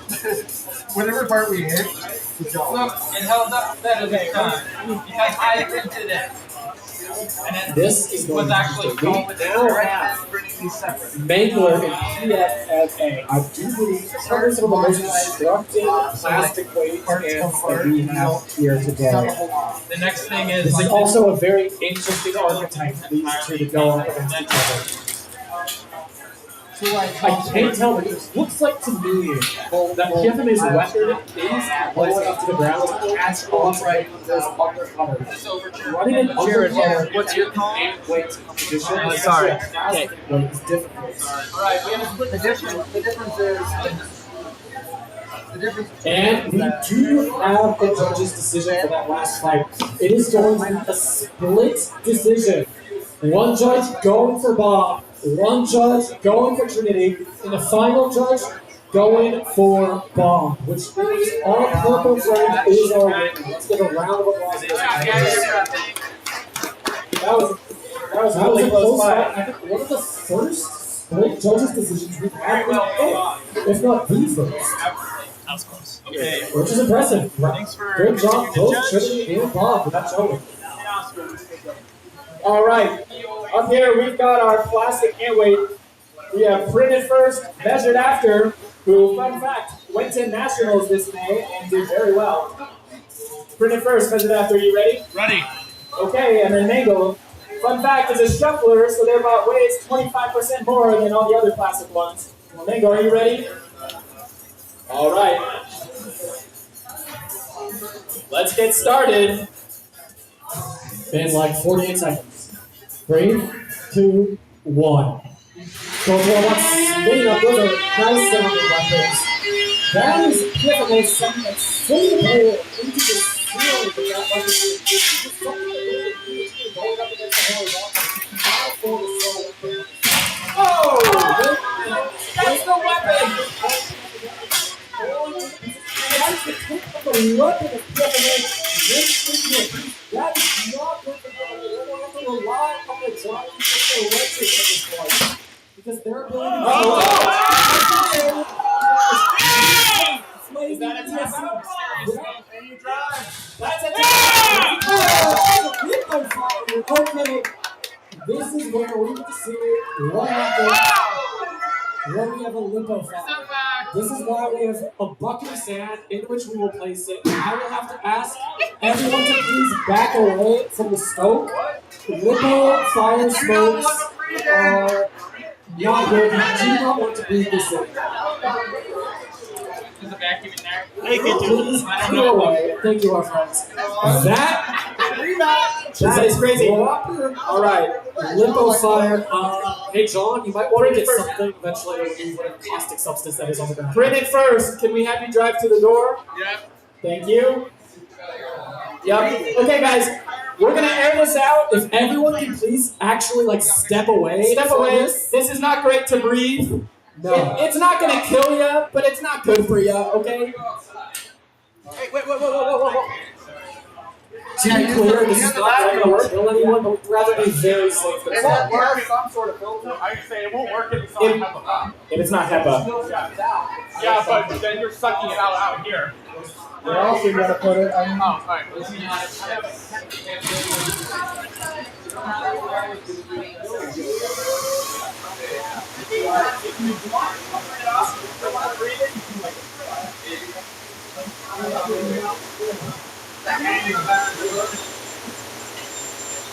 It's not sucking up at all.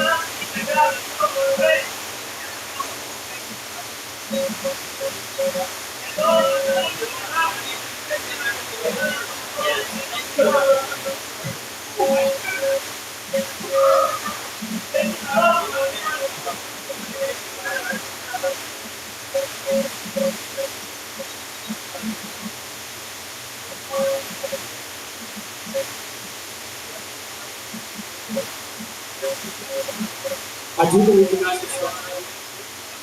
Can you confirm that? Thanks, on. You will start laundry back there.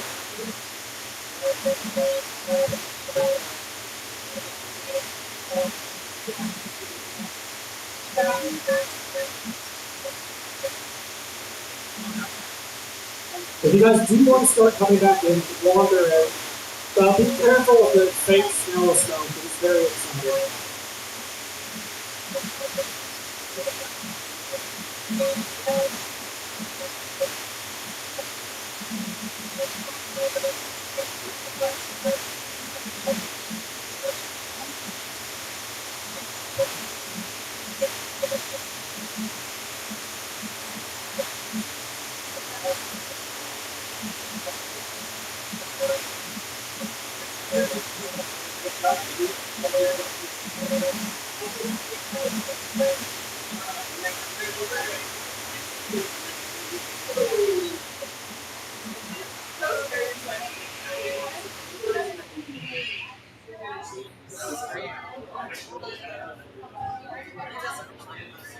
I hope you guys all enjoyed your complimentary battery fire. I think we're only allowed to do like 3 of those a day.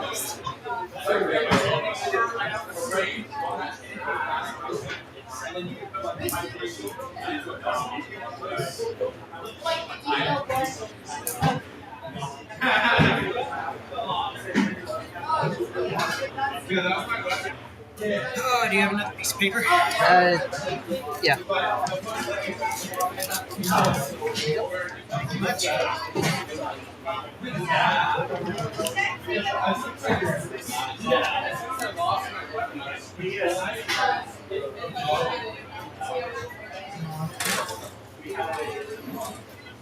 Still have his weapon in there.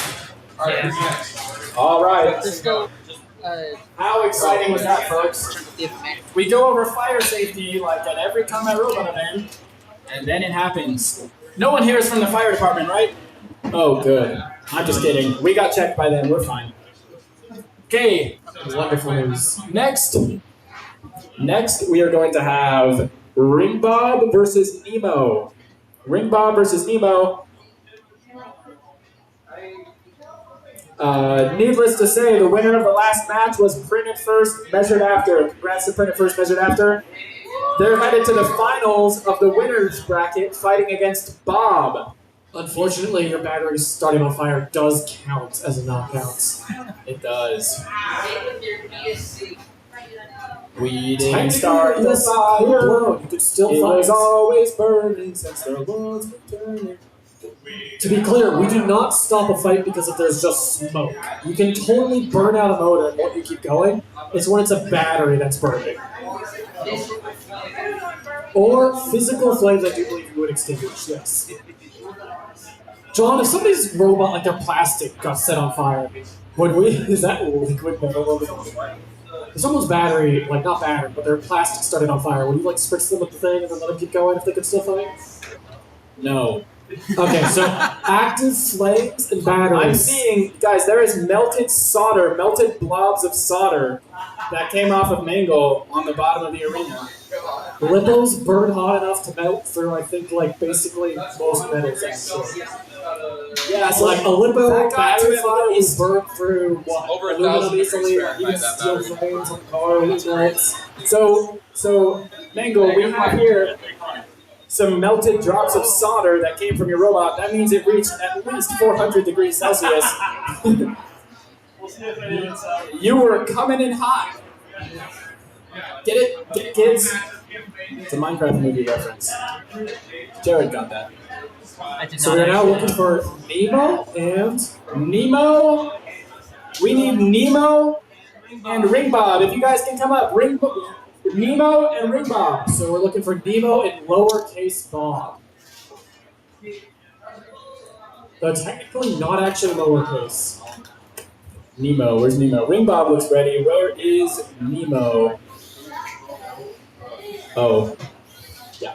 Ring Bob is up here. Ring Bob, did you get your weapon back to functional? As functional as it was last night, how functional was it last night? I see a 0 on your hands. Is that 0 the Arabic numeral, or is that like an okay sign without the rest of the fingers? Well, we'll see shortly, won't we? Oscar, we have Nemo coming up. Nemo, how many times have you replaced the shell on a robot today? Hey, where's Nemo? We need help finding Nemo. It's right there. John. Okay, so John had a joke in his head, and he's really committed. He needs to feel clever. If we can all laugh a lot when he comes back in, I think that will help. Thank you, Mr. Sir.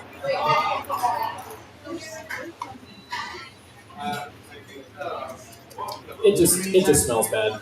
All right. Nemo and Ring Bob. Right here. We're now going to see a fight up against our two cute little plastic buddies. Yeah. Vertical. Actually, no, this is vertical. This is vertical. We're going up against the horizontal here. So, this is going to be interesting. Because normally when we have two horizontals, it's kind of a game of who can catch each other's wheels. But one of these horizontals is a ring stick, which means they can't really get to their wheels without going through their entire weapon first. Bob, has anyone ever actually gotten to your guys' wheels? Is there a way to refresh it? Don't know? That's bizarre. Shay, has anyone ever gotten to your wheels? I can't actually see what Shay is, so I'm no good. Guys, we're missing an iFixit screwdriver. I have seen Bob run a few times, and the times I've seen Bob run, If you have borrowed as an I iFixit screwdriver, I've we never have seen Team Bob looking for it. All right. Let's get you guys in the ring. No pun intended. Because Ring Bob, We now have robots being put into the arena and activated. I'll be here all What you day. guys are going to be looking for in this engagement is basically whoever's weapon breaks first. This is going to be a very aggressive fight. Unfortunately, from what I understand, Bob's weapon might not be at 100% at the moment. And meanwhile, Nemo's weapon, despite breaking a few times, does appear to be pretty reliable at the start of matches. All right. Drivers, to your corners.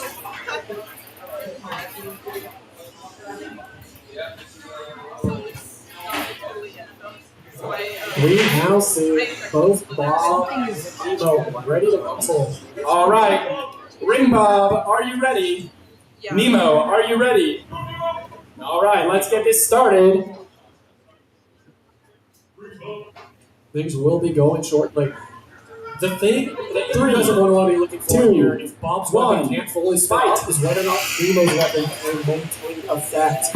And it looks like it can. So this is going to be a question of whether or not Nemo can grind through Bob's outer armor quickly enough to do significant damage before Bob can hold. Part of me thinks if Nemo hits Bob, it might just spin his weapon around. Has a lot of The shell is spinning. That ring is dangerously close to falling off. I see Oh, major no. splits along the seat lines. However, that ring is still holding on. Oh! We have Nemo bouncing off the arena walls. Functional. Oh, We might want to start getting careful about that battery. We're gonna pause. We're gonna check Hey, pause, guys. Is the Pause, battery. Pause battery. It's behind a wall. Oh, it's behind a wall? I mean, it's All right. already out. Bob's out. That's it. Bob's out. All right. There we go. That is a regardless. The number one rule of Nemo is don't touch the bot. All right, thank you. Nemo, Bob. Bob, for those who are just here, is purple, and the red one is in a bunch of pieces right now. Nemo is the one that's here. Unfortunately for Bob, this is a very difficult fight. Bob hasn't been able to get that weapon fully up and running in a while. Normally, you would see Bob perform a fairly better here, but the last that weapon is disengaged. I fixed it. Only so much to do.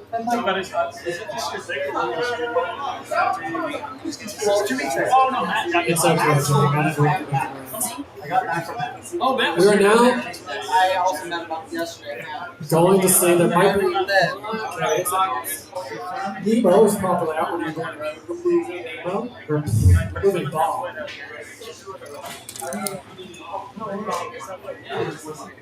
Oh, yeah. And while I hope Bob can maybe become more functional, I don't know if that's something you guys would be able to do today. So, I have news. This is the losers bracket, which means Bob has been eliminated from today's competition. Let's have a round of applause for Bob. All right, we're gonna jump over to Beetle. We gave them, you guys got a lot of extra time with that battery fire. We're gonna start with, I'm gonna, Euro, is Euro ready? Gyro, is Gyro ready? Okay, I'm gonna give you one fight to fix it. We're gonna go into Over and Out and Renegade. Over and Out and Renegade. Over and out and okay. Over and out. Was your robot functional? Because I think the last time we saw you, it was detached.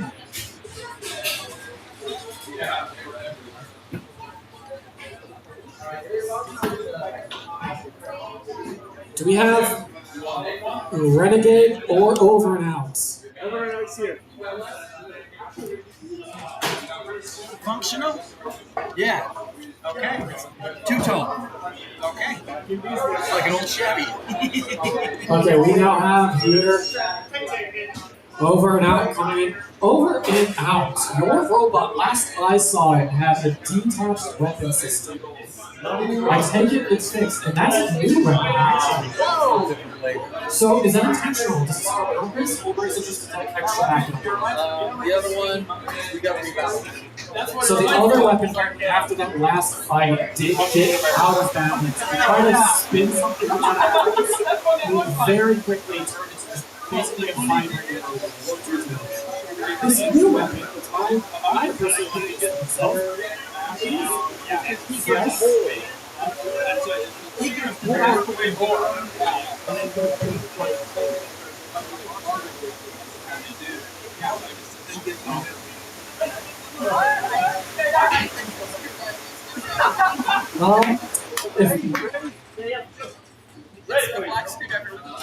If anyone has seen a black screwdriver with a blue cap that belongs to the Bob's team, they would like it back.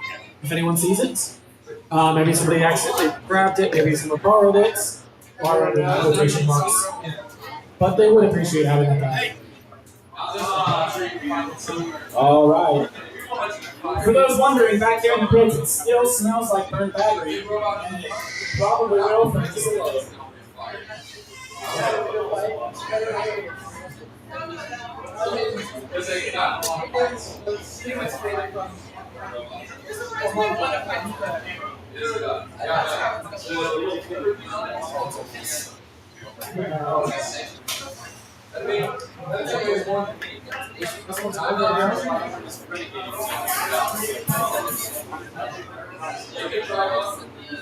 Up now, we will have over and out with that big overhead spinner. Up against actually another overhead attack robot. So we are going to have to get a little stricter on the time between matches. How are you feeling about this one? It is your responsibility. When your last match ends, start a 20-minute timer on your phone so you can make sure you get your guaranteed 20 minutes. We would like to be done here by 4:30-ish, so we're going to have to pick up the pace. That being said, we're excited for all the robot fights. After we get through the losers bracket of Beatles, we will do the winners bracket. The finals of the winners bracket, we will go with the Underminer and Primitive First machined after. So we'll have our three Beatles here. If anybody and their opponent are ready and want to volunteer, we're always looking for people who are ready and in the queue. This does give you an advantage as you have more time to do your repairs after. So get with your opponent if you're ready. We see a almost completely new configuration of Renegade here, actually. Last time we saw this robot, it was an overhead hammer bot, which going up against a robot that has an overhead helicopter blade probably wouldn't have worked too well, which is why this time around you'll see the control bot with a wedge and an articulated arm setup. This is going to allow, hopefully, Renegades to get underneath that robot and then flip them over. What we are going to be looking for in this match is whether or not Renegade can get the flip on over and out. If Renegade can successfully flip them over and keep them there, this could go in Renegade's favor. On the other hand, if over and out can manage to maintain upright and maintain velocity on that weapon, this is going to be a very difficult fight for Renegade.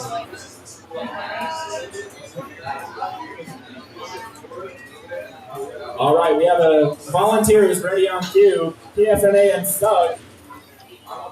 All right. We will now see what could very well be, again, one of the more destructive fights we'll see today. Oh, yeah. Over and out, probably make sure it's like pure weapon power is definitely up. Just a reminder to those in our audience, please do not put your face against the arena. Stay a few inches away from it, because if a robot flies and hit that glass, it will hurt if your face is against the arena. All right. Both robots, you guys are both ready? Renegade, are you ready? Over and out, are you ready? All right, let's get this fight started. Yes. All right. 3, 2, 1.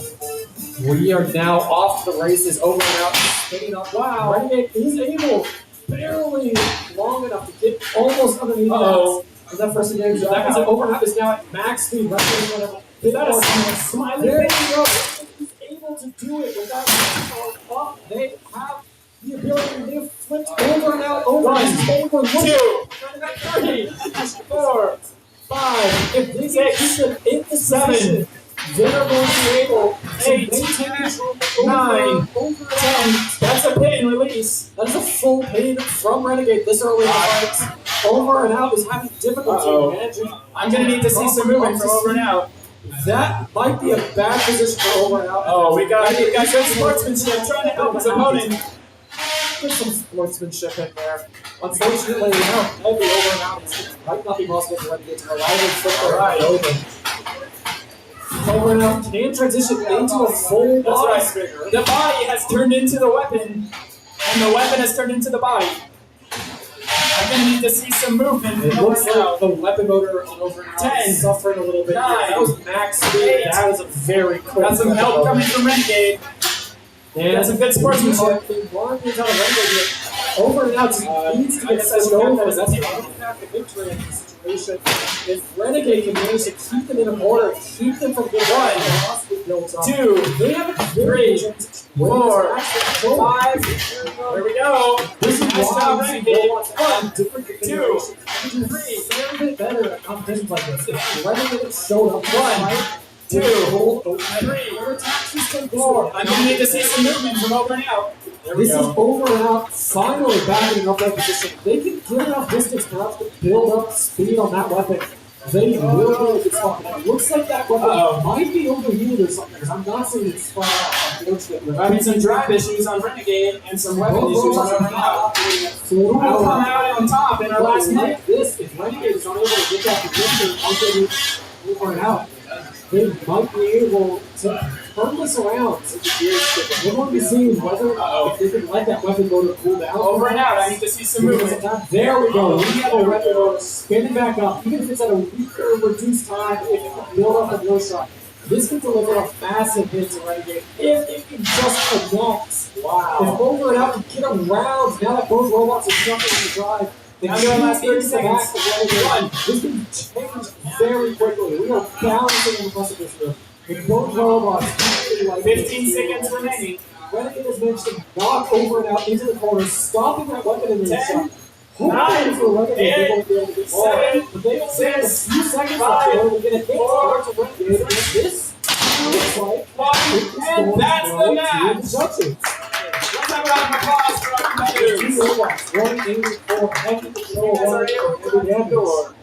This will go to our judges. Both robots appear mostly functional, maybe a little bit worse for wear. All right, guys. Thank you. It's the set screw again. All right, up next is going to be Thug and PFMA. We'll have them get ready as soon as these boxes are unloaded. We are going to see whether or not Thug, so far our dominant control box, can take on our dominant attack weapon box friend. This will be interesting. Generally, the best of the attack box will beat the best of the control box, and that is only a generality. Based on what I have seen from Thug, this could very much go the other way. Demo. Oh, this is gonna be interesting. Yeah. So here's PFMA. PFMA, I assume you guys have, you guys have always been clean. Barely. Yeah. Barely, huh? And Thug, from what I've seen, is not taking a lot of damage so far, so I imagine they're pretty much good to go as long as their batteries are charged. Over and out and in one piece. But I actually don't see Thug at the boots. He's Thug is over here. Am I crazy? Oh, no, Thug is just willing to learn. with the darkness in this place. That's my defense. So we do have both robots on and ready to go. This will be an interesting fight. If you guys take a closer look at Thug, there is a 4 forest. Meanwhile, this rendition of PFSA or PMSA or whatever it is. PMSA? Yes, anyways.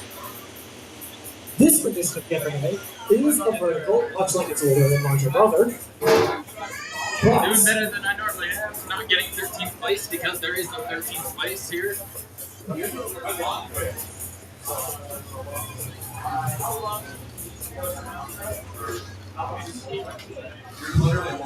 That's the thing. no, it's 2 minutes. Huh.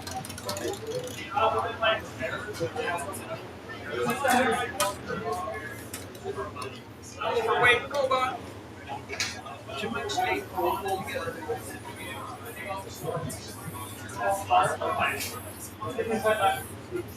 Here, you guys are volunteering. So there were last minute additions. Okay, Thought, were these additions or were these like always something for the holdouts? I know. Alright, so Thug is overweight because we're doing weigh-ins now. So we're And what about those since forts? he was a you have? volunteer match. Those are just for We me. should go with next. Oh, sorry, Okay. we have to figure out this one. So it looks like And there then are who some was our third slight judge? weight issues. Well, Thug, in true fashion to their name, attempted to make last-minute additions to the robots in order to make it more competitive, and flew too close to the sun because he's now overweight. We do check this every time I move robots compete, or here every time robots compete, to make sure no one's trying to like sneak in extra weight while we weren't paying attention. And, ladies and gentlemen, the conclusion of the last match has been decided, with our first judge going for Renegade, our second judge going for Renegade as well, and our third judge also going for Renegade in unanimous judges' decision. Let's give them a round of applause. This just goes to show you, if you have a properly designed control bot, you can do a lot of good work against these very mean attack bots. As I'm sure you guys are well aware, or perhaps if you're new, where is it? This little chip in the wall right here did come from the overhead attack spin and the Undertaker going at it. And yes, that overhead attack spinner did not manage to beat the Renegade in the fight. So despite them almost beating our original, they're actually not quite. Or it's pretty secure. We will now have a very interesting fight. I am looking forward to this one, even though All we did right. have really cheesy forks. We've got our 1 pound ant weight fight. Oh, it drives so much better now. Oh, this is going to be good. We've got some newfound confidence. I know. Wow. I removed the stuff that was dragging on the bottom. Oh my goodness. We've got some taunting going across the arena from the opponents. PFMA is the pink one at the I can't left. hear you. Doug, are you ready? I hope you get stuck in the wall. Britney first. In case you guys get stuck. I'm ready. Britney first. Yeah, call an unstick if you need it, okay? All right. We are ready to go. Shortly. Thug here has added some minor 3, forks to themselves. 2, 1, And fight. we are going to see whether or not that gets them stuck, or whether or not that actually enables them to change back to the PFMA. It looks like those new forks are small enough to get under PFMA, and that's going to be a problem for PFMA. PFMA is going to look to try to catch something with that weapon up there. So if they can do 1, that, and they 2. can damage Thug's forks, they can turn this around, but until then, Oh, 1, they're going to have to be 2, careful of 3, getting caught by 4, 5, 6. That is another 7, goal sheared out 8. of this arena wall. Wow, look at that. There's That's a our reason arena. why 1, there are 10 of them.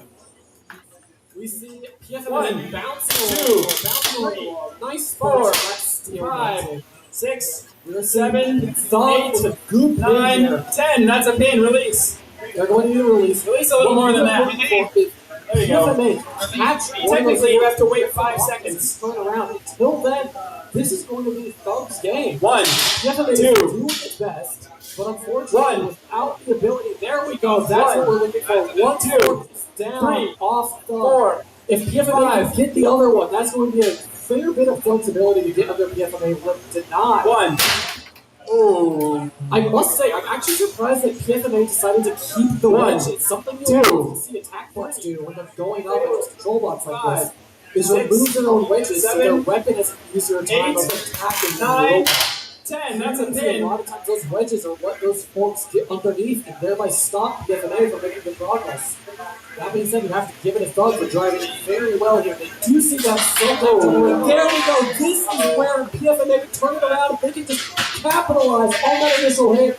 They need to remove a wheel or they need to remove a fork. It looks like Thug is 1, down their 2 fork extensions. 1, That is one 2, 4, 5, 6. The 60 seconds they have remaining, it is going to begin by them taking a bigger hit out of that weird section of Thug. 1, round to the back, round to the 3, This can go on in his favor until then Sun has to remain on top. They have to remain very vigilant to keep PFMA under control.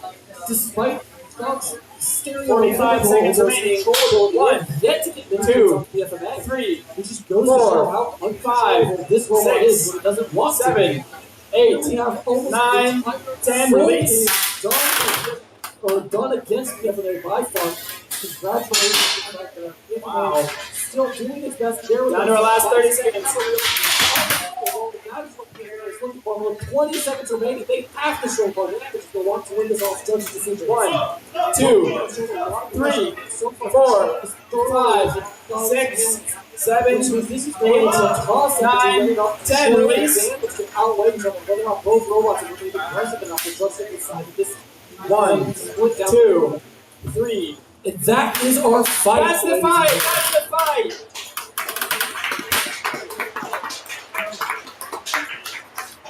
A round of applause for that. What was the name of the black one? Probably Dex, 1 pound robots here, and one of the best 1 pound control robots here. This will be going to the judges, and I do not envy the judges at this moment. Up next, John, if you want to get our next people up. Yeah.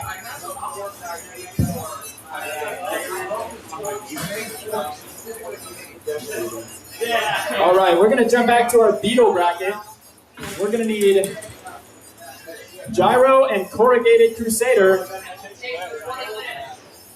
All right.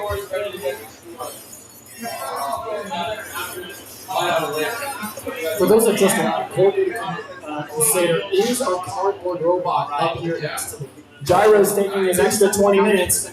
This means if this next fight goes to the judges, it will be a forfeit. We're going to move on to Underminer versus Brendan First, Machined After. PFMA is up once again, this time going up against the Underminer. Those kind of confused what John just said. Do allow our teammates 20 minutes of extra repair time. But if it goes to a judge's decision, it will be a forfeit.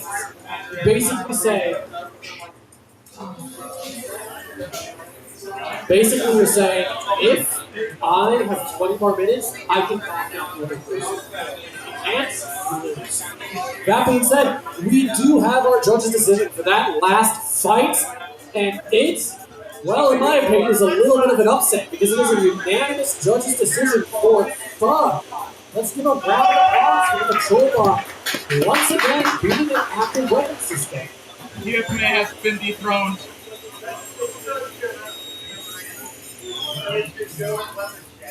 Congratulations, Thug.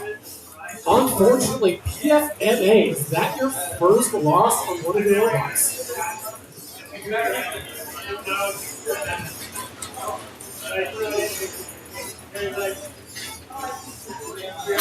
want me to toss this for you? Sure. I've got it. You guys need a water or anything? I'm fine. Have you had your free lunch? No. Sounds good. You can grab a chip or a candy, whatever you want. I'll go grab something. All right. We're ready. We're looking for. All right. We are looking for the Underminer for our Beetleweight Winners Bracket Finals. Get those slow-mo cameras out, because this is going to be a crazy one. Both bots have been dominating. John, in my semi-professional opinion, out of all the Beetleweights we have here today, these two are the most destructive. Underminer threw over and out against the wall, leaving this, very good gash into it. And so we're going to see what happens when you throw it up against a very strong vertical. Both of these bots are very powerful, and honestly, just a tad bit frustrating. All right. After this beetle fight, we're going to go back to our plastic ant weight fight. We're going to go first through our losers round and then to the winners bracket finals. So on deck, Mango is going to forfeit the next round. Mango is After this fight, can I get like So- 5 minutes to finish PFMA? Very different archetypes. You have Undertaker, which is a heavy robot, very firm, very solid, made with a lot of metal, designed to take punishment and deal it out. You're going to need Trinity on the and other Nemo hand, on you have deck. PFMA. Trinity and Nemo on deck. Large vertical weapon with a bit of a squishy body designed to allow it to take those hits and tugging. Now, this is going to be a fascinating fight to watch. And it's very, very hard. Both these robots are trying to be very durable, but in very different ways. What you're going to want to watch for is whether or not Undertaker starts having its armor peel up, and whether or not PFMA has its wheels chewed from underneath it. Those are going to probably be the win conditions for this fight, unless one of those weapons stops spinning. All right, guys, we've got two of our biggest hitters in the house. Make sure you don't miss this. All right. Also, this is a time to remind everyone, during this fight, do not touch these balls. Yes. It will hurt. Yeah, badly. Kids, If no. you get hit by one of these robots. Yep. Make sure to watch your kids. No heads against the glass. All right. Start it. Brennan first. Machine after. Are you ready? Ready. Underminer, are you ready? Uh-oh. We need a different song for this. All right. 3, 2, 1, fight! This is going to be a wicked fight. Both of those weapons spinning up, humming as they build speed. Is going to be a lot of sparks. He's going to look for PFMA able to peel up that side armor. Maybe peel up that side armor. Like that. He's going to go well for it. But if they start to take too much damage on the right side, it's going to look good for Undertaker.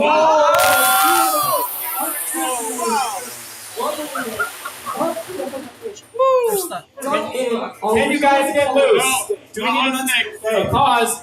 I need both of your controllers down. Undertaker managed to swallow one of the force of PFMA. This is a spot for the robots to be. If we need to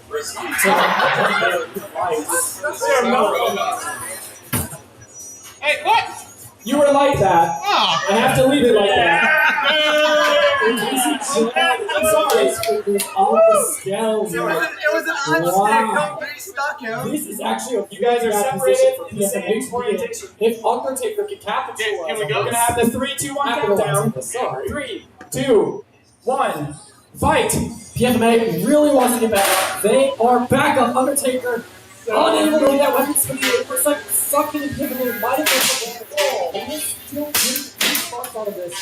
Good news for Undertaker. PFMA peeling the armor off. He's not going to interfere with their weapon. It does mean that they are not going to be able to move the upside down. If PFMA flips Undertaker over with that peeled up metal, that really makes Undertaker. That being said, you guys see that? Wow. Undertaker, are you guys running Titanium? Yes, it's titanium. That is where you see those bright white sparks, but that is the titanium. It hits so hard, it spontaneously ignites. We are going to see a lot more sparks hit off. Both of these robots still going strong. It looks like some of the damage on PFMA has been coming from Undertaker. It has been able to chew away. PFMA for a lot harder time of driving around right now. As long as Undertaker can remain flat, they will be fine in this fight. Meanwhile, PFMA is going to be gradually using it to remain flat. As its underside is getting chewed up, you can see that those forks are no longer acting as forks as Undertaker. And Undertaker gets his hit. That is the PFMA upside down. There's very little defense here. PFMA is using their forks. Those little piercings from the top of them are the drive upside down. It's using it. They have a disadvantage, especially if they find themselves 30 seconds remaining. Both of these robots are still going strong. PFMA made out of that swamp. The material is looking a little bit worse for wear, but Underminer, as I mentioned before, is bent out of shape. And if that robot flips upside down, that is big Underminer. I'm seeing some sparks inside of Underminer. Actual life here, regardless. Both of these robots are pretty low. Both of these robots 30 seconds remaining. with 30 seconds remaining, that's enough for a few more hits in this situation. This Very well put there. 1, 2, Inside. Use 4, 5, a 6, 7. 10, that's a pin, police. 10 seconds remaining. 10 seconds remaining. 9, 7, 6, 5, 4, 3, 2, 1. That's the match. Wow. I would not want to judge that one. To remind the audience that both of these robots have reached the winner's brackets I can still drive them. with very minimal damage. Here, for And yet the this is what judges. they have done to Hey, drivers, for the judges, can you do a small demonstration of movement and weapon without hitting each other? I'm high center now on the arena. Okay, hold on, stop. I can get you on high center, but I need you to stop. I know, but we need to show the judges how it is, because I think this is going to be close. No, that's fine, as long as it's under a minute. As you guys can see, if you look at the left wheel of PFMA, there's a lot of pink. That means all that rubber got Someone's ground robot on has it. been beeping this entire time. That's why they've been having a lot of trouble Okay, driving a little bit. let's do a weapon and drive demonstration. Don't hit each other, don't hit each other. In addition, Okay, alright, that's good, that's good. You guys are both moving, you both have weapons. That's on the great. other hand, Undertaker, for the most part, is fully functional. They are able to drive around, they are able to use their weapon. The problem is the damage to their armor is very more significant. So, here is the rundown. PFMA currently has a hard time of driving, but they are more adaptable and flexible. It would be harder to knock them out. Undertaker, fully functional, but if they got flipped upside down, that would be it instantly. I want to see a raise of hands. If you guys think PFMA should be the winner of this fight, raise your hands. Can we? Okay, and if you think Undertaker should be the winner of this fight, raise your hands. Seems like we have a mostly undecided audience with a preference for the Undertaker. Not what I would have expected, actually. In my personal opinion, while PFMA has some difficulty driving right now, they're still more stable, if that makes sense, than Undertaker at the moment. That being said, Undertaker never did get flipped upside down. While that would have ended Is there the any damage match, that existed it didn't before happen. the fight? Is there any damage that existed right before the fight you want to disclose? I think No. most of it was from the fight. I mean, my wheels were almost already dead, but. You were already high centered, weren't you? It was a little high centered, but barely. Be careful over Because they can't stop me, I'm going to wander around. Just want to get you guys like some ups to these. Yeah. You guys get a picture of those together, please. Again, these robots have like gone this whole day without significant damage, and yet at the moment they have ripped each other into about as much damage as you could ever see these robots take. This is going to be a very close decision. And okay, speaking of this is going to be weird and niche, but can we have another round of applause for Undertaker specifically for their shuffler pods, which have remained functional. If you guys are unaware of how shuffler pods work, they are very complicated mechanisms. And the fact that they took a beating across their shell with fully functional shufflers is very surprising. Especially because you took big hits on the sides. That entire front section up there is pulled way up. Yeah. That was the best fight of the day so far. So I do have a question for you. Do you need that top? What does it do? That's just really so you can't get Trinity by there. So my question is, have you ever been knocked up in? Are you worried that because, as we can see here, it feels like a can? If you did get knocked upside down, that probably would have been it for you.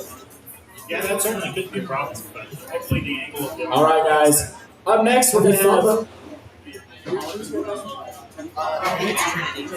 Up next, we're gonna have Nemo and Trinity as the judges evaluate that last match. Another announcement: we're gonna open up the balloon pop game again, but in the second arena this time, since things tend to slow down at this point in the competition. If you guys want to get tickets and play a balloon pop game with robots, go to the front and get some tickets. All right, let's have Nemo and Trinity load in while we're waiting. It seems like there's a gap in the floor.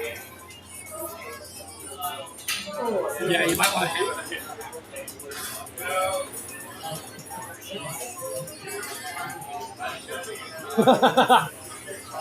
I'm glad to not be the only one who's punched the hole through the floor. You ready? That was hard. Hold on a second. The batteries are still charged, yeah. It lasts a while.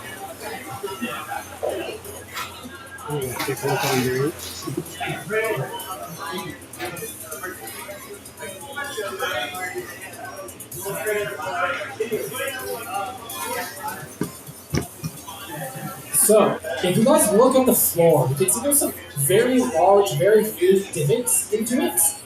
We're going to go try to find the hammer to see if we can slash some of those, because otherwise that's going to go to the light running robots are way too close to that.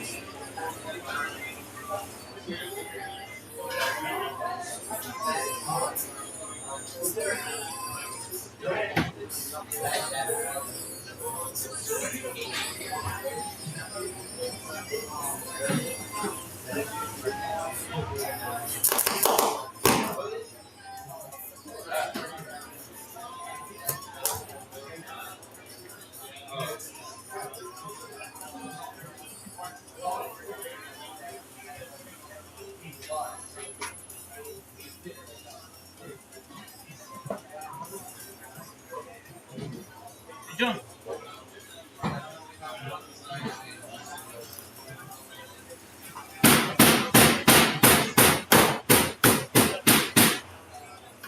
Hey, John.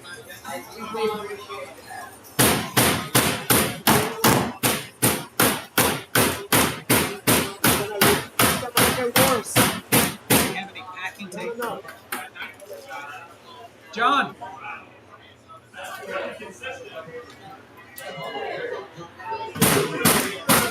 Sorry, not sorry, John.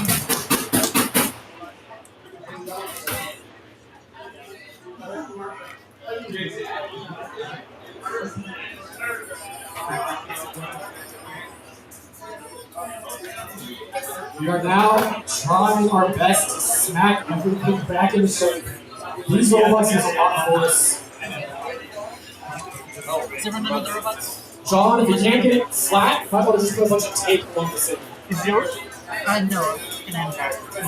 Are you judging? No. I just want to put you this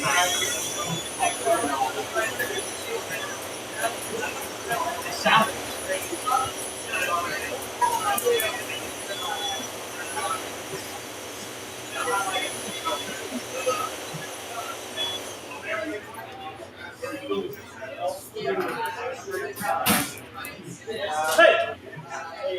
Anyone happen to have a nail by any chance? Not like a screw, but an actual nail. We may have to just go with this fight, but we'll give a considerable amount of unsticks. Should they happen to either bot. Alright, feel free to load in. There's a new arena hazard. Very exciting. It is known as the floor has been damaged by robots that are very powerful. Hey, John. I'm ready. Alright, so it was you two and Oscar. Someone here is using a pocket controller, and I love these. Wow. These are my favorite controllers. Wow. 1 point difference is what I got. Wow. Are you guys using this one? I think that pin did it for me. Ah, no, someone else is using this. Okay, in that case, we have someone who left the pocket controller up here. A gray pocket controller. That's mine. Well, I guess it's free. Remember this slow-mo?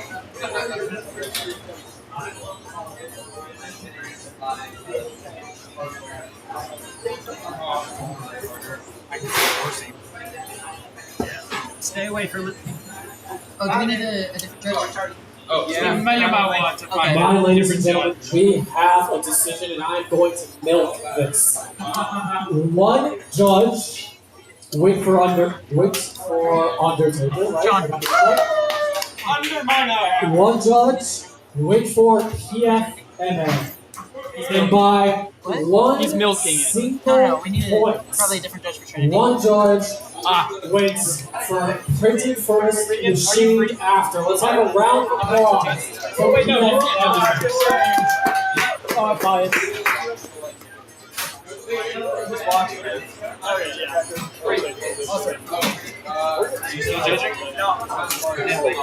All right, guys.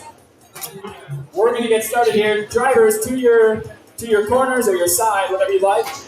Because the floor is a little raised in this section, we are gonna be a little more forgiving in handing out unsticks. Beetle weight, that was printed first, machine after that happened. Thrown by Undertaker.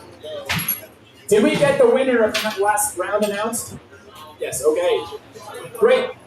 Nemo, are you ready? The winner of the last round being winning the winner's bracket. is that first place then?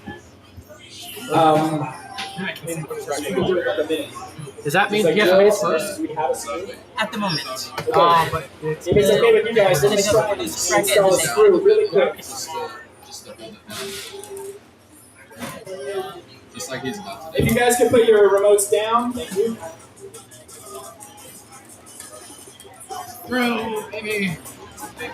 That is a hot rolled steel. That will take a fair bit because it's a carbide. It's kind of just mild steel, but Ah, yes. okay. You like it. Well, Well, it is hot rolled. same thing, mild steel. Okay, I'm getting. Oh, it's freaking hot rolled. Okay. I'm getting myself. Mild steel is hot rolled. No, you're right. I got confused. That's on.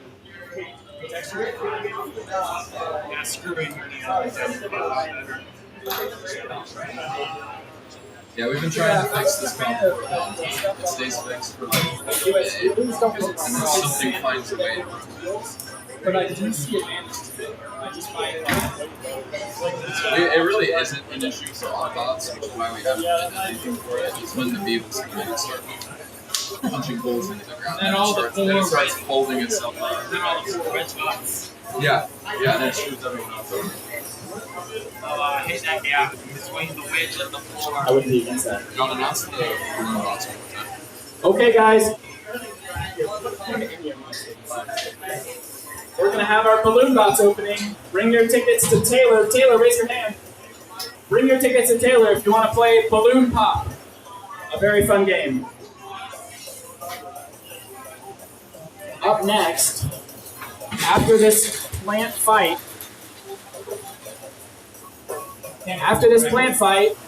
we are gonna move to round 4 of our ant weight bracket. So if we can have, oh, hold on, I think we were waiting on a beetle. Yes. Up next after this, we will have Gyro and Corrugated Crusader. It's just screwing in the top plate. Oh, perfect. Those 20 minutes served you well. Gyro, you do remember that you have forfeited a judge's decision. You have told everyone here that if you gave 20 minutes, you would win by a knockout, or you would lose. Oh, yeah. So this is going to be an interesting fight. This is all the marbles at this point. Better than how So we have finished minor repairs to the best of our ability at the moment. That's the precision hammer that you're seeing. Special order Believe it or not, they from actually do have Switzerland. designs to be hammered in. I didn't believe it when I first saw them. They exist. I don't really want to work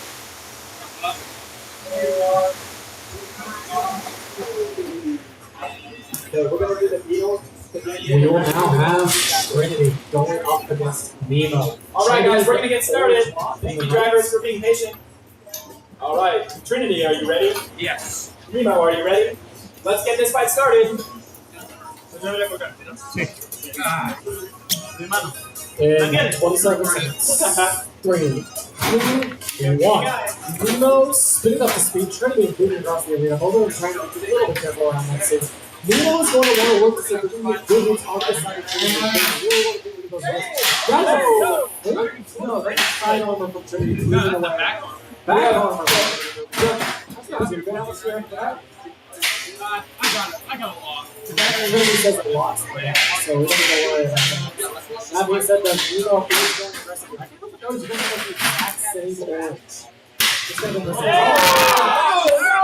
Is a side piece armor plus a real down. And Trinity that's significant damage. Trinity has the most damage got to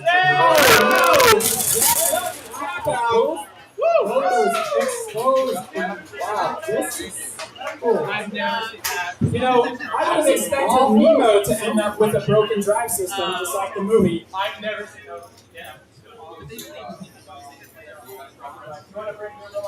Congratulations, Nemo. That is amazing. This is also, I think, the Wicked, like, normally Trinity handles these hits pretty well. It looks like, unfortunately for Trinity, the horizontals are usually a little bit better at doing a lot of damage to these wedge blocks because they provide force in a way that doesn't skip off the surface as much as the vertical weapon does. All right. If we can have Gyro and Corrugated Crusader. We now have Gyro and Corrugated Crusader. Now, Gyro might be feeling somewhat confident at this moment. After all, they did use 20 extra minutes to repair their robots. But that 20 minutes cost them their judge's decision. If this goes to the judges, they lose by default. Now, here's the thing that makes this a little bit interesting. They're going up against a robot that is made entirely out of cardboard. Normally, this would not be a concern, right? You can easily knock out a cardboard robot in 3 minutes. Is what Gyro is probably hoping. Here's the problem. We've already seen the Cardboard Crusader go up against one of the largest hitters in this entire competition. And I do not know if they won, but it did go to a judge's decision. There is one advantage here, however. That was against the Undertaker, which meant that Cardboard Crusader got to use the fact they have a rather large gap underneath them to their advantage. That is not going to help them here against Gyro. Gyro will be looking to rip that gap into pieces.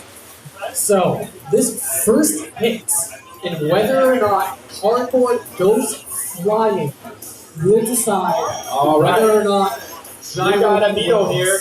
We've got Gyro, and then the box that Gyro was shipped in, reinvented into a robot. Let's get onto our sides. I will offer very quick advice to the Cardboard Crusader. If you can just run for 3 minutes, you win. That's right. All right. Let's get started. This Gyro to the death. Gyro, are you ready? Yep. All right. Corrugated Crusader, are you ready? I should have hit the button before while you guys were getting your answers. All right, we're gonna get started. 3, 2, 1. Fight! Wow, Gyro. A big enough hit on the level. That's why it's called Gyro. It will be interesting, but wow. They need a lot of big hits. If they cannot win this in 3 minutes, it's over. Oh, we got drive problems. Gyro is one that things like a little bit too much or some difficulty with the drive, which means they are not able to get good bites into the cardboard and be a great harbor of the cardboard. It's exactly what it's supposed to. It was already in 30 seconds. Oh! Gyro performing an airstrike on Corrugated Crusader. 1/6 of our time. Gyro is yet to knock out Cardboard Crusader. That being said, I'm going to need some movement from Corrugated Crusader. 10, this might be 9, enough. 8, 7, 6, 5, 4, 3, 2, 1. That's a knockout. Yes! And that is the only way that Gyro could win this, and they have done so. That face you had, where you're just like, No, unfortunately, it looks like some sort of shock. That's rather unfortunate. In my opinion, it looks like this could have kept going for a while, but something must have happened to turn around. Up next, we're doing a plant fight. This is the Winners Bracket Finals with Printed First, Measured After, and Bob. So, Printed First, Measured After, and Bob. Oh, careful with your weapon there. If you want, what I've noticed with that. So we once again have robots over here with balloons on them. If you guys want to fight balloons, it costs $7 to fight a robot with a balloon on it. If you guys look into there, under that glass cabinet, you can also fight those robots. That will be later today. Also, I think $7 if I remember correctly. I'm not sure.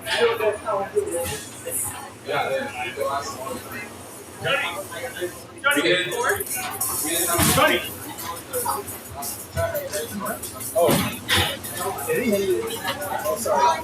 Hello. They didn't get made on each other.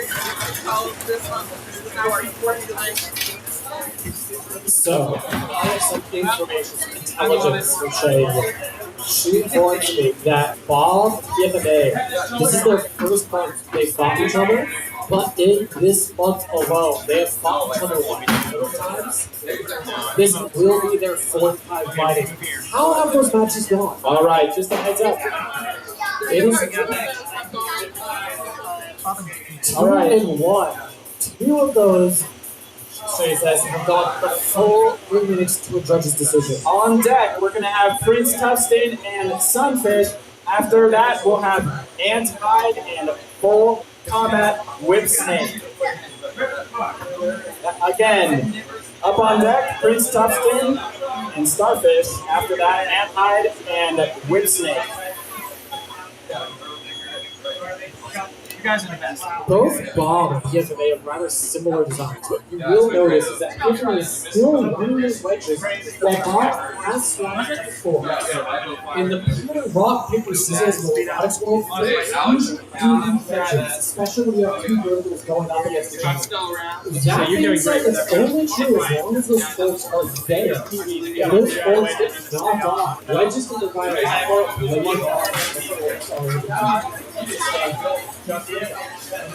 What we will be looking for here is 2 things. 1, who can catch the other's defense? All right. You'll like this. And 2, We're down to the semifinals.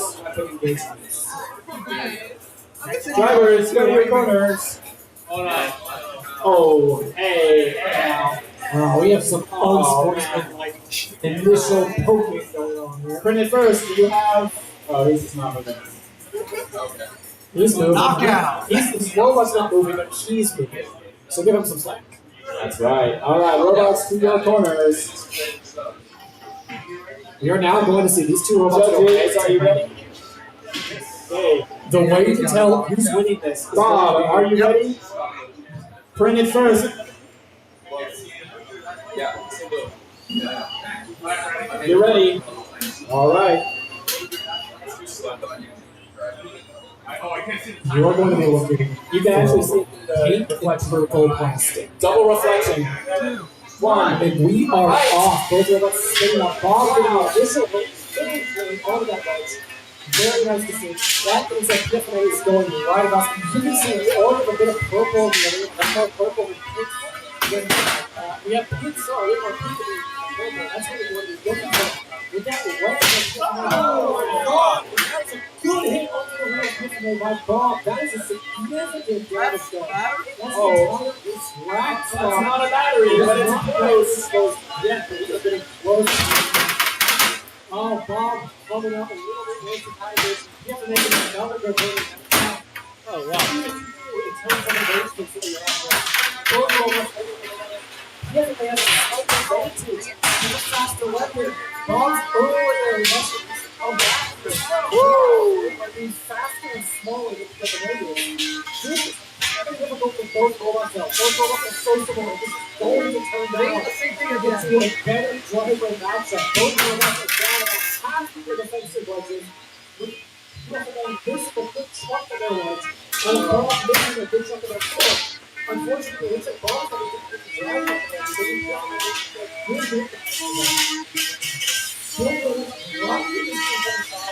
Not really what to do. This is going to fall out.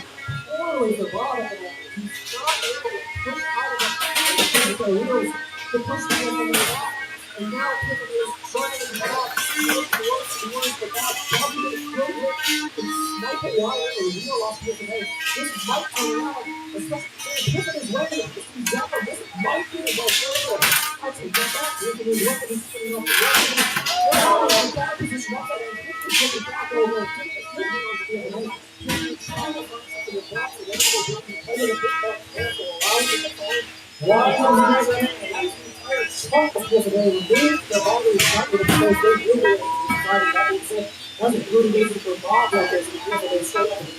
You're going to see a good selection of the careful because Butler can take the chunks out of it. And there's a lot more people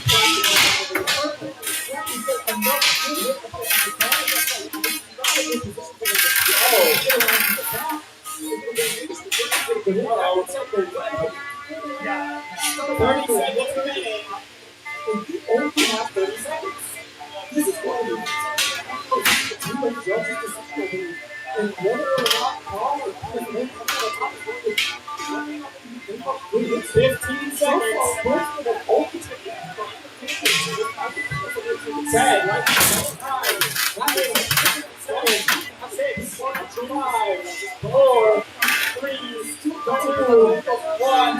That is the match. Good job, guys. Wow, that is it. We have lost only one for PFMA have lost a favorite of their plastic, but still fully functional drive system. This is going to come down to whether the judges believe more damage is done or our functionality has been lost, which is a very difficult choice to make. Something else you might see here is the fact that PFMA, in my opinion, did get a few more jugglers where they were able to get balls up into the air. I can see no Bob Weather goes this better than PFMA did. I see a lot more deep passing on the ground. It's easy to do. In fact, the only way we see this on the ground is that one fork fell off hard. Unfortunately, defense will come down to the fact that your judging system. Sorry for these tough judges' decisions. Hey, that's the fun of it, right? Yeah. This is going to be a very close match. We see more damage done to PFMA, but in terms of functionality, we did see Bob having to grab wall. Prince, Tufston, and some arguments is going to be whether or not PFMA only suffered cosmetic damage or non-structural damage. Yeah. And whether or not the fact that Bob's armor is no better overall is enough to shift the game. That's the backplate. Aggression control. Both robots were pointing at each other almost the entire time. Both robots were winced at each other the entire time. I would say that overall, across the entire match, it's very close. I think PFMA has a slight advantage in overall box design when it comes against going against other verticals. I'm simply sharing my thoughts. If the judges aren't able to handle it. I'm sharing my honest thoughts.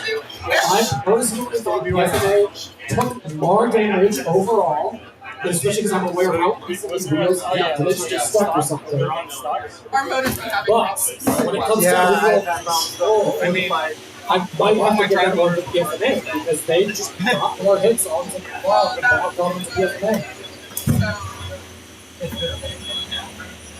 That being said, the hits Bob did get onto PFMA did a lot more damage than the ones that PFMA got onto Bob. The MOI weapon is just tears me up. I know it's great. I know. Mine is definitely designed for a surgeon strength. It is heavy, dense, and where it hits is its ball. Meanwhile, PFMA is a bit more of a controlled ball. It's a bit wider, it's not as dense in a lot of its parts. That does mean they have a bit more maneuverability and a bit more control. Important to note that maneuverability only extends to two rows. When it comes to actually driving straight, Bob's square form factor does make it so that you go a bit faster than the PFMA. We are now back with, I believe, and we have a unanimous decision. I do not know if it should have been unanimous, but regardless, We have all three judges going for PFMA. Let's give a round of applause. That now makes it 3-1, Shay. I gotta borrow the rabbit. Yeah, the two layers they weren't friends together. That means both of these robots are right. Shay will be sent to the losers bracket where Shay will just sleep through every day. We're ready for something. Sunfish, are you ready? Prince Dustin, are you ready? All right, we've got a lineup here for our full combat and you're going to 3, 2, 1, fight! Neither of these control bots are really designed to go up against other control bots. They are both very much control bots made to go against active weapon bots. That being said, it looks like Sunfish actually is having an advantage here with that wedge a bit closer to the ground. However, that being said, when it comes to drive performance, it has 4 wheels and a much more powerful drive system. 9, 10, release. That's a bit slower. Be careful with that wedge. Make sure it's pointed directly at Prince all times. In order to make sure that Prince can't get around and can't land a pin.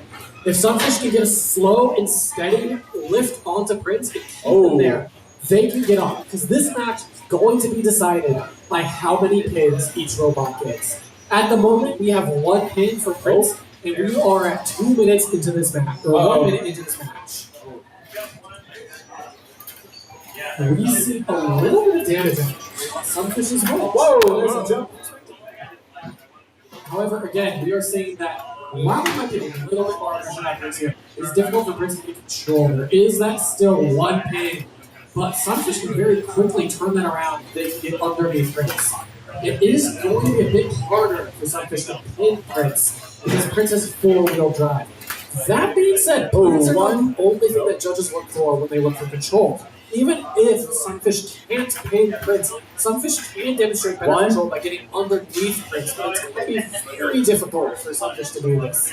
This is going to be a difficult match for both robots. These are the ones where when you're driving, it's a headache. Because if you mess up, that's a pin. 1, 2, 3, 4. Oh, that is almost a pin out of Sunfish on the Prince there. Again, it's just so difficult with Prince's 4-wheel drive. It's a large area to touch the ground with. Just one of those wheels is touching, it's usually not even to escape Prince's pin. 1 minute remaining. While in comparison, Prince is able to get pins onto Sunfish a lot more easily. With just 2 wheels, all you have to do is lift up Sunfish a little bit, and those wheels are no longer making. Oh, 1. That Two. is a lot of aggression. 3. Solid pin. 5 from Prince onto Sunfish. 7, 8, 9, 10. That's a pin. That is a pin. We've got some emotes here. I would like to point out this is the losers bracket, Prince. So.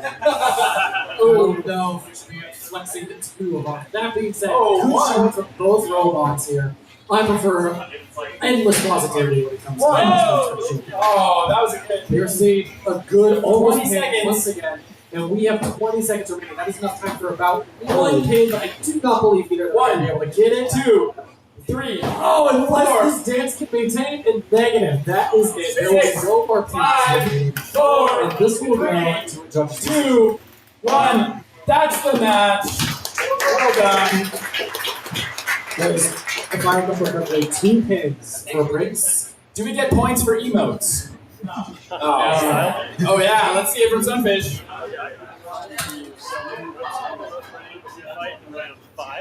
Yeah, there's like pretty cracked. It's like on round 5, you can do like 6. You know, there's tons of different. We are now moving on And his to opponent would have to be Jar. twice If you want to read out who's next. We're gonna need Whip Snake and Antide. Whip Snake and Antide. This is going to be an interesting fight. Whip Snake, did you get your weapon functioning? All right. Oh yeah. It takes time. I guess. I presume. Yes. Okay. Some of them are going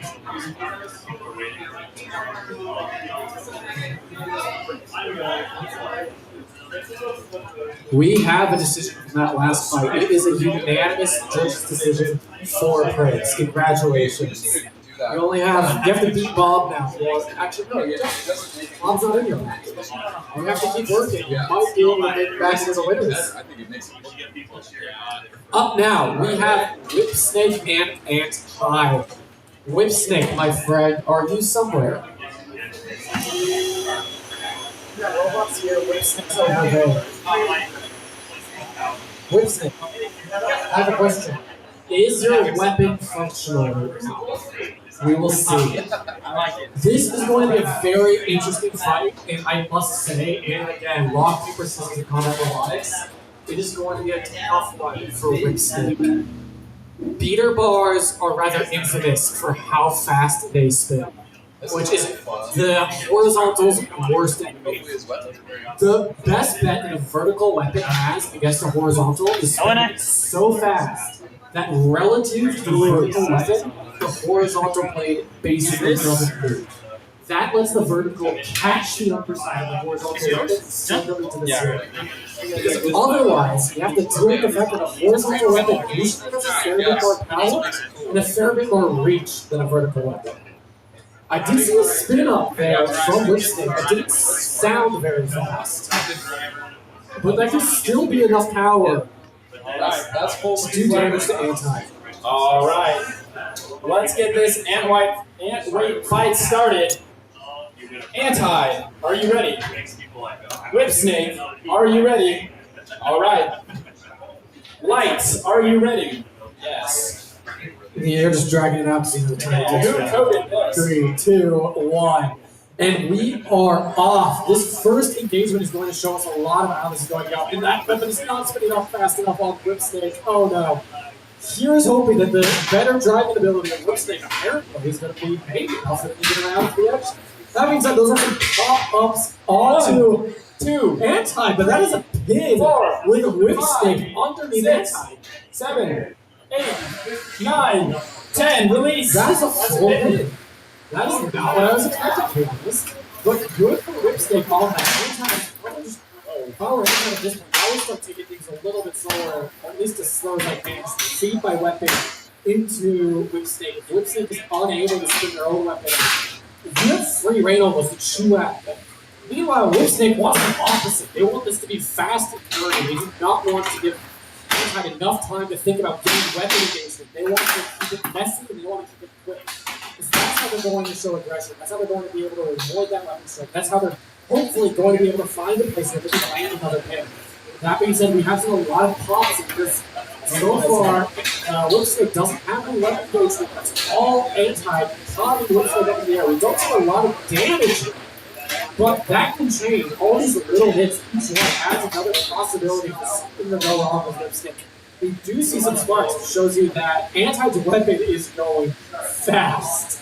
However, at the same time, Whip Snake has a large weapon, and it's a big heavy ball that hasn't yet provided a lot of purchase for Anti to be grabbing onto it. If I were Anti, actually, I would be tempted to slow my weapon down just a little bit to give me some more bite when I'm going into Whip Snake. If I were Whip Snake, I would be tempted to try really hard to get around to the back end of Anti. I want to be able to push him into the wall. I want to grind his weapon against him. I want to keep him from being able to do much. That being said, both of these weapons are very fast. It is very difficult to do something like that when the other person's trying to do something you don't want them to do. As of now, we've seen a lot of aggression, a bit of control. The fact that we've seen a pin, so Whip Snake is going to influence the judges. The problem is, at the moment, we're not seeing too much control from Whip Snake due to the fact that every time that weapon hits, they get popped up into the air, they lose traction. Oh, I need to see some movement from Whip Snake. Whip Snake appears to possibly be stuck here. 8 That is not a good 7 position for Whip Snake to 6 be in. And 5 this could be a countdown. That's going to reset the counter. 30 again by seconds. hitting them. And I need to see some movement. We have 10, 20 seconds left. 9 John, I'm going to point out every time it gets hit. 6 5 4 3 That being said, that 1. does look Oh, that in the nick of time. With 8 10 seconds to go. That is going to go to the judges. 5 Now, 4 Anti is going to do as much damage, as much control, as much aggression as That they is can the to make match. up for that lost time. This will be going to the judges.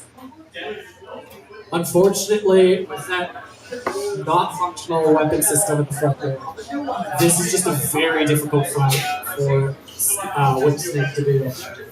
Even if that weapon had been functional, this still would have been very difficult.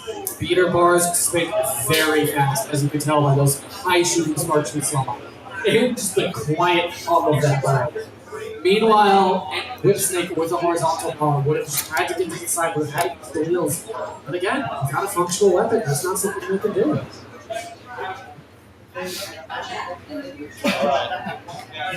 And the time is now 3:50, which, John, if I remember correctly, means we have about an hour left. I mean, we'll go longer if we have to, if we want to. An hour-ish.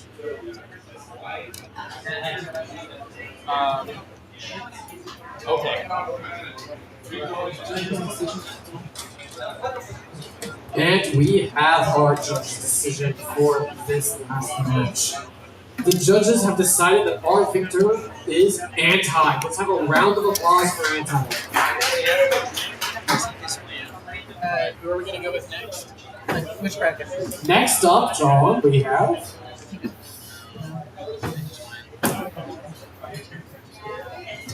All right, we're going to jump into our plastic giveaway bracket. We're going to have Squatchy and Nemo. Squatchy and Nemo. Both of these robots have done very well in the matches so far. Nemo did have a slightly rough start, and Squatchy has been put out there in the either because they are, again, fighting here against the losers bracket. However, they are making their way back out, and this is going to be a very interesting fight to see. We are going to be looking at a horizontal two-wheel drive system up against a four-wheel drive vertical system. These are very different archetypes, very different design philosophies. We're going to see which one comes out ahead. One thing you will notice here, a lot of times Squatchy has done pretty good against other attack robots because they have those good forks.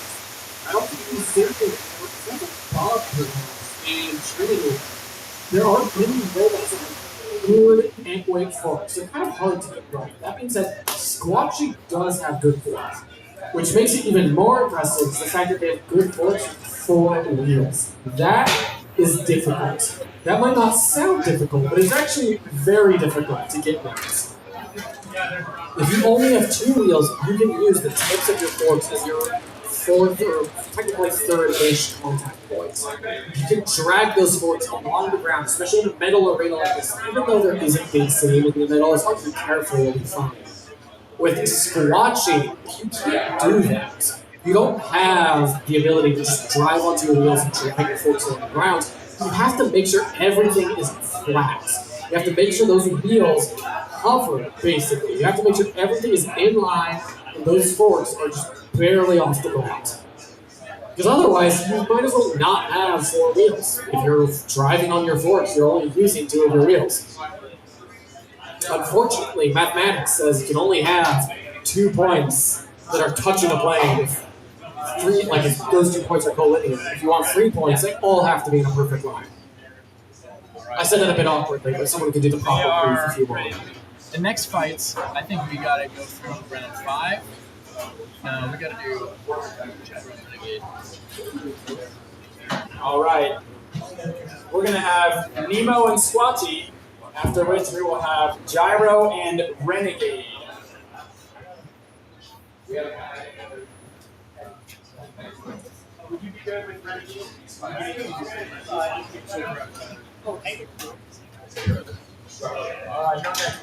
After these two fights, we're going to move on to our last round of matches for the full combat ant. So if you have a full combat ant, get it ready for the last round of matches. You have 2 more matches until we go to that bracket.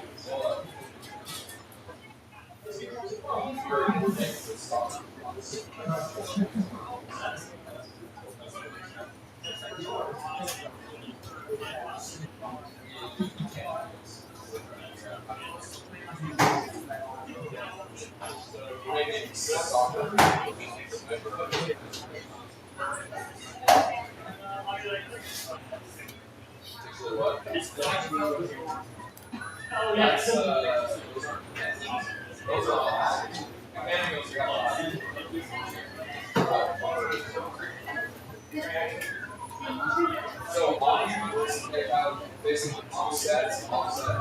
And wheels, it's just wheel with pairs. Those ones have to have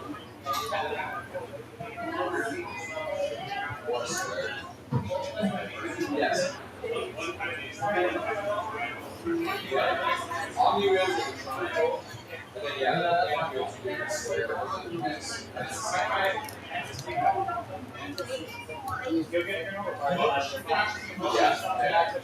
Yeah, this is the same idea. It's that we just like the straight. I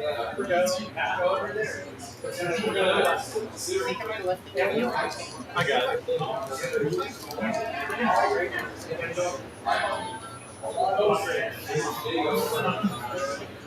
You have to cooperate right now. I understand, but not right now. Don't tell him. You gotta go over there. Sit in your chair. Thank you.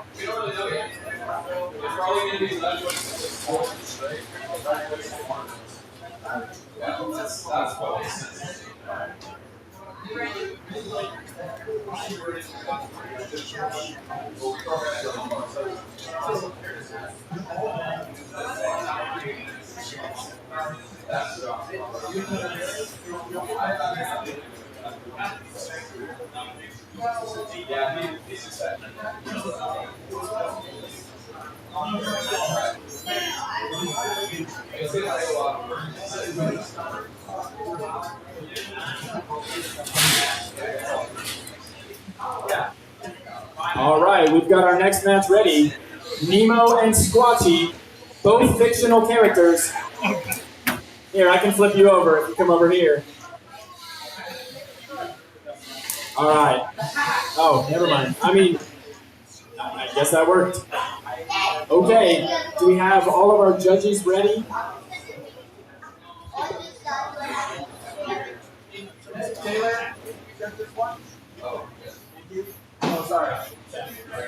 All right, Nemo, are you ready? Squatchy, are you ready? Let's get this fight started.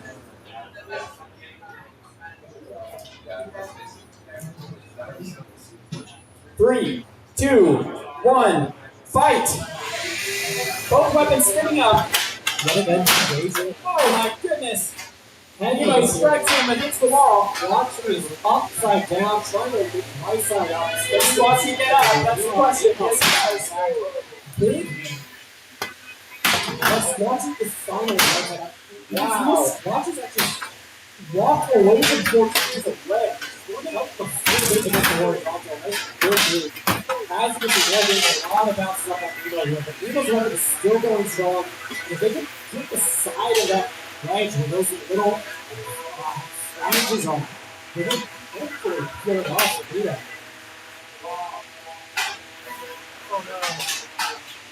Oh, they can't. To the side of the wall, got Squatchy. We've got a bear now against both of these robots. Squatchy's a bit quicker than Nemo. Nemo has the advantage of a slightly larger area of attack. There are more places Nemo can hit Squatchy than Squatchy can hit. He's getting a big difference for Squatchy to hit. Squatchy has to face on, otherwise you're not going to. Oh! That's a real off. And Nemo has a broken fin. That is Nemo able to grab off a little bit. Just keep swimming. Just keep swimming. Just keep swimming.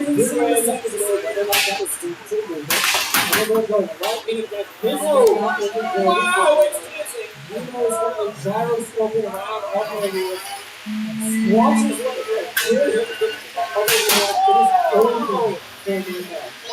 what the squeeze from that thing to feel them have fallen out. So good. Both of us grab off the shoulder, try to move it from Nemo on the big one of grab off of Squatchy. Squatchy is trying to get the rope. Oh! Good hit from both robots. Oh! That's it! That's it! Wins the match. Oh, look at the motor. Good fight there. So, this Squatchy's frame got sheared. Good but job. In the end, Nemo took the damage. The entire top plate removed. The weapon motor once again replicated. What a great match, you guys. Squatchy and still able to bring the power relief. Thank you. Fourth place. All right. That's a tame Yeah. Yeah. As long. Up next. I think once we get the. Yeah. Once you get the. Up next is Gyro and Renegade. Gyro and Renegade, come on up. You are up. On deck. On deck, I would like Sunfish and Ant-Hide. Sunfish and Ant-Hide. After that, we will have Thug and Whipsnake. After that, we will have Grinning first, Metal after, and then Prince Tufsting. Oh, you just watched? Oh, sorry. So, Yes. Now, if I do believe we have a Renegade going up against Gyro, I kept trying to think Falafel. I was like, wait, no, it's not Falafel. I'll do another fight. This is going to be interesting. Renegade has gone up against a lot of main robots. This will, I think, in my opinion, a little bit decided by whether or not Gyro can get that cool to get out running up to the analyzing this. We're going to be looking at that potential that being said, does have a lot of visibility. when this is all done, Renegade, in a lot of the times, arena, take a picture of each of the 3 winning bots Right. with their trophies like sitting behind them. It's like a nice postable picture. How do you know Second, the first new vertical opening yesterday. I think the best thing to do is like tap their heads and put it in. One blue vertical. I don't know if it's going to work so much. How to like psychological. Blue and then That is what we're going for. Okay. So, little known fact, psychological damage actually is a valid attack strategy when it comes to combat violence. orange. Psyching out your opponents is a So, very yeah, but yes, I will say- successful method of aggression. That being said, the judges can't really judge based off of it. We're waiting on a judge's I do think it's a decision. bit difficult to measure for predicting robots. Like, no shade to Was that even a judge's decision? No, I damage don't a know. robot. I saw you writing. If I damage a No, site, I'm writing on that's these like- guys' names. All right. We've got Gyro and Renegade in here. This is our Beetle lineup. This will determine who gets to fight Underminer to shoot for first place by fighting PFMA. All right. Renegade, are you ready? You guys are like on opposite sides here. Gyro, are you ready? Oh yeah. All right. We are going to see. Oh, hold on. Watches this. My lights are being a little funny. If Renegade, No. It's paused.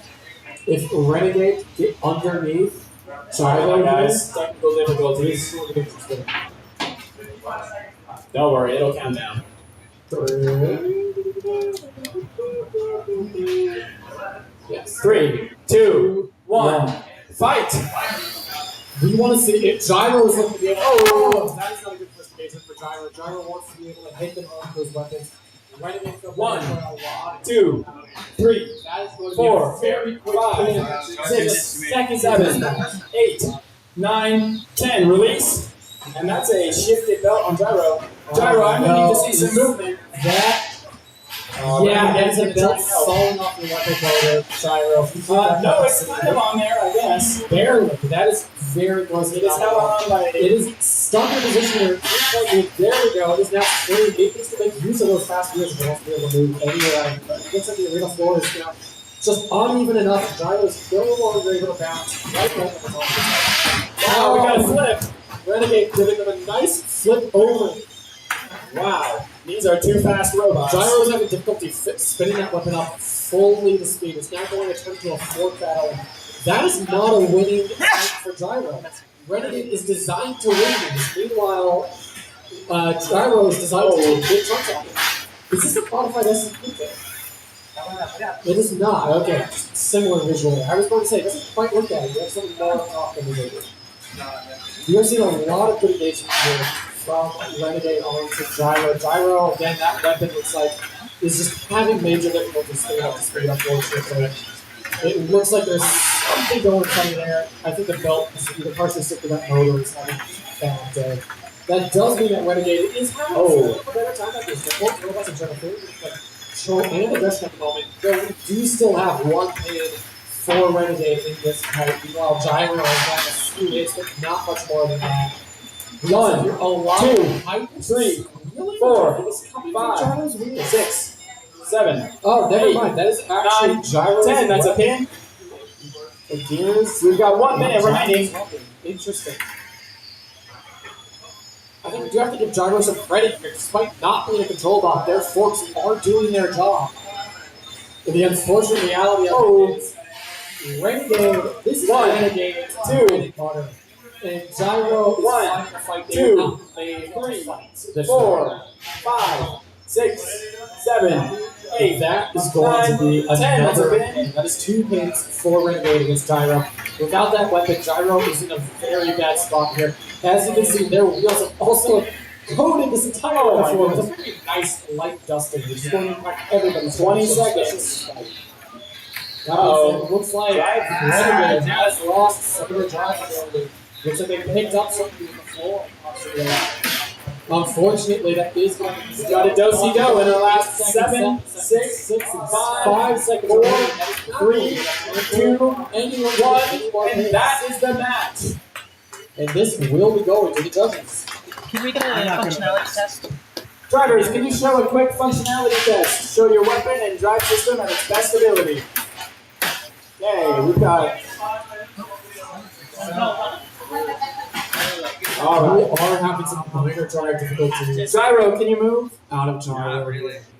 Gyro appears to be high-centered on something. All right, remote's down. I would say if you're willing to give Gyro an unstick, maybe they can demonstrate control movement still. No, it's a dead battery. Ah, dead. Oh, now that may not count against you. I would Since say it is after the 3 that minutes. dead batteries don't count. Okay, where's the. If it is indeed a dead battery. You're welcome. All right, here you guys go to Battery Robots. Nice fight, guys. I'm sure. And John, up next we have. Up next, we're jumping into our full combat ant weight. We're gonna have Thug against Whips. Actually, Ant just win. Actually, let's see. Is Printed First, Metal After, and Prince Tustin ready? Are they ready? Prince Tustin's ready. Is Printed First, Metal After ready? This side, So, just so you're not smelling anything, I should be fine. okay. It might have just been the. All right.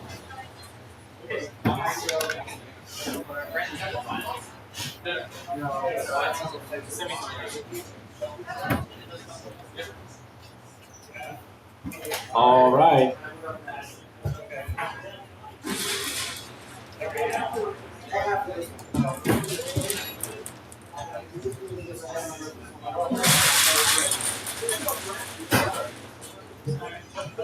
My guess would be the mixture. It is because tangent drives do grind, but I ran tangent drive and I didn't see this. My guess is the mixture might be a little bit off, which could explain the dust. Another, huh? Well, okay, so silicone would do it, but normally even a really soft grind. So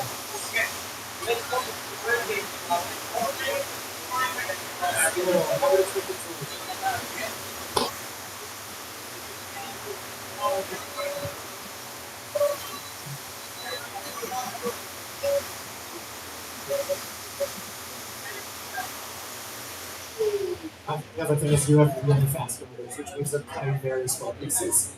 So, the owner of Gyro believes that that powdered snow they're making for us is mostly because they have a fair bit of tight overlap on their wheels and their motor hubs. And because they're running a tangent drive, when their wheels get stuck and the motor keeps spinning, it grinds away a very fine powder. Also, probably is acting like this specifically because it's a silicone instead of something like a different kind of rubber. Other rubbers might have melted silicones at their very high melting points, probably would just grind away.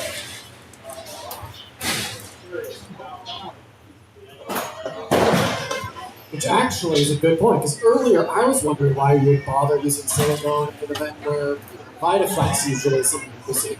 That being said, silicone has a way higher melting rates. So if you ever have to worry about motors being hot and, you know, melting your wheels to your axle shafts, you don't have to worry about that. All right, drivers, do your corners. This is the last round of the ant weight fight. So, do you want to tell me, John, that this is it for all the marbles? Yeah, for this one. And who was the third judge? Oscar, were you the judge? Or is this simply the last fight of the bracket before we get to the winners' tournaments? There's two more. This is round robin. And for the last fight, we have a unanimous judges' decision for Renegade. Let's give a round of applause. Good job, Renegade. All right, robots. And now we'll be moving right on to this fight. Prince Dustin, are you ready? PFMA, are you ready? Ready. I want a nice clean fight, guys. Nope. Oh. All right. Unfortunately, PFMA is not very known for clean fights. They do leave a fine dust everywhere with it. Which actually, we're just going to let it fight with the dust everywhere? That's not good. We tried vacuuming it. We're going to give it a thorough cleaning after this round. It looks like Prince is having some minor difficulties where that wedge has got up a little bit. Oh, this is a bad place for Prince to be. If PFMA can capitalize on this. The belt. That's the belt. Never mind, that weapon.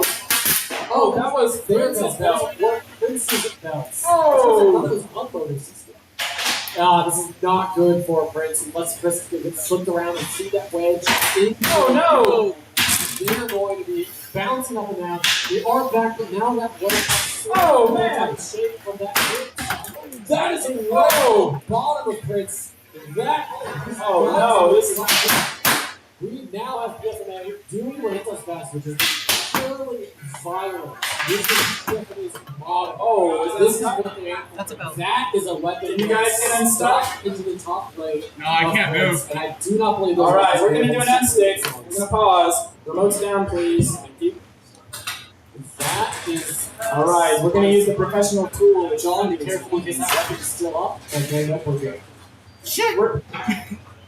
I think that's fair. Yeah. That's how you John guys has work. a habit of putting robots in upside down. I don't know if you guys have noticed this. We can't use an arm stick to unflip someone. You gotta figure that out on your own. All right, there's gonna be a 3, 2, 1 countdown. 2, 1, resume. Oh, but of course, if you the gyro. Wow. Right on that. That is a very nice credit from Prince. That is going to be done.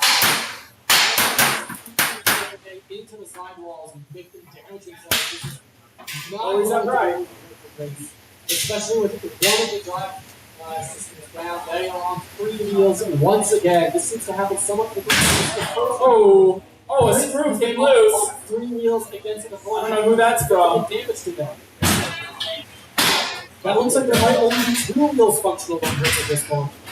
And with that upper plate being both slowly torn into pieces, we are looking at a potentially dangerous situation for Prince, especially with that light function issue.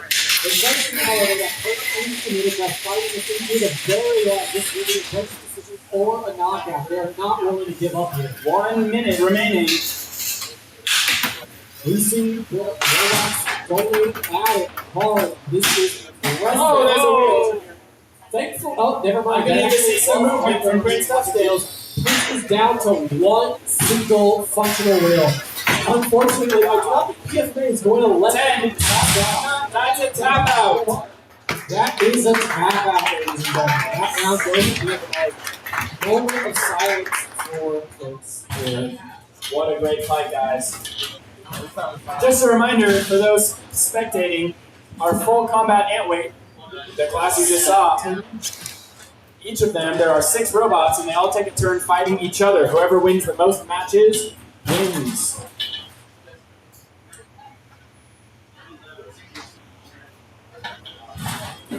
All right, up next we're going to have a plastic ant weight fight. Who's ready to go? Bob and Squatchy. Bob and Squatchy, are you ready to go? Great. All right, this is going to be a semifinals match for the plastic ant-weight bracket. We're now doing our best to get this fine coating off the floor. Hey, John, have you thought about maybe getting something wet, like a paper towel? Wet paper towel might work too. That might work too. I have a microfiber towel, but it's mine for my iPad. If you have anything that's cloth, that might pick it up too. Or anything statically charged, might do it. You want to record my? You want to record it? I thought I just You hit this button to go. Okay? Get on your chair. Get in a good position. This is a devious robot design choice to include self-ablating wheels so nobody but you can drive. Nefarious, I must say. Truly nefarious. Also, if done intentionally, against the rules. Of course not. No, of course not. Just a happy accident. All right. After this fight, we are going to have Sunfish and Anti. After this fight, you're on deck. Thankfully, every time the vacuum goes across it, it does appear to pass close to me. So, no worries. and this is also just an unfortunate reality of fighting combat robots. The arena gets messed up, the robot gets messed up, the oxygen removed gets messed up, it's exposed lipo batteries, it's a whole mess.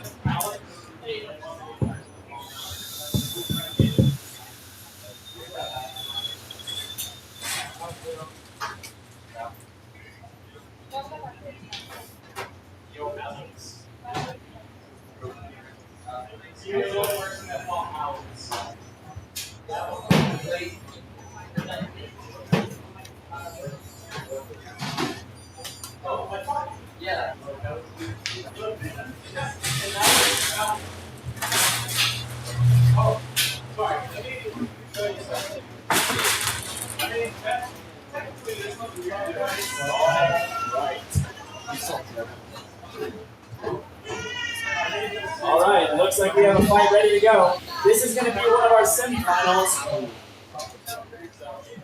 We have Bach going up against Scratcher. I just like the chair. This is going to be interesting. These are two very competitive robots. Whoever wins this fight will go against Printed First, Measured After to compete for first place. So these bots have already gotten third place, guaranteed. Can they climb their way to the top? Bob, are you ready? Swatchy, are you ready? All right. Then we'll get started. Enough time to do a jig and a dance. Oh, yeah. 3, 2, 1. Start! Oh, no, they did. Oh, no, that's very off balance. Bob is like right side up to Scratching the level just like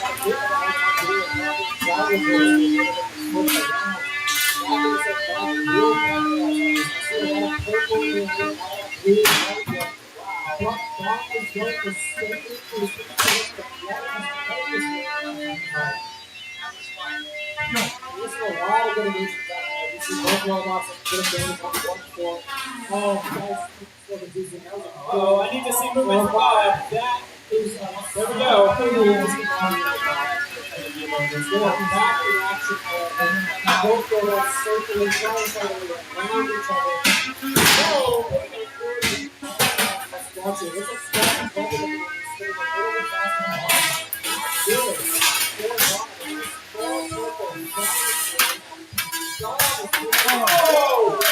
Oh my goodness. Lost the force.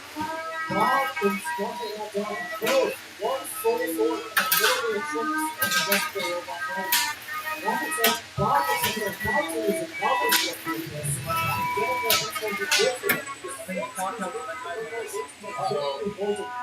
I do think that sounds like a program in these records. I hope not.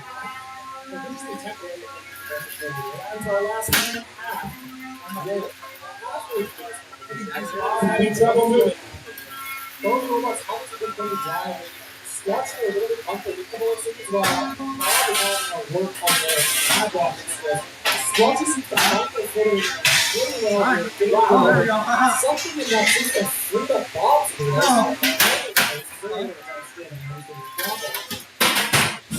Oh, there's a lot of hits onto Bob from Squatch, but Bob is winning most of his rage percentage. Good for Bob. Bob has to be careful of Squatch here. Squatch is hyper aggressive. Squatch used that something stuck in the left side down. Wow, that is all that really is. They too are going up the grab block. They aren't able to grab 30 seconds. They're forced to 60 dudes with 8 Oh no, that's a frame. There's Squatchy. Broken flame onto Squatchy. I'm gonna need to see movement from Squatchy.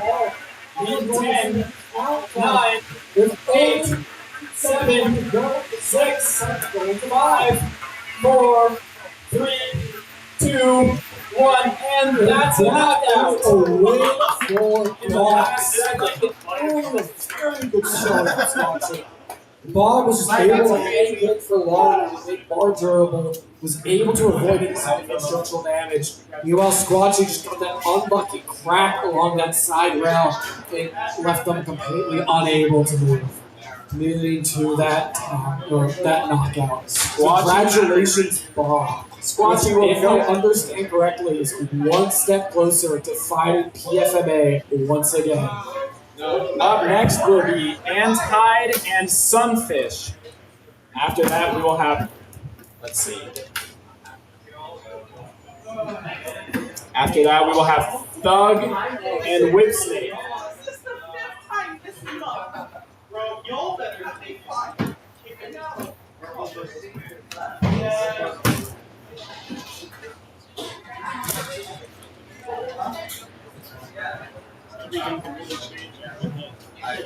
That's the thing about this.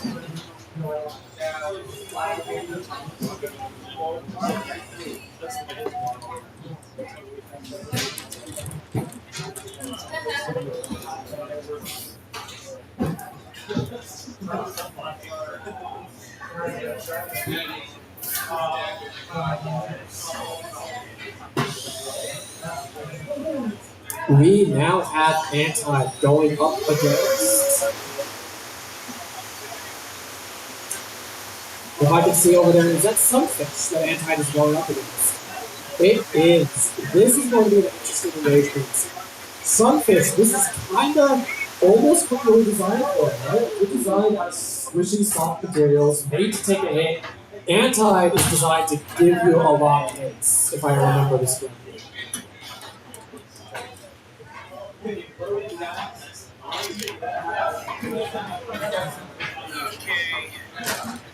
What we are going to want to see is whether or not Sunfish's wedge can withstand a high speed, though admittedly low bite of a fingertip to your body.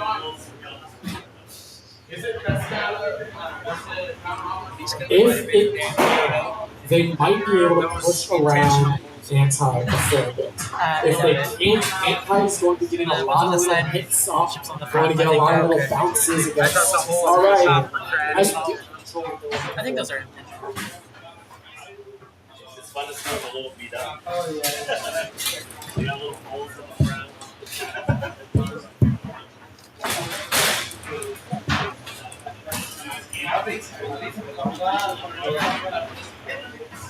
One concern that Antide might want to watch out for in both Sunfish and Antide, they are going up against each other with weapon designs that kind of are odd, to say the least. Not of this is that they are odd individually, but when they fight each other, it's odd. It is very difficult to say right now which one will have an advantage. Usually you can say, oh, this robot archetype has an advantage against horizontals. The wedges usually do better against horizontals. Forks usually do better against verticals. Alright, when it comes to a wedge and a draw, things get weird. So as we come up to the finals for the Beetle and Plastic Airway brackets, we will do double elimination, but if you need a 20-minute extension to the final fight, we won't be doing that. The finals fight, should it go 2 fights long, will happen exactly 20 minutes after the other one. All right? Let's get this ant weight fight started with Sunfish and Antide. Sunfish, are you ready? Antide, are you ready? Let's get started. Yeah! As the balloons pop in the background. 3, 2, 1, fight! We now both know what's going for. Antide's spinning up a fair bit here. I like the rainbow on the bottom. It's always fun when people put stuff on the bottom of their robots. I like to see, if you see this, things have gone wrong. That's my personal favorite. That being said, there reduces some good aggression here.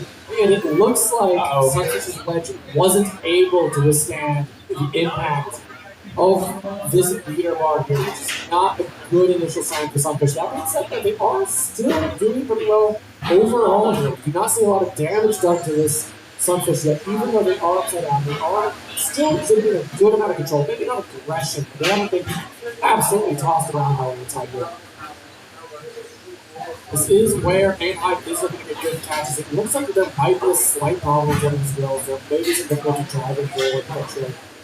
Another problem with this is Sunfish is designed kind of to take hits easily, and Antide is designed to give a lot of small biting, like not a lot of big bite, but a lot of fast hits, which is not good for them going up against this design of Sunfish.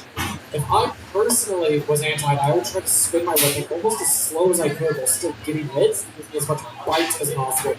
But at the same time, that doesn't give you as much power, so when you do get bites, it doesn't do as much, so it's a trade-off either way. That being said, though, Sunfish is in a slight predicament here. They're still upside down, finally right side up. We're going to see how long that lasts. There we go. There's that wedge working against Antide. If Sunfish can keep this up, if they can get a pin here, they can turn this around, especially as we are officially halfway through this match. They're going to want some good progress. It looks like Antide is attempting to flip itself over, but with the reduced speed of the drum, it's not as 1, 2. And Sunfish, now that it's in the right position, and Antide's the one that's upside down, is having a better day with this, especially now that they can feed the wedge into that weapon instead of letting themselves get caught along the back. It does look like Antide is attempting to flip themselves over again here. It is difficult for them to reach up. Something appears to still be messed up with the wheels in that configuration because they were not able to drive so well. That being said, they are able to drive straight over Sunfish, which is what Sunfish wants, but not what Antide wants. Be able to catch that front edge, but unfortunately, it's not something that's going to happen. One, they were able to show a lot of aggression at the beginning of this match. They want to push into Sunfish, but since then, Sunfish has shown that, yes, the wedge is usually pretty decent against the drum spinner if the wedge flies correctly. 2, 3, it looks like 4, after 5. Sunfish has a very good wedge angle. 9, 10, release. That's the thing too. 10, 9, they're now counting down 9, 7, 6, 5, last 4, 3, 2, 1, and that is the match. Fantastic, nice job, guys. Come on over to the door. Both of our robots. It does look like that left wheel on your tire is not quite functional, which is going to be unfortunate for you. There. Oh, that is. I don't know. Antide, do you want to wiggle your robot to prove that? That is true. One of the wheels is still functional. It just has been bent in such a way that it no longer drives the ground. That is a good point. For a little bit, like halfway through them, so to get traction. Interesting. There are, unfortunately, usually a lot of complication. Very fun to do. So those are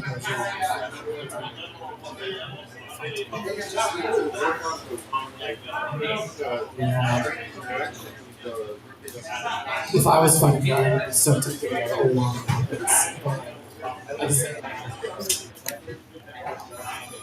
We, again, do have a metal floor here. If I remember correctly, only one robot is making use of that by running this behind extra to the ground.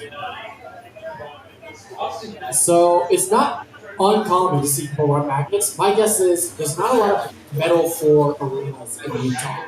if I remember correctly. It's not exactly super common. So that might be an intimidation for my own considering. Also, you have to design your robot to use benefits, it's a bit of a headache, especially if you don't get the balance between downforce and traction correct, and then you just get stuck before. So you gotta be careful.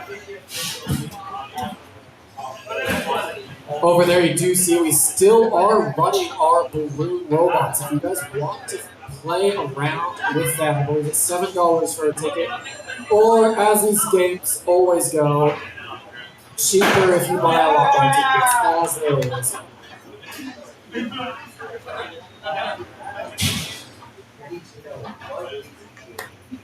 Who is up next?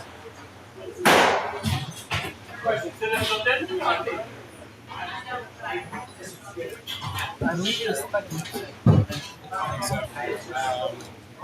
we have decision for the last one.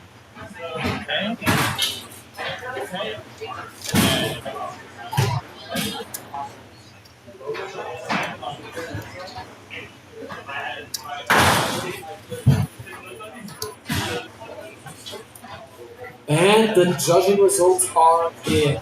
In a split decision, we have one for Sunfish, one, of course, for Anti, and the final judges' vote went to Sunfish. Let's give a round of applause for the Control Box friends.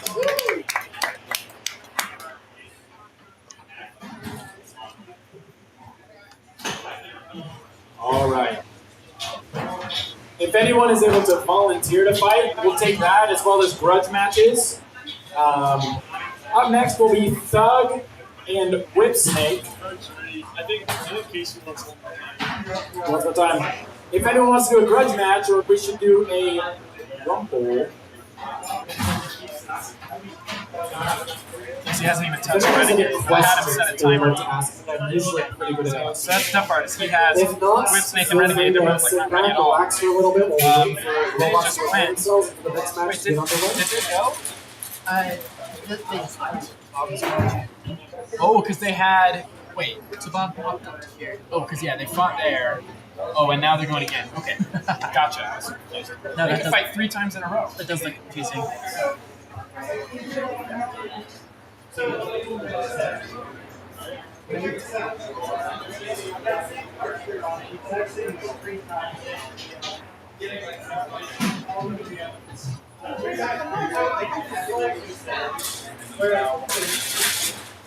Got a total of 6 fights left.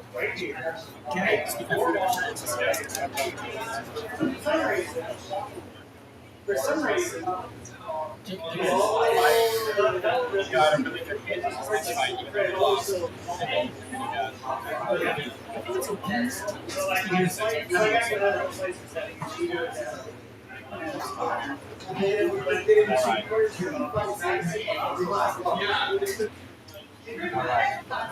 Again, we're gonna have a couple minutes. If anyone wants a grudge fight, we can do grudge fights. If anyone wants a rumble, we can do a rumble.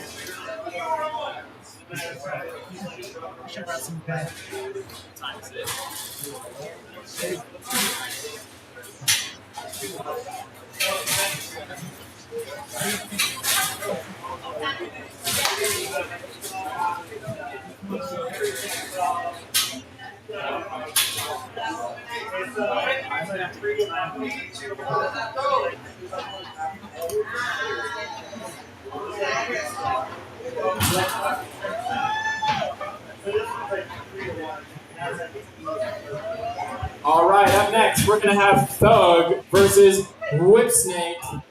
Is it Whipsnake or Whipsnake? We will see.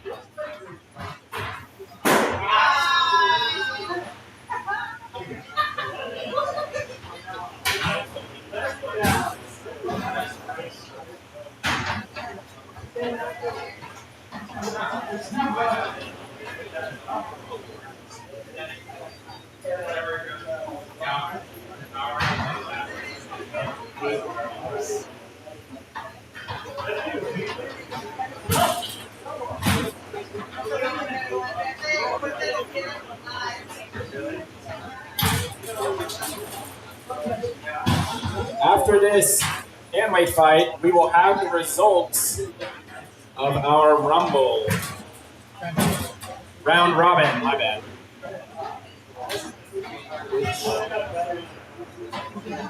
If Thug so far has been the only one undefeated. If he wins this match, Thug will take away first place for Full Combat Ant.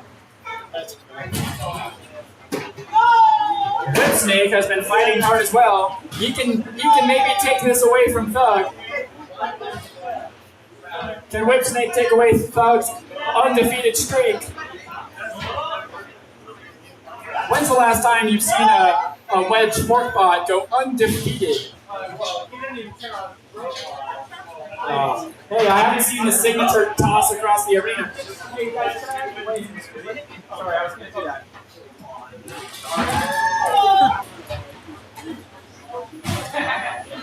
They're bad.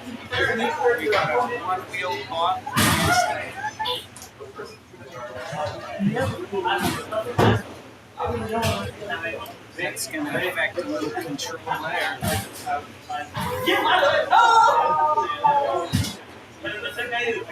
Just a little bit.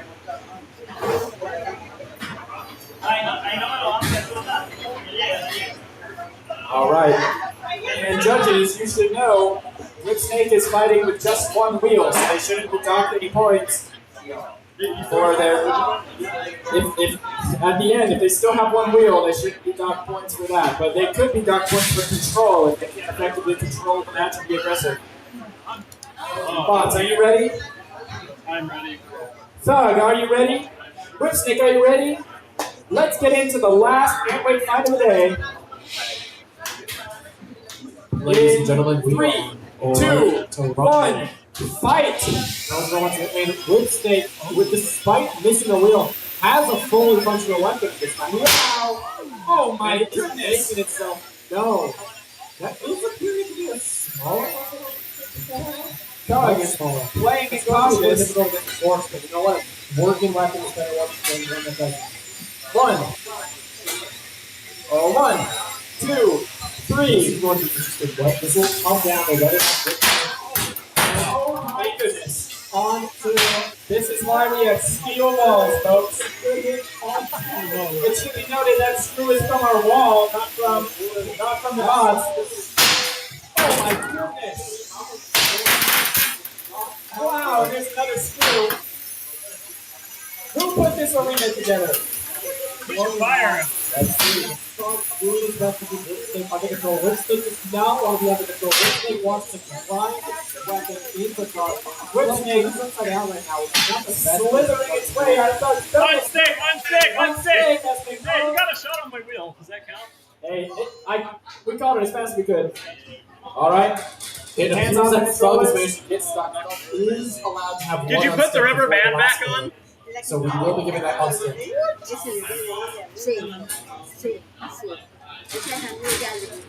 I can't fix bots. Sorry. All right. We're gonna have a 3, 2, 1 countdown. 3, 2, 1. Resume. Wow.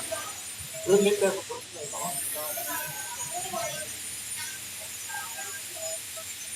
Unfortunately, Whipsnake has smaller weapons. So the latter gets so One, two. Oh, there's another wheel! Uh-oh. I need to see some movement. One. That's contributing. I'm still seeing it moving. This is crazy. 10, 9. You gotta pay attention. Not right now because Thug wants to keep resetting the timer. They are okay. Living up to his name. This is the last full round. Doug is picking on the handicap. He can't even move, and he still wants more. We are going to see what exactly happens. Whipsnake without it.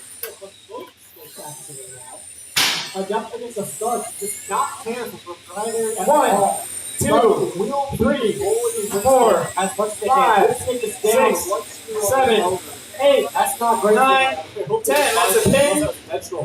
Whipsnake, I'm gonna need to see some movement. Whipsnake is able to move, I think. And also, 1, give him any 2, 3, And that is a very quiet motor. And 10, that sounds like 9, 8, 7, 6. That is going 5, to be it. 4, 3, 2. Congratulations. 1. That's a knockout.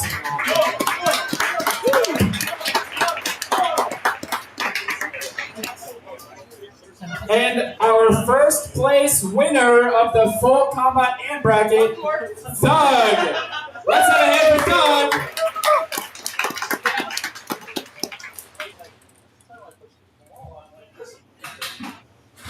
Papi, déjate la chamba solo. Pero es que tengo que barrer aquí. Dale.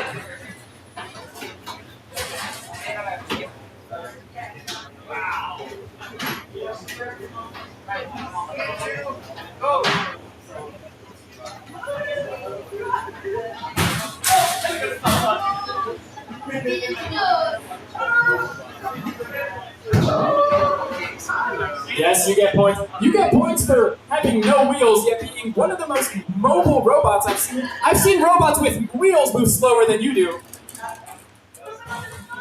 Where's Doug?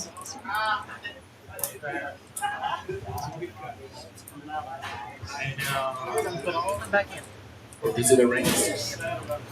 All right, we have our podium for the full combat ant weight. In third place for full combat ant weight, we have Antide. Congratulations, Antide, on third place. In second place, we have none other than Prince Tufston. Wait. Oh, I'm so sorry. Prince Tufston, you did incredible, but I read it wrong. I'm sorry. I owe you for that. So happy. I'm sorry. I just saw a long name. We have, in second place, printed first, medal after.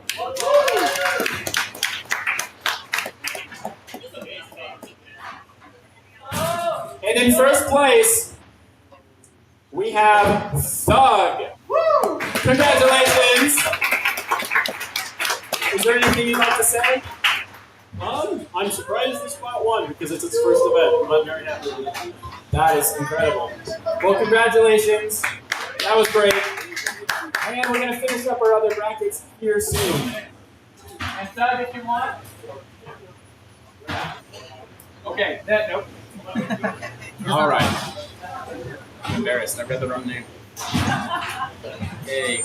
All right. Up next, we are going to have the Underminer versus Renegade. If the Underminer and Renegade could come up. This is the semifinals. These robots are already in third place, seeing who will take on Printed First, Machine After for first place. No! You win! I think there's 2 boxes right on top of each other.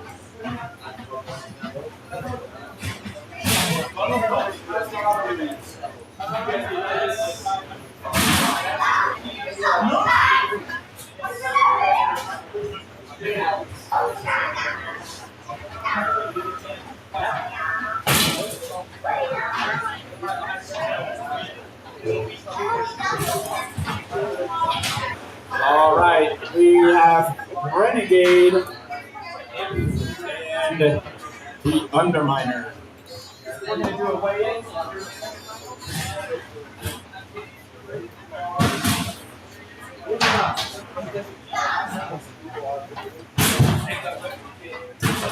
The orange hat. Yeah.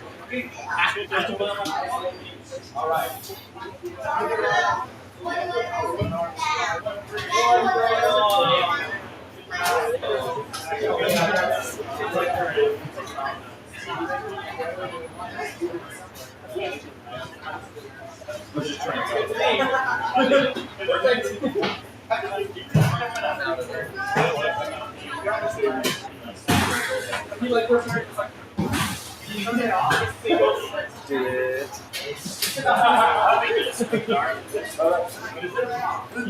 All right, load it, guys.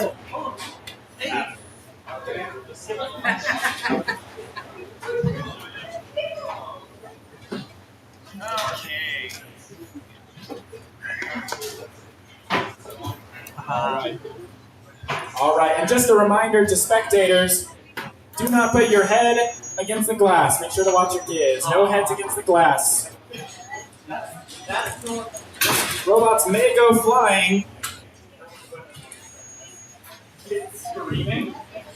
Yeah, the 3-pound robot's screaming in pain. Judges note that that is apparently normal operation, so if it's happening later, that should not count against them.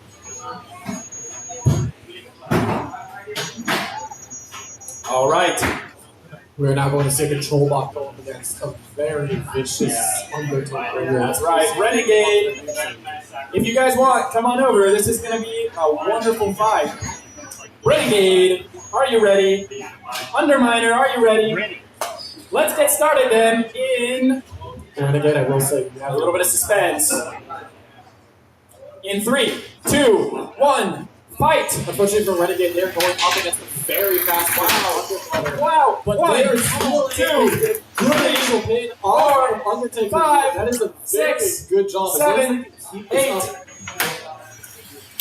All right, continue. Wow, pin. Whoa! Wow! And we are seeing a fair bit of heavy impact here. You are seeing Undertaker 1, 2, that looks 3, like it might be a 4, fair weapon on 5, Undertaker. 6, 7, 8, 9, 10. That's a pin release. Well, no, that is a weapon. Undertaker is unfortunately unable to off that. Whoa! But if that play of Renegade is just too much damage.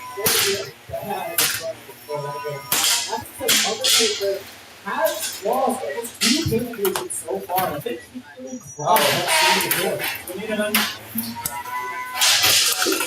If Renegade can just see Undertaker into that Renegade. Whoa! Movement. 10, 9, 8, 7, 6, 5, 4, 2, 1. That is a knockout.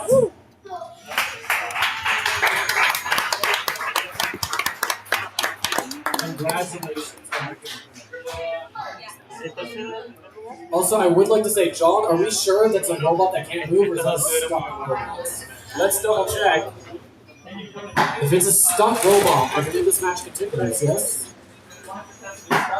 Yeah, that looks like it might be screaming.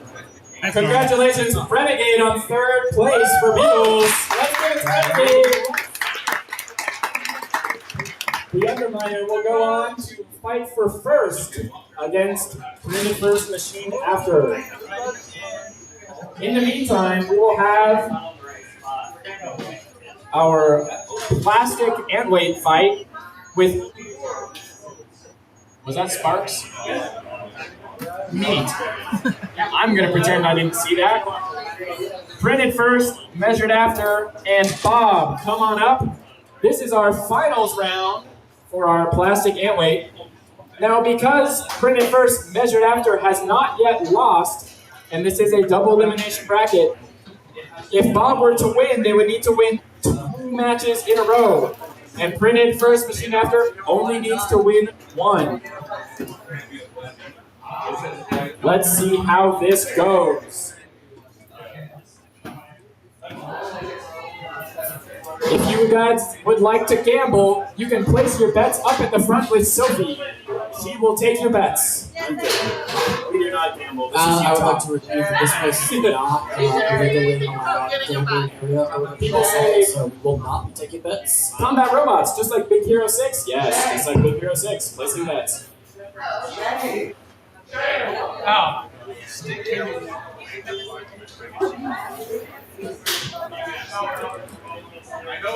Reserve my seat, Shaq. You're forbidden. It's fine, you can have it.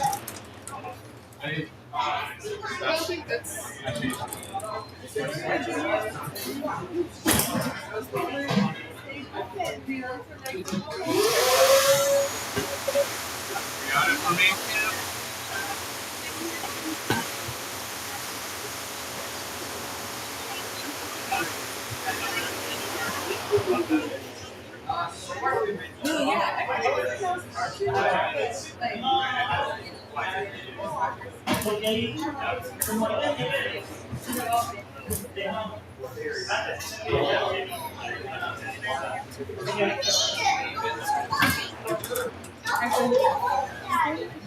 Up, Ethan. I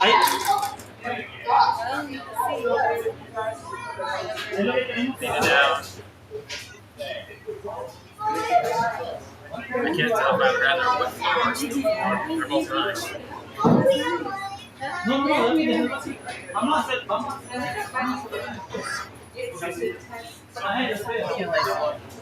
What? Like floor, that's what's next. No floor. No. You're going to need at least 2 inches of PLA. 15% infill? Because that's a ridiculous amount of PLA. But you printed in panels and you can like swap out just the ones that get so it's an investment.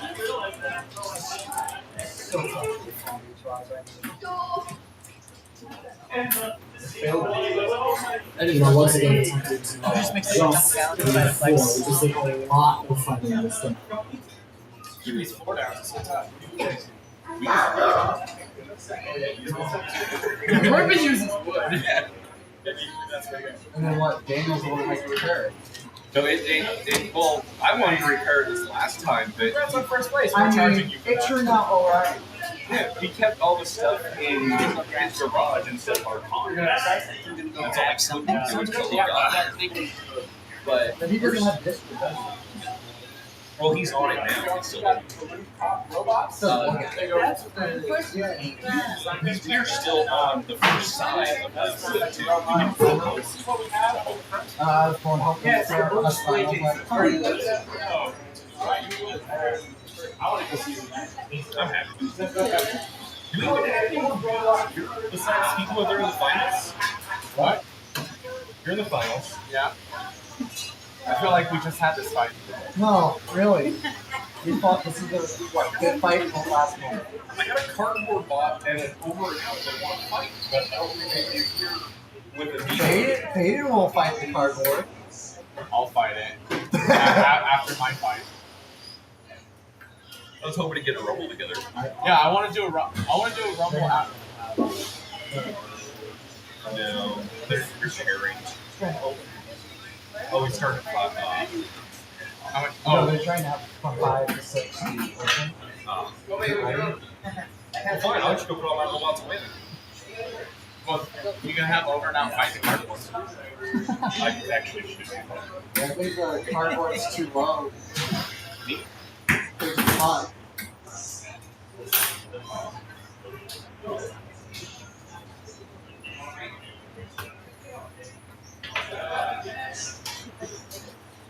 Corbin, make it with your bag.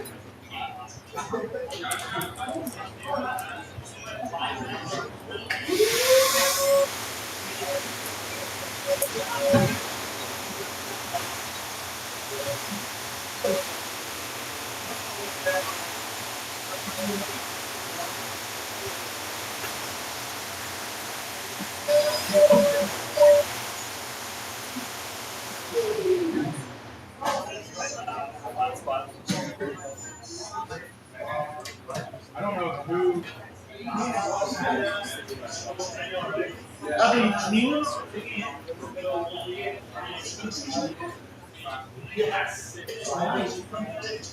How many fights we got left? I think 4 or 3.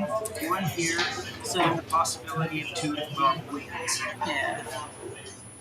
So max of 4, but minimum of 2. Oh, they're still trying to fix it. And then probably a rumble. Yeah.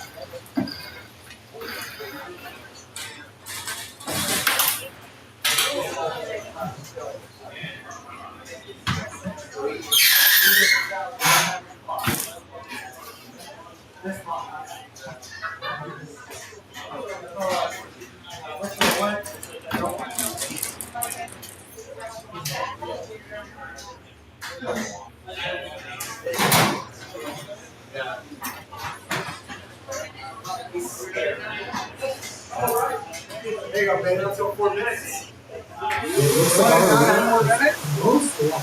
My bot can only last 3. Oh, you're just scared.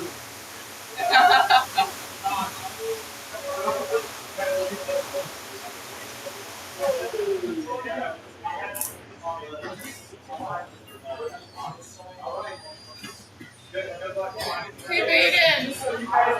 Baden. It turned off on you when you're ready.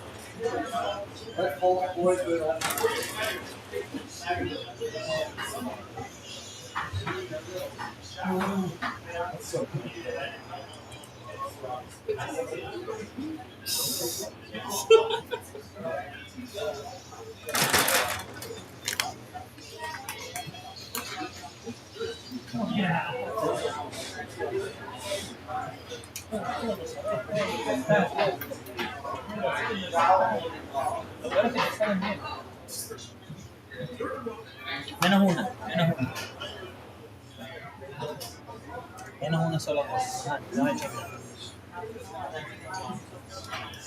All right.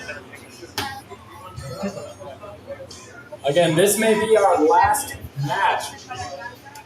These two are fighting for first place, so they both have guaranteed at least second place.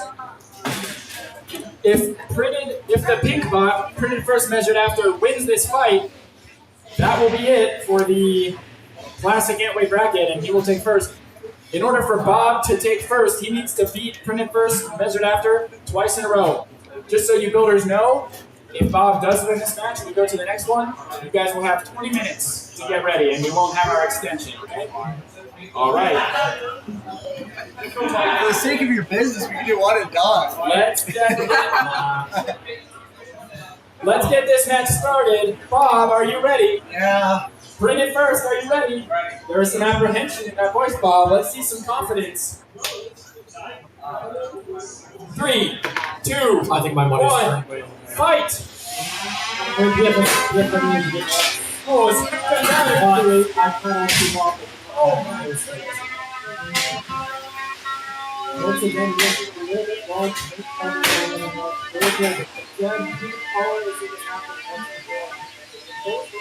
Very fresh. Look how bright we have the one here is like totally blue out itself. Or this is the wedges. Once again, those wedges are not holding up quite as well as the top. And I think this is going to come down to wow. You're going to see a lot of chips flying. You're going to see a lot of real trade. You're going to see wedges and forks pouring off. Those won't have a very large effect out the fight. What you're looking for is a real weapon motor to stop functioning further, and structural elements along the back and the bottom of the robots. Those are the signs you want to see and want to look for to decide whether or not someone's winning this fight. Because so far, all we've seen are basically the blade models or back. Those wedges are designed to last that's why they're removable. That being said, though, there is a lot more things in the arena, but I've seen a purple in the air a lot more than we've seen in the air. So if they Bob, I don't know if the video will go out or one of the break something that they don't get. Of course, we are now halfway through on that, which means we are now counting down. This is going to be the best decision. Whoa! They're going to finally get a lot of the best that's going to be on the scene. Oh no! I'm going to need to see that off. For ball that night. Hey, that's a tie!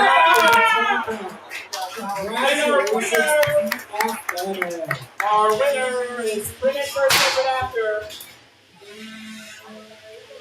It looks like Bob had some wires get wrapped in his weapon. That is unfortunate. And that's our plastic and weight bracket. Congratulations. Congratulations.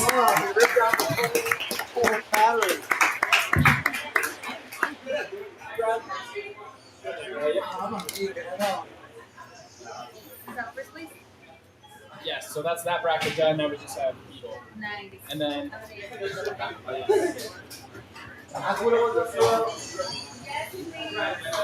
was a good fight. My battery's unplugged. That's why I said I was looking at the battery. That's what I thought.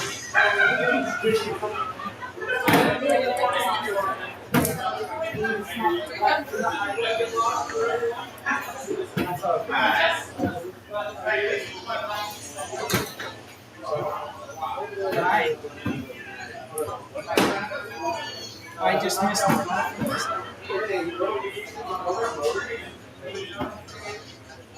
All right, and that means it's just up to our Beetle bracket to finish out our tournament.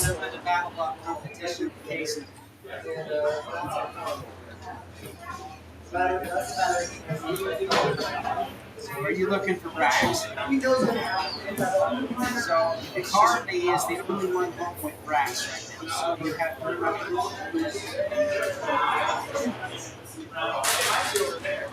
Do you want Carney's number? I can give it to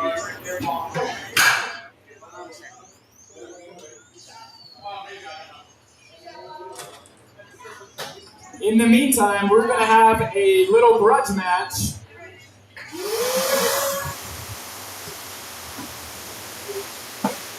We're going to see what happens if we take probably one of those potential blocks we have here and chuck it into a bunch of cardboard.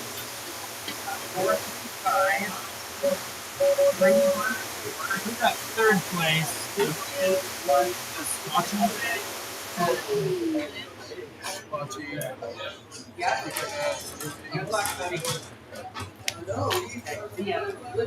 All right, that means we have our final standings for plastic ant weight.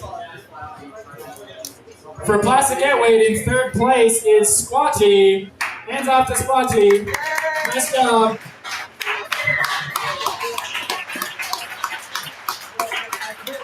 In second place, we have the one and only Bob. And in first place, printed first, measured after. Hayden just took first place and is shooting for 2 first place titles today if he can win the Beetle Weight Finals. But in the meantime, we're going to have a just for fun match between Over and Out and it's not Cardboard Crusader. What is it? Corrugated Crusader. The Corrugated Cardboard Crusader.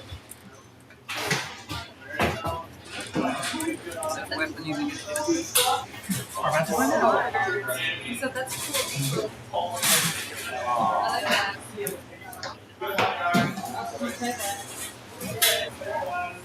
You know, if you could get his working, that would actually be a pretty good model.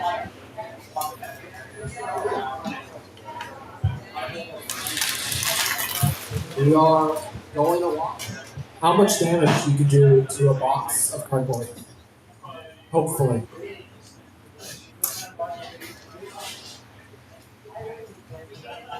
I will say, John, that you might want to double check the fire extinguisher just in case. Wonderful news. I've got one on hand. Nothing would please me more than to use this.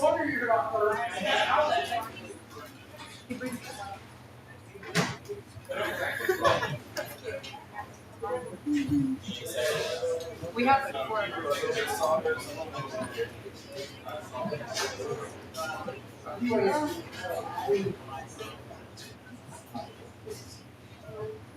And oh man, we are almost done.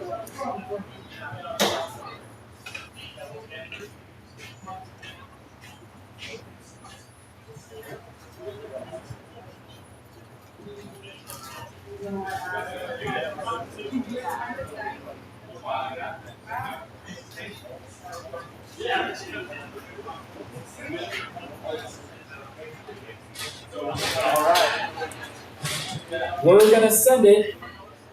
Famous last words. Maybe for over and out. All right. Let's get this match started. Over and out. Are you ready? Corey Grady Crusader, are you ready?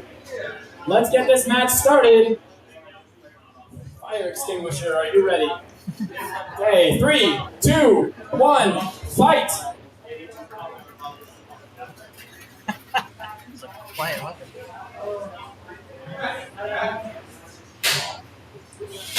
Oh! Wow. Oh man, call the recycling center. We're gonna need it.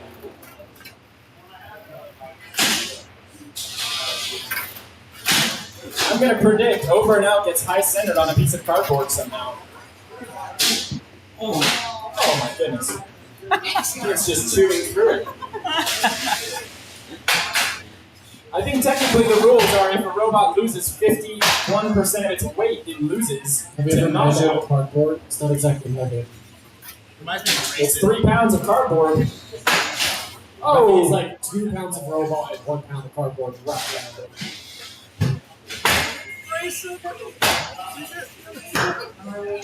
Also, do you want to gather up all the cardboard here and measure it? No. You measure what's left. All right. Someone's thinking quotas. Oh man, this is just watching like an industrial paper shredder. Oh.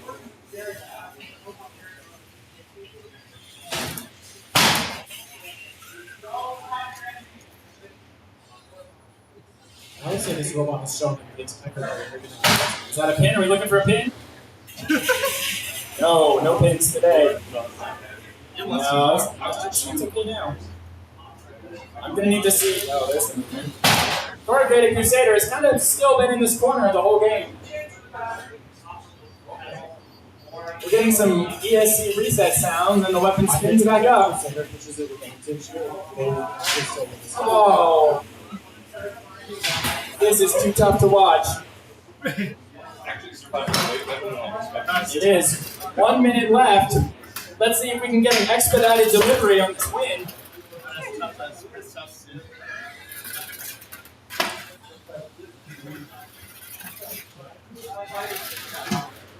Fun fact, this robot was actually just shipped here in the mail.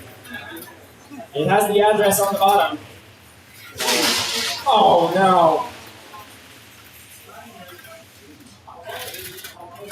30 seconds remaining.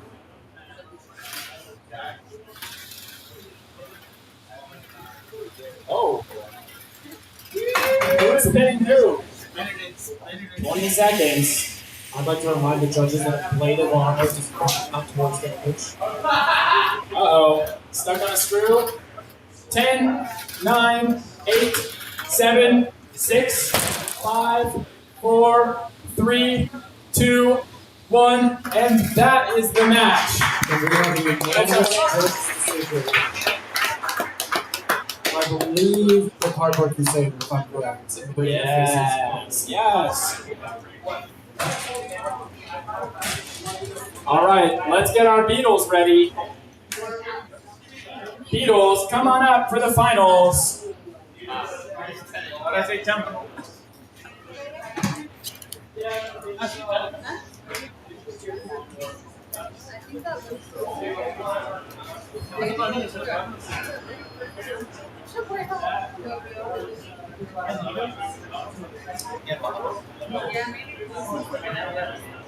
that's a great Oh, it one. locks it and unlocks it.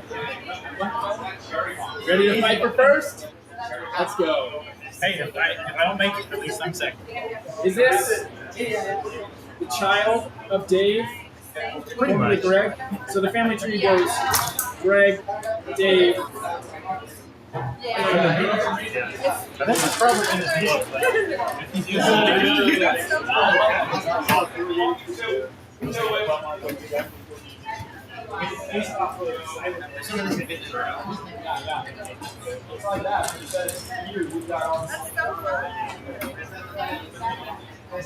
I think this is a lot better. Like,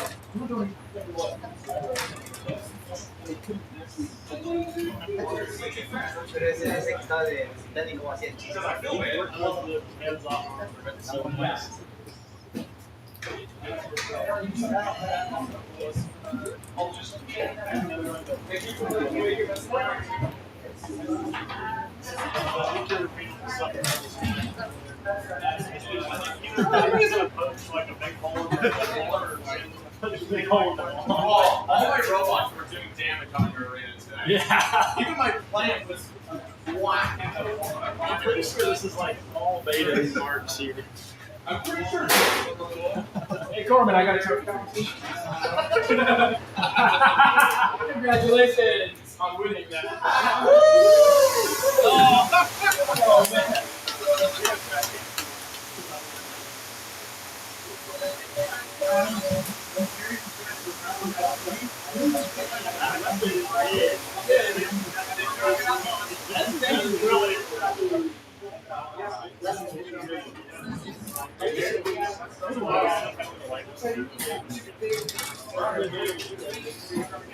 Do you can make that any lighter? I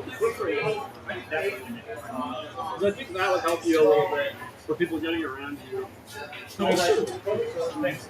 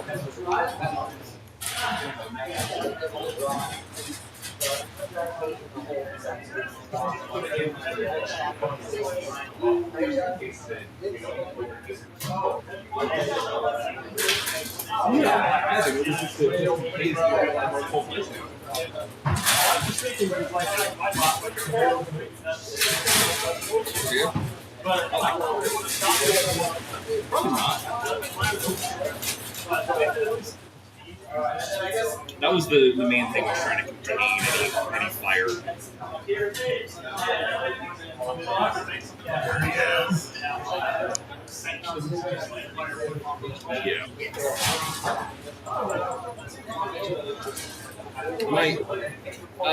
The case weighs like a couple of grams. It was like 15.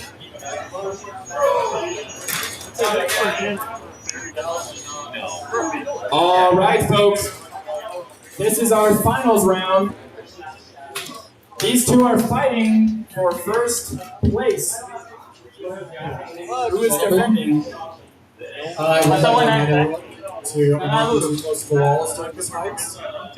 Printed first, measured after, defending the title of first place. Underminer, again, we need to beat Printed first, measured after twice in order to take first. So this may be a 2-round finals match. Builders, if that's the case, we're only going to wait 20 minutes for the next round, all right? Head to your corners. This may be the last fight of the day, and it might be the best one. This is a rematch, isn't it? Yeah. All right. Let's get started. Underminer, are you ready? Ready. Printed first, are you ready? Let's get started. Our Beetle finals. Let's go. 3, 2, 1, fight. This is going to be a very brutal match. Probably going to last. Oh my goodness. Oh, if we can Underminer. Great. You guys give it a second. And then we'll do an unstick. Alright, that's going to be an unstick. Let's pause. You guys can put your remotes down, please. That's fine. See the other end. I'll be there. Corbin, look away!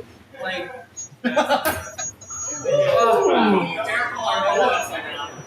I think you should do it just for the name at this point. I know. Defend this. All right. 20 more minutes and I'll be out of here. 3, 2, 1, resume. This is going to be another Oh my goodness. 1, 2, 3, 4, 5, 6, 7, 8, 9, 10. That's a pin. Release.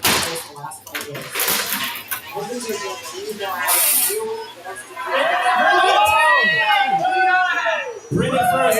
And with their back is a pin. 1, 2, 3, 4, 5, 6, 7, 8, 9, 10. That is a pin by Underminer. If Underminer can get your wow. Instantly, once again, you see healing up. Oh my goodness. Containing of white spark. Going himself to steal on square with those weapons. It makes really low for the Undertaker stuff. That's all I'm going to do with this. You know, Undertaker really wants to get those wheels of the Undertaker hopefully punctured deep into the Undertaker. This is not going to be a very weight halfway through the match.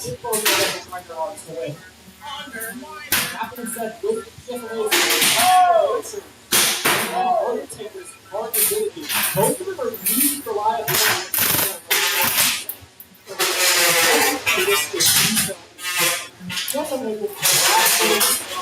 Less reliable.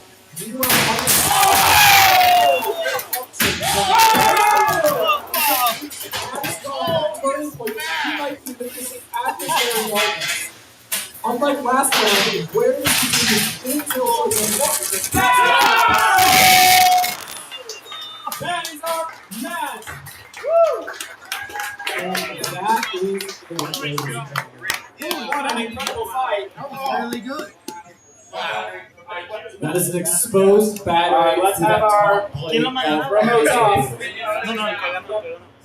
And a tap out of the Taker. Impresionante. He goes first.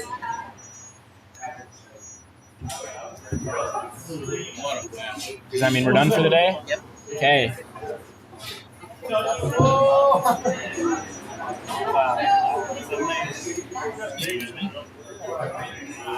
I think we need to see the damage. Yeah. Just because I want to see the damage.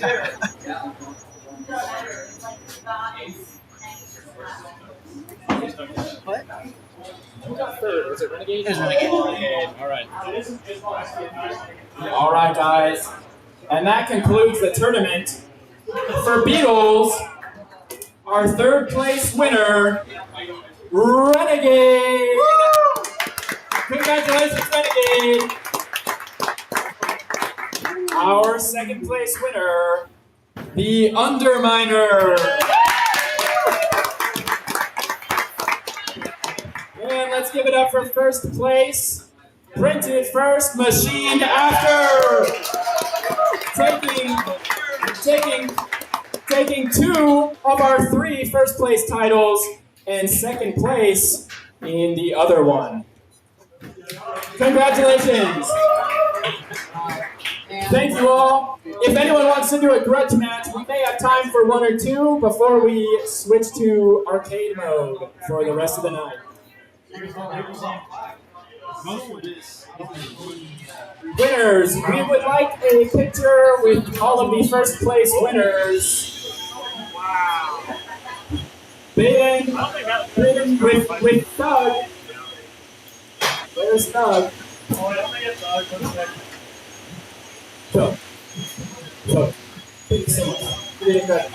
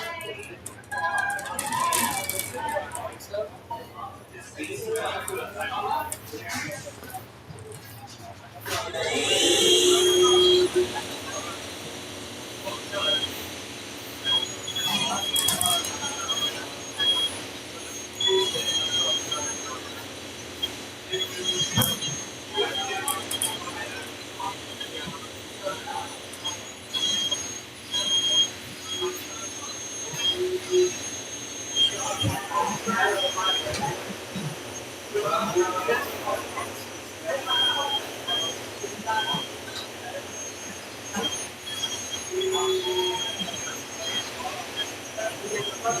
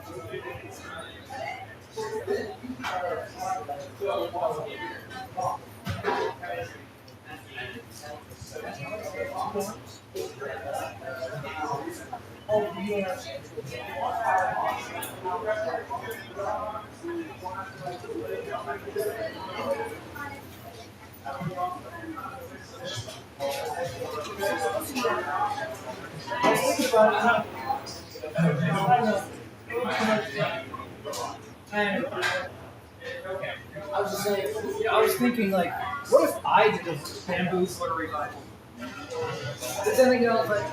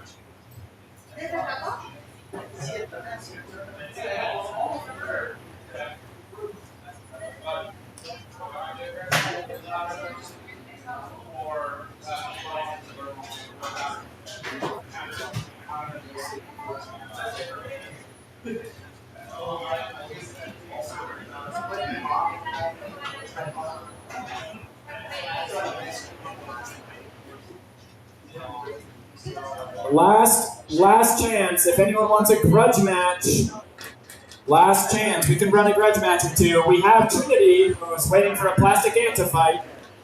If there's anyone willing.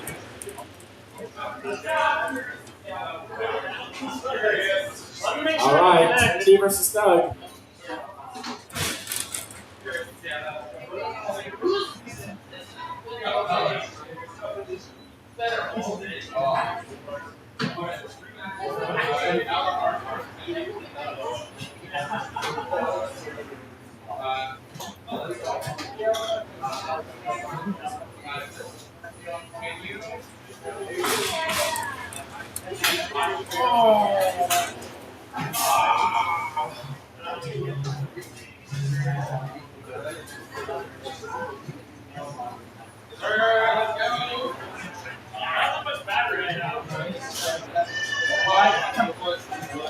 I haven't charged this single battery today.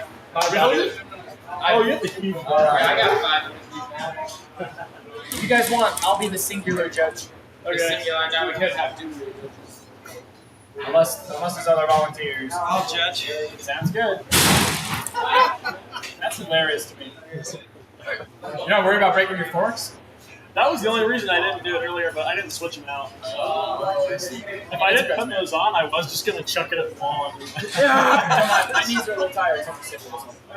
I need to sit by the screen. Bye, back to the wall. Man, we gotta sit by it. All right. A sneaking suspicion. my drive's tells me you're going to go the full 3 minutes. My drive's backwards.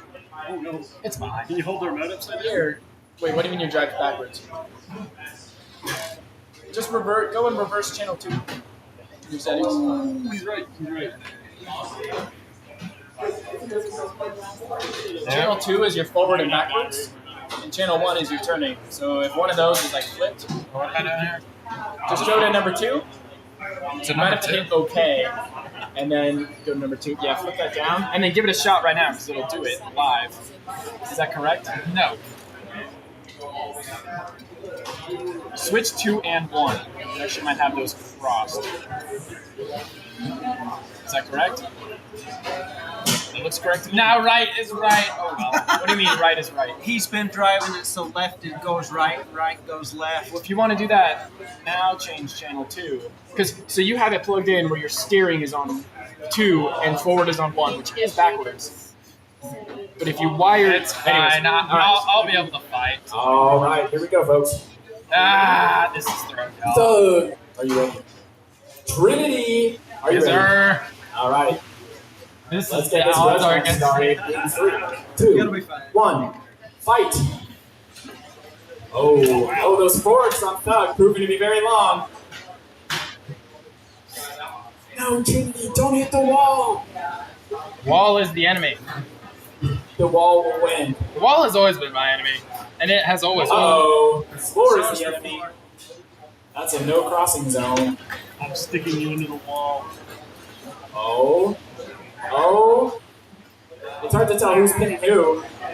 He's winning. 1, 2, 3, 4, 5. Oh, Yeah. Trinity slithers out like a little snake. Oh, wow. 1, 2, 3, 4, 5, 6, 7. Too many gaps 8, underneath my bot. 9, 10. That's a pin. Give me I a really think it's the magnets. That might also be it. They keep it from. I'm not allowed to use magnets. Yeah. That was honestly the whole 1, reason I 2, did a full 3. combat. Yeah, you 4, told me. Oh, rubber band? 6, Oh no. 7, That'll be good. 8, That's good. 9, 10. That's a pin. That rubber band is making me nervous. I'm seeing destruction on his damage on the one. Oh, okay. Not again. Guys, if you're still hungry, we have Jimmy John's sandwiches. We're going to offer them half off. Oi, For all don't of you get guys, bold. half off. Fuck you, fool. Unstick. Unstick. Oh wait, I forgot there's head sticks. Unstick. Knocked out, baby. Something. Come at me, John. Oh, guys, I didn't even resume. It's fine. Do what you want. It's a. Wow. Whoa! 1, 2, 3, 4, I'll slap you with my rubber band. Ow! 7, Bad robot. 9, 10. That's a pin. Oh, you guys are crazy. Wait. Wait a minute. Pin if you're both stuck. Yeah, wait, I'll no. count it. Because it looks like Trinity was doing better. Oh. 1, 2, 3, 4, That is not I can do 5, about that. 6, 7, 8, 9, 10. And release. Oh. This is the game of getting under people's skin. My little brother is really excellent at this. 1, 2, 3, 4, 5, 6, 7, 8. With 25 seconds on the clock. 1, 2, 3, 4, 5, 6, 7, 8, 9, 10. Release with 14 seconds. Can someone start a pin? 1, 2, 3. No more pins for this match. 6, 5, 4, 3, 2, 1. That's the match.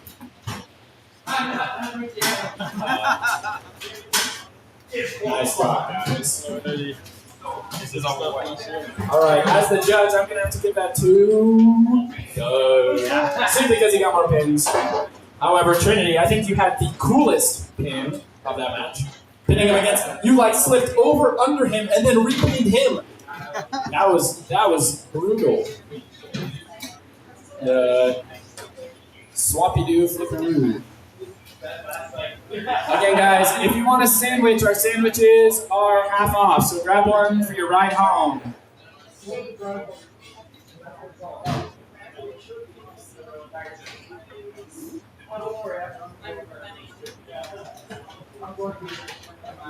Thanks, gentlemen. Thanks for coming. This was awesome. That was fun. Yeah. I'm worried if we get more people in the future, I might have to do like two brackets, where I don't have all four. I want to do fairy in the future, but I might have to do like fairy and classic and then beetle and one round. Get more time next time so I can get in it too. Oh, that'd be fantastic. I think we're looking to host next in January. I think I'll find a good date and put it on RCE as soon as possible. Yeah, and those are helping good. Just grab a sandwich for free. Or, I guess to me. Seriously, like take a snack, take a soda. We appreciate your help, Jenny.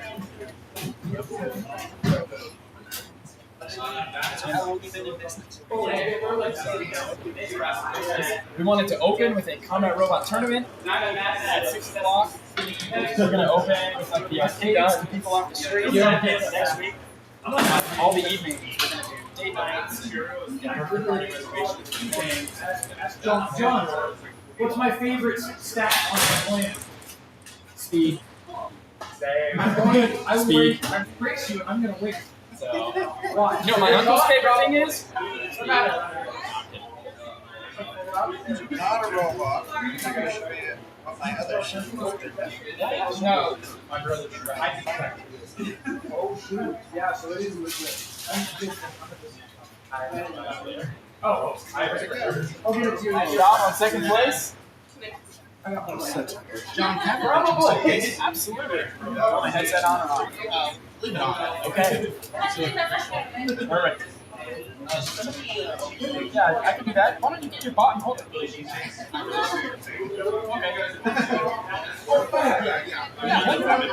Yeah, hold your bot.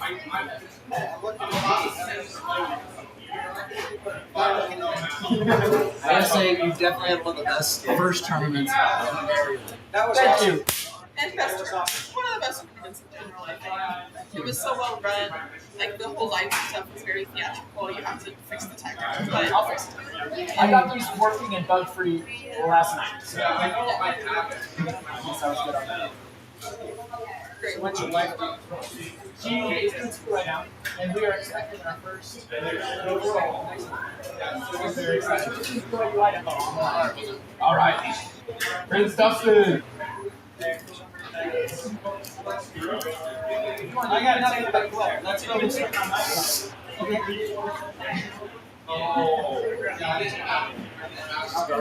Wonderful.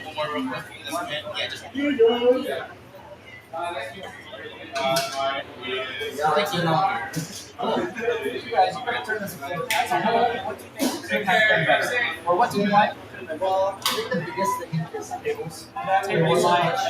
And power outlets. Thank you guys. Thank you guys.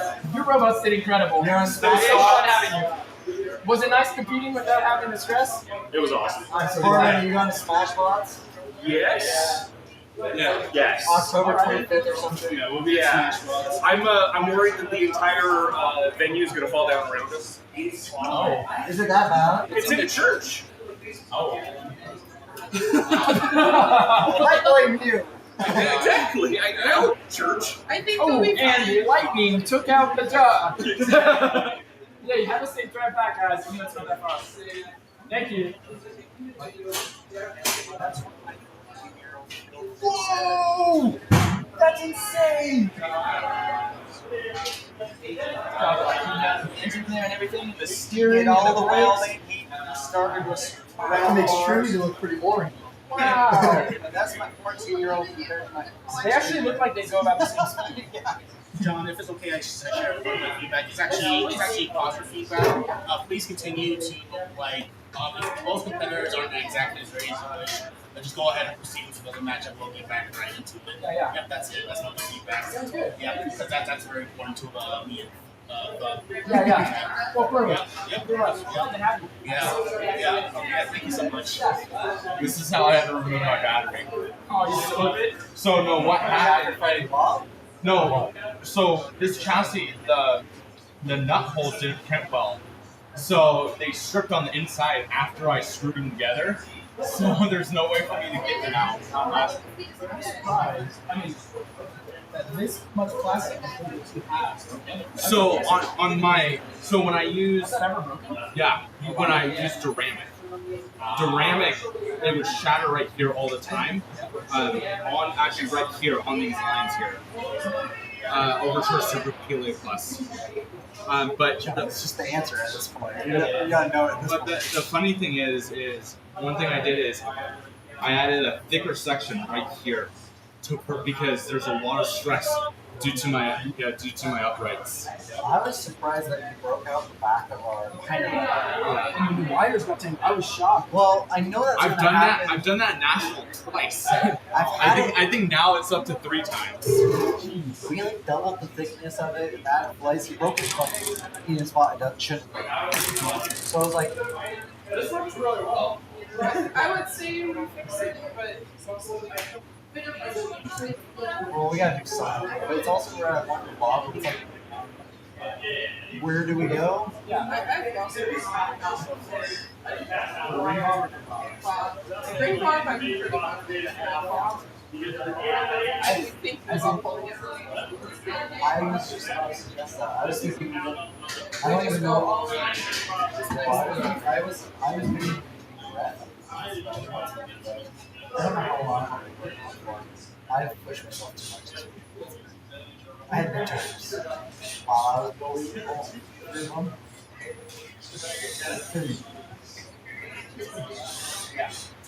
And then I also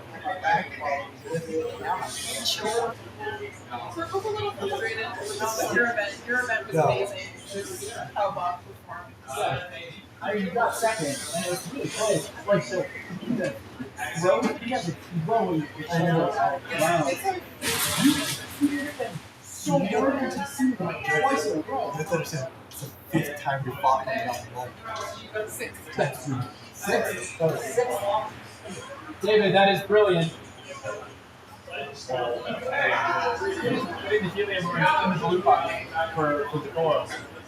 Yeah, that's David, we should even get like some balloons, like the plastic ones that just look like balloons and having them on the top. That would be great.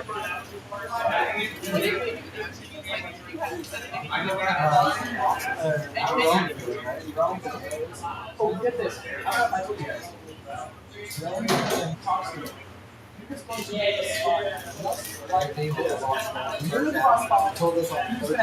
He was gonna have competitions that he hosts. He was going to have. It wasn't going to be King of the Hill, but he was going to have a bunch of different things, including combat robotics, pop the balloon, a bunch of other things, including a STEM spot. Originally called a STEM spot.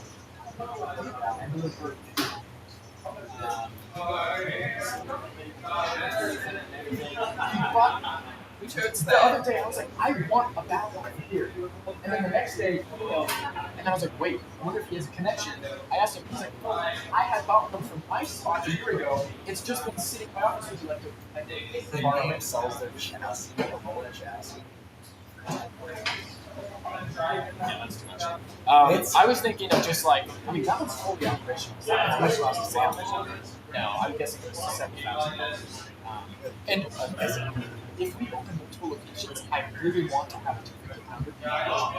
And then what's nice, every year or 6 months, we can rotate them. So like every location, like you walk by, oh, there's a new one now. Sorry, just an idea. No, for sure. That's although to avoid, if we get to like 5 or more, I might have to get like a 50-pound robot or something that wasn't really bad about shit. So I can say, oh, it's a good time.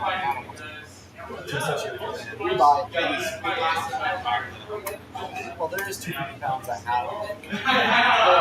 Like the ones, yeah, there are. Or like ones that are from China and stuff like that. Those models, yeah, he told me that his plan was about. Well, yeah. It was 56 parked in raw material. Wow. Consider that. If you consider, yeah, he's like, if you consider labor, and it's $150,000. He's like, I did all that shit myself, so it's cheap. He told me like he built Red Devil for $30,000, but that's just raw materials because he machined it all himself.